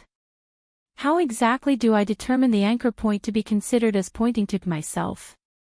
To cherish his last chance, Thales asked the stranger solemnly and seriously. "And what is myself?" The teenager shook his head honestly. "I really don't understand." The stranger seemed to have expected his question, and he snorted softly. "Because it's harder than you think." The mysterious mystic raised both his hands and said loudly, "In this world, most people have a hard time recognizing themselves." As he spoke, the thick fog and black waves in the proximal world obediently made way for him. The colorless waves turned into mini scenes in the void. They were countless people without faces. From birth, growth, labor, success, and death. It was their birth, old age, sickness, and death. They rely on a dazzling array of labels to live in the world: name, occupation, appearance, achievement, identity, status, bloodline, relationship, title, power, wealth, items. Thales watched his performance in a daze. The stranger moved his hands, and the illusion changed accordingly. Some labels are directly given by others, and some labels are chosen by oneself later on. However, regardless of whether they are willing to recognize themselves because of other people's references, convincing themselves based on established habits, or defining themselves based on their position, they are often caught in the trap of external factors. They believe that what the label represents is themselves, but they never know what their real self is. Labels, self, Thales frowned. He could not understand it no matter how hard he thought about it. Guide the anchor point to meaningless labels, think that they are the self, and hope that these things will bring you home. The stranger's fingers trembled, and the images in the colorless waves shattered. It shocked Thales. The stranger's words carried a faint sense of alienation. In history, many people have been lost in this step, disappeared into nothingness, and never returned. We call it wrong anchors. No matter how strong a person's will is, once he takes the wrong path, he will just go in the opposite direction, and make mistakes again and again. Wrong anchors, lost. At that moment, Thales felt that he had grasped something, but when he thought about it carefully, he did not seem to understand anything. He scratched his hair in pain. The self is not a label. The anchor point cannot be set on the label. Then where should I set it? The stranger snorted softly, as if he did not care. I don't know. The stranger stared at him coldly, and there seemed to be a cold glint on his blurry face. You tell me. All right. Thales shook his head as he stared at the stranger, feeling a headache coming on. He was obviously not the kind of person who liked to show the answers to his students. In the mysterious critical point, the stranger took a deep look at Thales before he turned around. Stay true to yourself ends here. He left the teenager with a lonely back. As for how much you can understand, Thales was shocked. Wait, but the stranger did not even turn his head. He was about to disappear into the thick fog. At the same time, Thales also felt that everything around him was dissipating. It was as if he would soon leave. Thales was anxious. Damn it. Anchor point, self. What do these mean?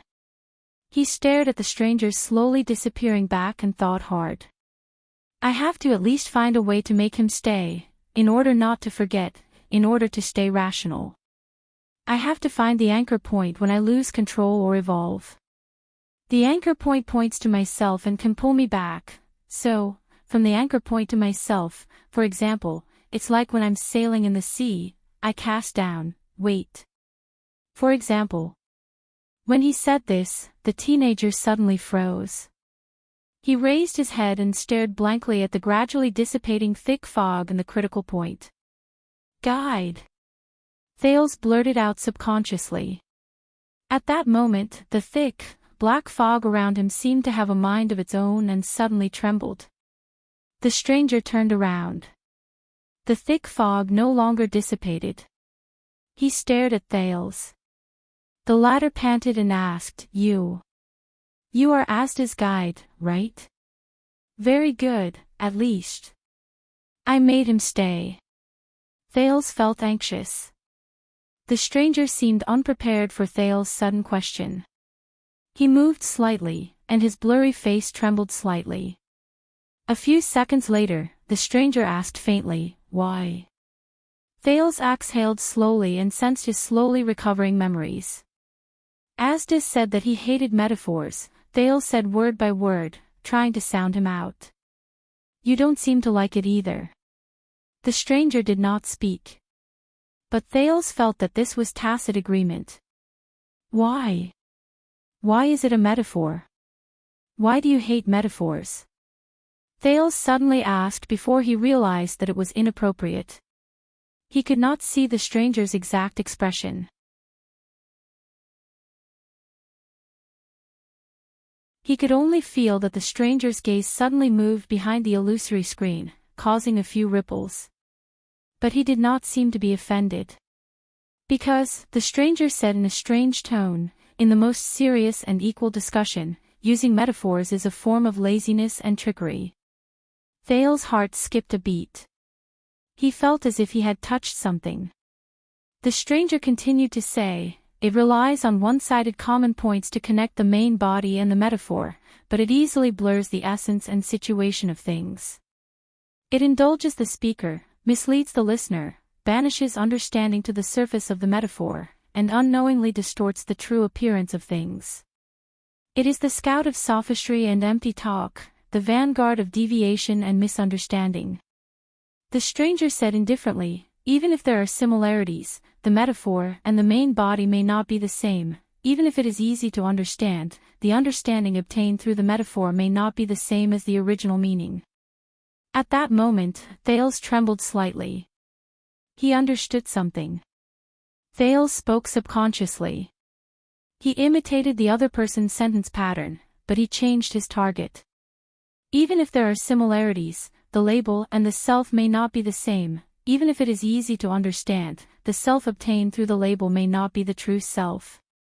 Thales said in a daze. The stranger did not answer. He only stared at him quietly. As he spoke slowly, the teenager's thoughts became smoother. He looked at the stranger with slight eagerness and excitement. So, to anchor the self, what is really needed is to get rid of all external labels. Get rid of the things that are confused by others that you mentioned. Because those labels also blur the essence of things and what it means to be a self, right? The stranger still did not speak. Thales' eyes lit up, and he continued to ask, they are like metaphors from other similar objects. The content they contain is either too much or too little, and the situation is biased, so they cannot represent the self. Thales' thoughts became clearer. He punched his palm. So, I cannot rely on external objects to anchor myself and find myself. This will lead to the wrong anchor. Just like in the most serious discussion, all of you do not like to use metaphors to convey your point of view. It will ignore the situation and distort the essence. The stranger looked at him quietly. A few unique thoughts rose in the thousands of thoughts formed by mystic energy. Perhaps you are right, Asda. He is indeed different. It is not his bloodline, his background, or his aptitude. But, when he thought of this, the stranger snorted softly. Ironically, this is also a metaphor. He seemed to be very disdainful. But at least he did not deny it, Thales thought. This means, at that moment, Thales frowned. Stay true to yourself. He repeated the sentence subconsciously. Things that are not confused by others. The prince raised his head thoughtfully. So this is what I mean. The stranger crossed his arms. There was a slight ripple on his face, which made Thales think that he was smiling. I want to find, in this world, in its entirety, it truly belongs to me. Because the other is hell. Thales said in a daze. The stranger's voice was filled with doubt. What? Thales snapped out of his daze and shook his head. Nothing, just the crazy ramblings of an old man named Sartre. The stranger nodded. The thick fog around him began to dissipate again. Then go, the mysterious mystic said faintly, return to the most intense state of losing control. Test your anchor point. If you succeed, maintain your rationality and self in the state of losing control, and do not lose yourself, then you will officially stabilize in the thing stage and become a contactor, even though I think the mystic energy stage theory is not applicable to you. Thales' expression tensed. He remembered that his companions were still on the other side and were in trouble. In the end, he did not say anything. But when the time came, he hesitated slightly. What if I fail? The stranger sneered. If your anchor point fails, then you will repeat the same mistakes. You will evolve madly until you knock on the door and wait for the two eager girls to find you. Thales furrowed his brows. What's more, because you started from the boundary, the next time you accidentally knock on the door, it will only be more intense. I think there is a high possibility that you will completely lose yourself in your original state and become a kite with a broken string. Thales was stunned as he listened. He struggled to understand the stranger's words. A kite with a broken string. So, where will I go? The stranger shook his head. I don't know. The atmosphere around him changed, and his tone became solemn. Because no one has ever returned.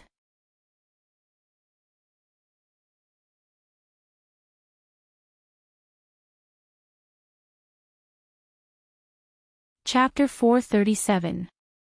Thales froze as he listened to the stranger's words. Get ready. The stranger came before Thales and slowly extended his right hand. Thales subconsciously took a step back, but in the end, he stopped, gritted his teeth, and stood still. I cannot be afraid. I must. The fog in the critical zone became thinner, and the darkness from before was gone. The stranger's hand touched Thales' face, and he felt a cold sensation. Be careful. Even if you think you have it under control, Thales stared at him in a daze. He first felt weightlessness. It was as if the ground had suddenly disappeared. Then, he felt himself falling again. It's coming. Thales suppressed his nervousness, controlled his slightly trembling limbs, and said quietly. Even if you think you're doing the right thing, even if you think the power of a mystic is the sword of justice in your hands, the stranger still mysteriously stood still in front of him. He touched his face and did not move. It was as if he did not have a physical body. The light around him began to flow, and the scene changed from a vague and blurry image to a scene that was rapidly changing and out of focus. Still, you cannot let your guard down. Sometimes, the methods you resort to for a noble goal will unknowingly turn the tables on you. The stranger's words seemed to contain endless meaning. His mysterious, glowing eyes were like lonely lights in the dark. They were the only thing Thales could see in this world. For example, debate is to understand the truth, but too many people are immersed in the vanity of victory. For example, violence is to protect survival, but too many people are lost in pure violent impulses. The feeling of falling grew stronger, and the scene around him became more and more blurry, as if colors and shapes had lost their meaning. The stranger paused. For example, magic is to, when he said this, he seemed to be unable to continue. Thales looked at him and felt an inexplicable sense of melancholy. I know, the prince answered in a comforting manner. The stranger snorted and shook his head, as if it did not matter. You know. He retracted his palm, raised his finger, and gently tapped Thales' forehead. The stranger said flatly, You think you know. Silver light shone from the prince's forehead, and it seemed to resonate with the stranger's finger. Thales just stared at him blankly. The stranger uttered his next words softly. There seemed to be a deep emotion in each of his words, and it caused Thales to ponder endlessly. Just like a hero who believes that he will never compromise with evil. Just like how a wise ruler thinks that he can correct his mistakes with wisdom and power. Just like how the strong believe that they are the ruler of power and the master of weapons. It's just like how famous generals believe that as long as they keep winning, they can bring peace. Just like how mages believe that as long as their knowledge is increased and their skills improve, then all the problems in the world can be solved. It's just like how the reformers believe that as long as their intentions are noble, their goals are great, and their actions are selfless, they can and will eventually make the world a better place. Thales was stunned. Hero. Wise lord. Strong. Famous general. Mage. Revolutionist, Thales tried his best to stare at the man. He wanted to see something from the stranger's blurry face, but he failed. They fell faster and faster. The stranger stopped talking, and the mysterious light in his eyes gradually dimmed. Remember, my boy, he said, with a rare note of emotion in his voice. Stay true to yourself. Do not let them easily infect you, invade you, and capture you. He was like a wise man who had witnessed the vicissitudes of life and the vicissitudes of life. He slowly revealed his thoughts. No matter how reasonable and convincing they sound, Meng Qi said. The flowing lights around them flickered for a while, and all the light was taken away. It was as if they had entered a tunnel in the belly of a mountain. It was dark and gloomy. Finally, Thales, who could not calm down his thoughts, could no longer hold back the thoughts in his heart. He blurted out impulsively, "Who are you?" This person, who suddenly appeared in the critical world. This mystic. He's Asda's guide. He called the two Empresses girls, and he managed to deceive them. He's so powerful that he can come and go as he pleases in the critical world. He knows Silver Shadow Man under Dragon Cloud City. He doesn't seem to belong to any faction. The stranger was silent for a moment. Then, as he fell faster and faster, he sighed and said, "I am Taurus Mill." Thales was stunned. Where did he hear this name before? That's, the mysterious man named Taurus continued, the magic tower's glory and shame, the empire's savior and disaster, the world's truth and end. I am luck, but also a sin. His words hid a sorrow that could not be freed from. It made Thales feel an indescribable heaviness. Glory and shame, savior and disaster, truth and end, luck and sin, Taurus said softly, I'm your earliest senior. The worst role model. He pressed his index finger on Thales' forehead and pushed it forward. And, the worst future. In the next moment, as the light shone again and the heat rose, Thales' vision darkened, and his breathing froze.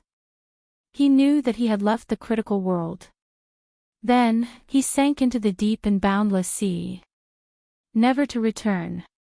It's here again. In the scenes that flashed past his mind, he happily stretched out his hands. No, it was the tentacles of his thoughts that touched everything. His frail body was no longer enough here. He felt the sense of omniscience, accomplishment, and satisfaction that came again. The vast emptiness and distance in the sky, the vast loneliness of the snow-capped peak, the boundless grassland, the numbness and silence of the boundless desert, the hidden undercurrents of the deep sea, the epic magnificence of the ancient city, and, he slowly raised his gaze and felt the flickering in the distance. It was the faint mystery of the endless stars above the sky. He took a light breath and felt everything. The entire world. It's all in front of me. Show it to me. The world. When you think of this world, what is the first thing that comes to mind? A pleasant yet annoying male voice sounded absent-mindedly. It's here again. He shook his thoughts and threw out the boring words. He continued to feel the magical state of this moment. Of course, this was far from enough, he needed more. He needed to reach the supreme place in his dream, so he began to rise, just like before. And this time, nothing could stop him. He touched the ultimate step. With a thought, he raised his head slightly. Ah! He let out a satisfied sigh. Yes, it was still the dark and silent void. It appeared in front of him again. He saw it very clearly. What was presented to him in the void was still the mysterious gray fog. It flowed in the distance and surged toward him in the endless white light. It was as if the gray fog had a mind of its own. It opened its arms to him. It was like the most formal invitation. It was a call. He continued to rise. As he felt the increasingly wonderful omnipotence and omniscience, he looked at the gray fog that continued to spread toward him. His heart understood. That was a call. Something in the gray fog was calling him, yearning for his arrival. Come, in a trance, he could even hear a faint call coming from the fog. Together, yes. A familiar feeling of longing and impulsiveness spread. He felt it.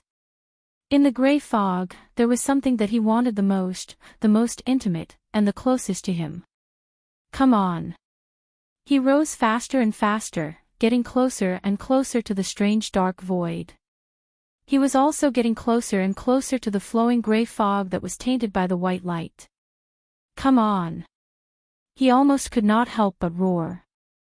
Hurry up and let me enter that void, touch that gray fog, this is the only way. This is the only way, I can be more perfect. Only then can I truly own this world. World. His upward momentum suddenly came to a halt. World. It's probably all humans. Asda, in your era, the era when the Empire and the Magic Tower still existed, what was the world like? The echo of the past came to him like a whisper. Oh. It's that damn duck voice again. No. Get lost, get lost. If I were to guess, there's actually not much of a difference, right? After all, to us, the world is just a small part of our cognition. It's probably the place where we are, all the people we know, and the world that they speak of, see, and surround us. We think that we see the world, but in fact, what we see is only our own retina. He stopped rising. No, no, no. He roared in pain. His head began to hurt. This again. Duck voice. It's this again. It's preventing me from continuing. He swore that when he rose to the top, when he attained perfection, when he became omniscient and omnipotent, he must tear the owner of that duck voice into pieces. Crush. Explode. Smash him into the tiniest and most indistinct speck of dust. He must make this insignificant existence that obstructed his great progress suffer the most terrifying, painful, and unimaginable ultimate punishment in the world. Even if he had to destroy the world, even if it meant his own death, even if the end of all living things was imminent, he would make that duck voice pay the heaviest and most unbearable price. Oh. Have you left, Asda? Class is over. Asda. Sir. Asda, little. Ahem, little, puppy dog. Little dummy. Phew, it seems that he really left. Damn it, this again. Why don't you change your name to Bruce Wayne? Humph, what is the world? You may not know. But in those unfamiliar memories, what I once wanted to do was to look at the world from another angle. To discover problems that we have never discovered, to doubt those principles that are tacitly correct, to break the external shackles that we are unaware of. This is not an easy task. Just like what Plato said, once you walk out of the cave and see the sun. Phew, humph. We used to laugh at those Chinibu in anime. But sometimes, when you look at the world again and again from an angle that others cannot perceive, you will realize, perhaps the one who is wrong is really not me, but this world. Right. Humph, old Ma, what do you think? His head hurt more and more. Oh. Damn it, don't F** King block me. I need it, I need that void, that gray fog, I need to rise. I need to possess it. I need this world. In the next moment, Thales woke up in pain, like a person who had just recovered from drowning. Boom. A strange and loud sound of thunder rang out. Oh.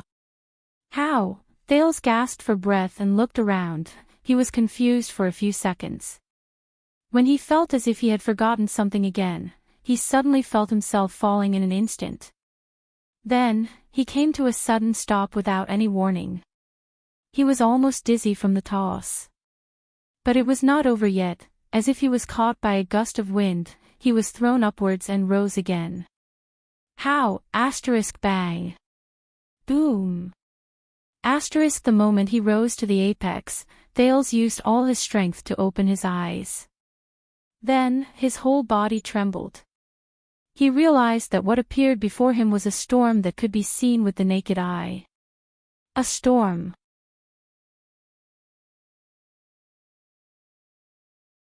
Swoosh, in the next moment, he was immediately blown down by a strange gust of wind.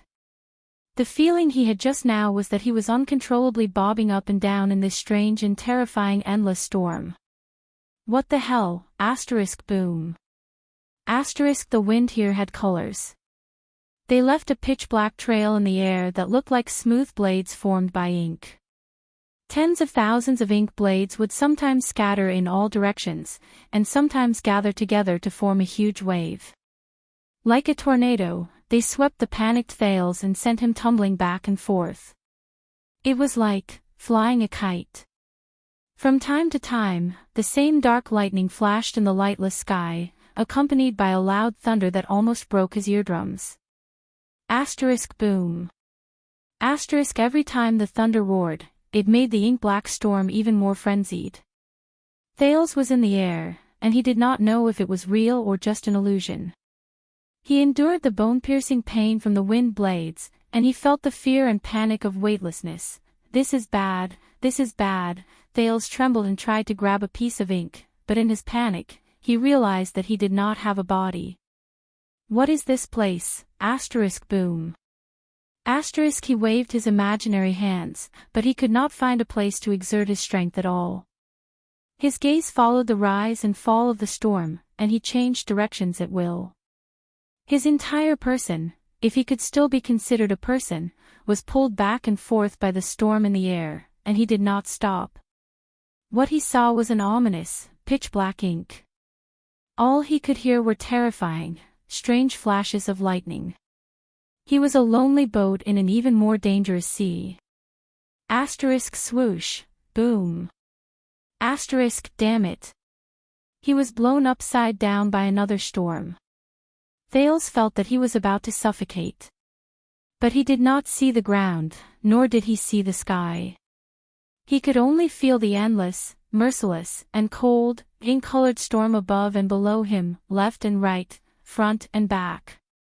Asterisk boom. Asterisk he tried to shout, but there was no response. He could not even hear his own echo.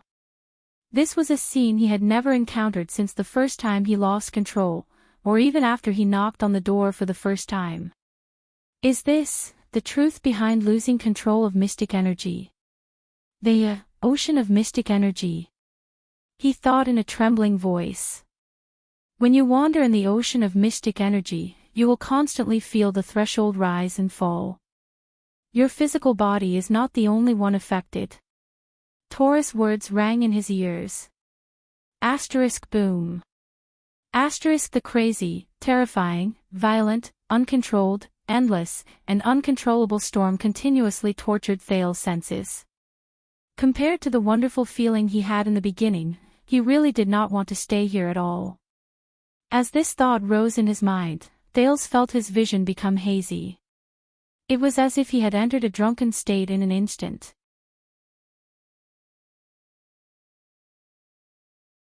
He felt that magical state of omniscience and omnipotence again. Ah, how wonderful, I saw the world again, and I want more. As Thales thought of this, he subconsciously smiled. No. But in the next moment, Thales shook his head desperately, trying his best to wake himself up. Asterisk boom. Asterisk a strange clap of thunder sounded. The illusion before his eyes dimmed. He, who was temporarily clear-headed, once again returned to the pitch-black, terrifying storm. He rose and fell with the waves. Damn it. The torture of his eyes, ears, and senses made him try his best to gather his remaining willpower. He knew that the training in Asda's classes allowed him to temporarily break free from the hallucinatory state and avoid continuing to evolve. But obviously, his current state was still far from the stage that Taurus mentioned. No. Just as the mysterious Taurus said, he could not lose himself there, lost in his desires and impulses. He had to cross over. Ah. F***ck. Thales roared in his heart. He concentrated and tried his best not to think about the illusion just now. Hong long long long. The ink-colored storm roared again, pulling him back into the terrifying air. Don't think about it, don't think about it, don't think about it. Thales tried his best to get rid of those comfortable and beautiful illusions, that feeling of power that allowed him to feel everything, but the more he tried to get rid of it, the more he could not help but think about it. The more he tried not to think about it, the more he could not help but think about it. He thought about the pleasure of evolving, the excitement when he was about to knock on the door. He thought about the desire to enter his original form in the dark void and touch the gray fog, that feeling of omniscience, that feeling of omnipotence, that feeling that he was the whole world, that he was everything, and that he was the majestic truth. When that time came, he would be able to go straight to it without any restrictions, without any discord. Damn it! Thales, who was floating in the storm, desperately shook his thoughts away. He cursed and struggled to get rid of this tempting thought. No. Don't think about it. Maintain your rationality. Maintain yourself. At this moment, his brain felt as if it had been split into two halves. One half of him was in the perfect world that was like a fairyland, feeling the satisfaction and beauty of being filled with power, feeling the truth and secrets of the world, and yearning endlessly. F***ck. It's happening again. The other half of his brain was in the terrifying and brutal black storm, enduring the pain of being torn apart. It tumbled back and forth, drifting aimlessly. Wait. This is not a solution. I can't go on like this. Rustle, a gust of wind, accompanied by the hissing sound of the black storm, threw him into the air again. That's right, there's a solution.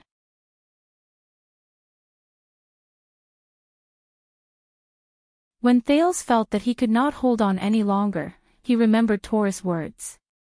Mystic Energy Secondary Pact. Stay true to yourself. The illusion and storm from before occupied his body and mind, leaving him no time to recall.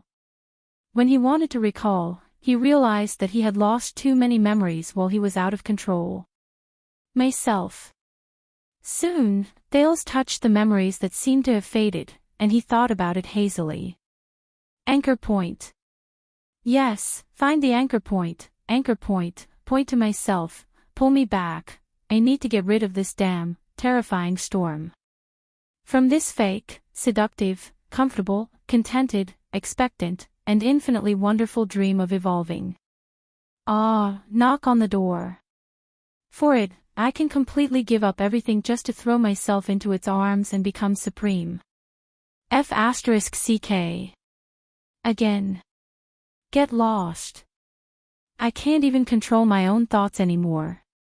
Thales felt like a depressed writer who had stayed up all day at work, panting and exhausted when he returned home, and still had to struggle to write his story. He forced himself to stay awake, but if he was the slightest bit careless, he would fall into a sweet dream and never return. He woke up the next day with an empty screen, boom. Thales, who was cursing everything fiercely in his heart, was once again blown by a rapid cyclone, and he somersaulted 6 times in a row. While he was dizzy, he was in unbearable pain from being cut by 3 ink blades. Damn it! Where's the anchor point? Thales struggled to hold on.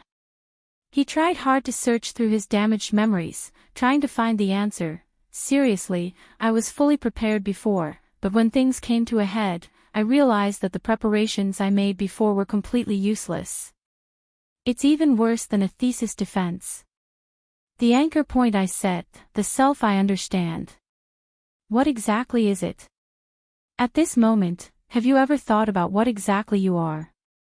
His vision became blurry again. But it was different from before. This time, what appeared before Thales' eyes was a towering palace. In the north, in a certain room in a certain snow-covered palace, a young man with an elegant demeanor faced a pale boy. He closed in on him step by step, and his slender fingers slowly straightened, as if he was pointing straight at the boy's heart. When you are stripped of all the definitions given by others, and you leave all the situations in which you exist, what is left of yourself?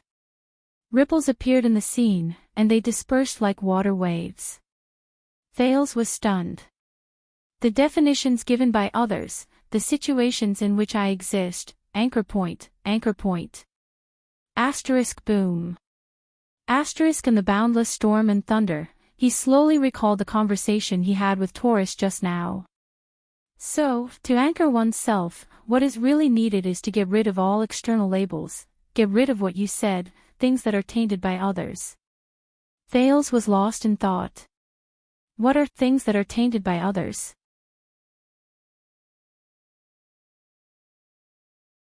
What are things that are tainted by others?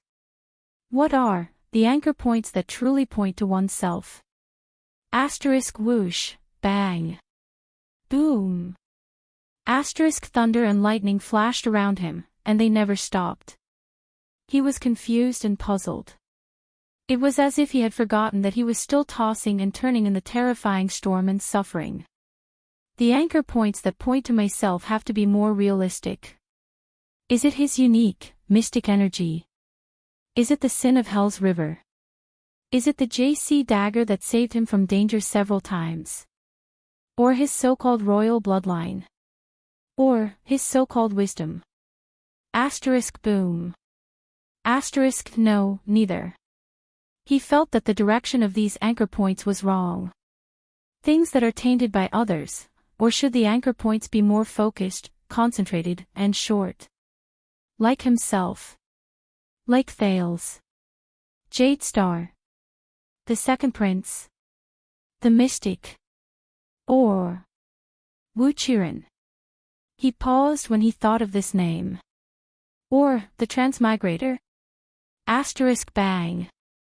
Whoosh, asterisk the storm continued. He was blown away again like a duckweed in the rain. No, no. The anchor points are also not these, things that are tainted by others, have to be more abstract. So, the anchor points are his will.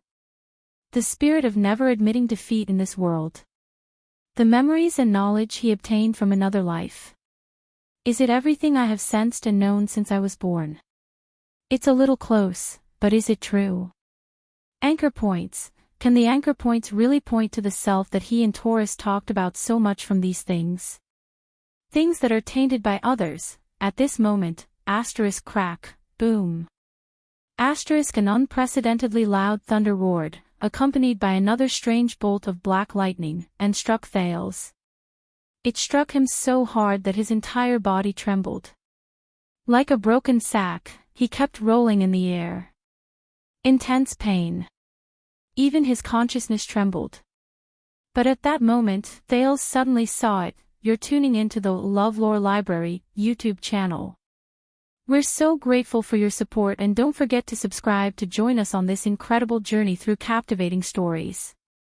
Your generosity through donations truly makes a world of difference, as it's the primary source of revenue that allows me to expand and enhance this channel for you. Thank you from the bottom of my heart for being a part of this adventure.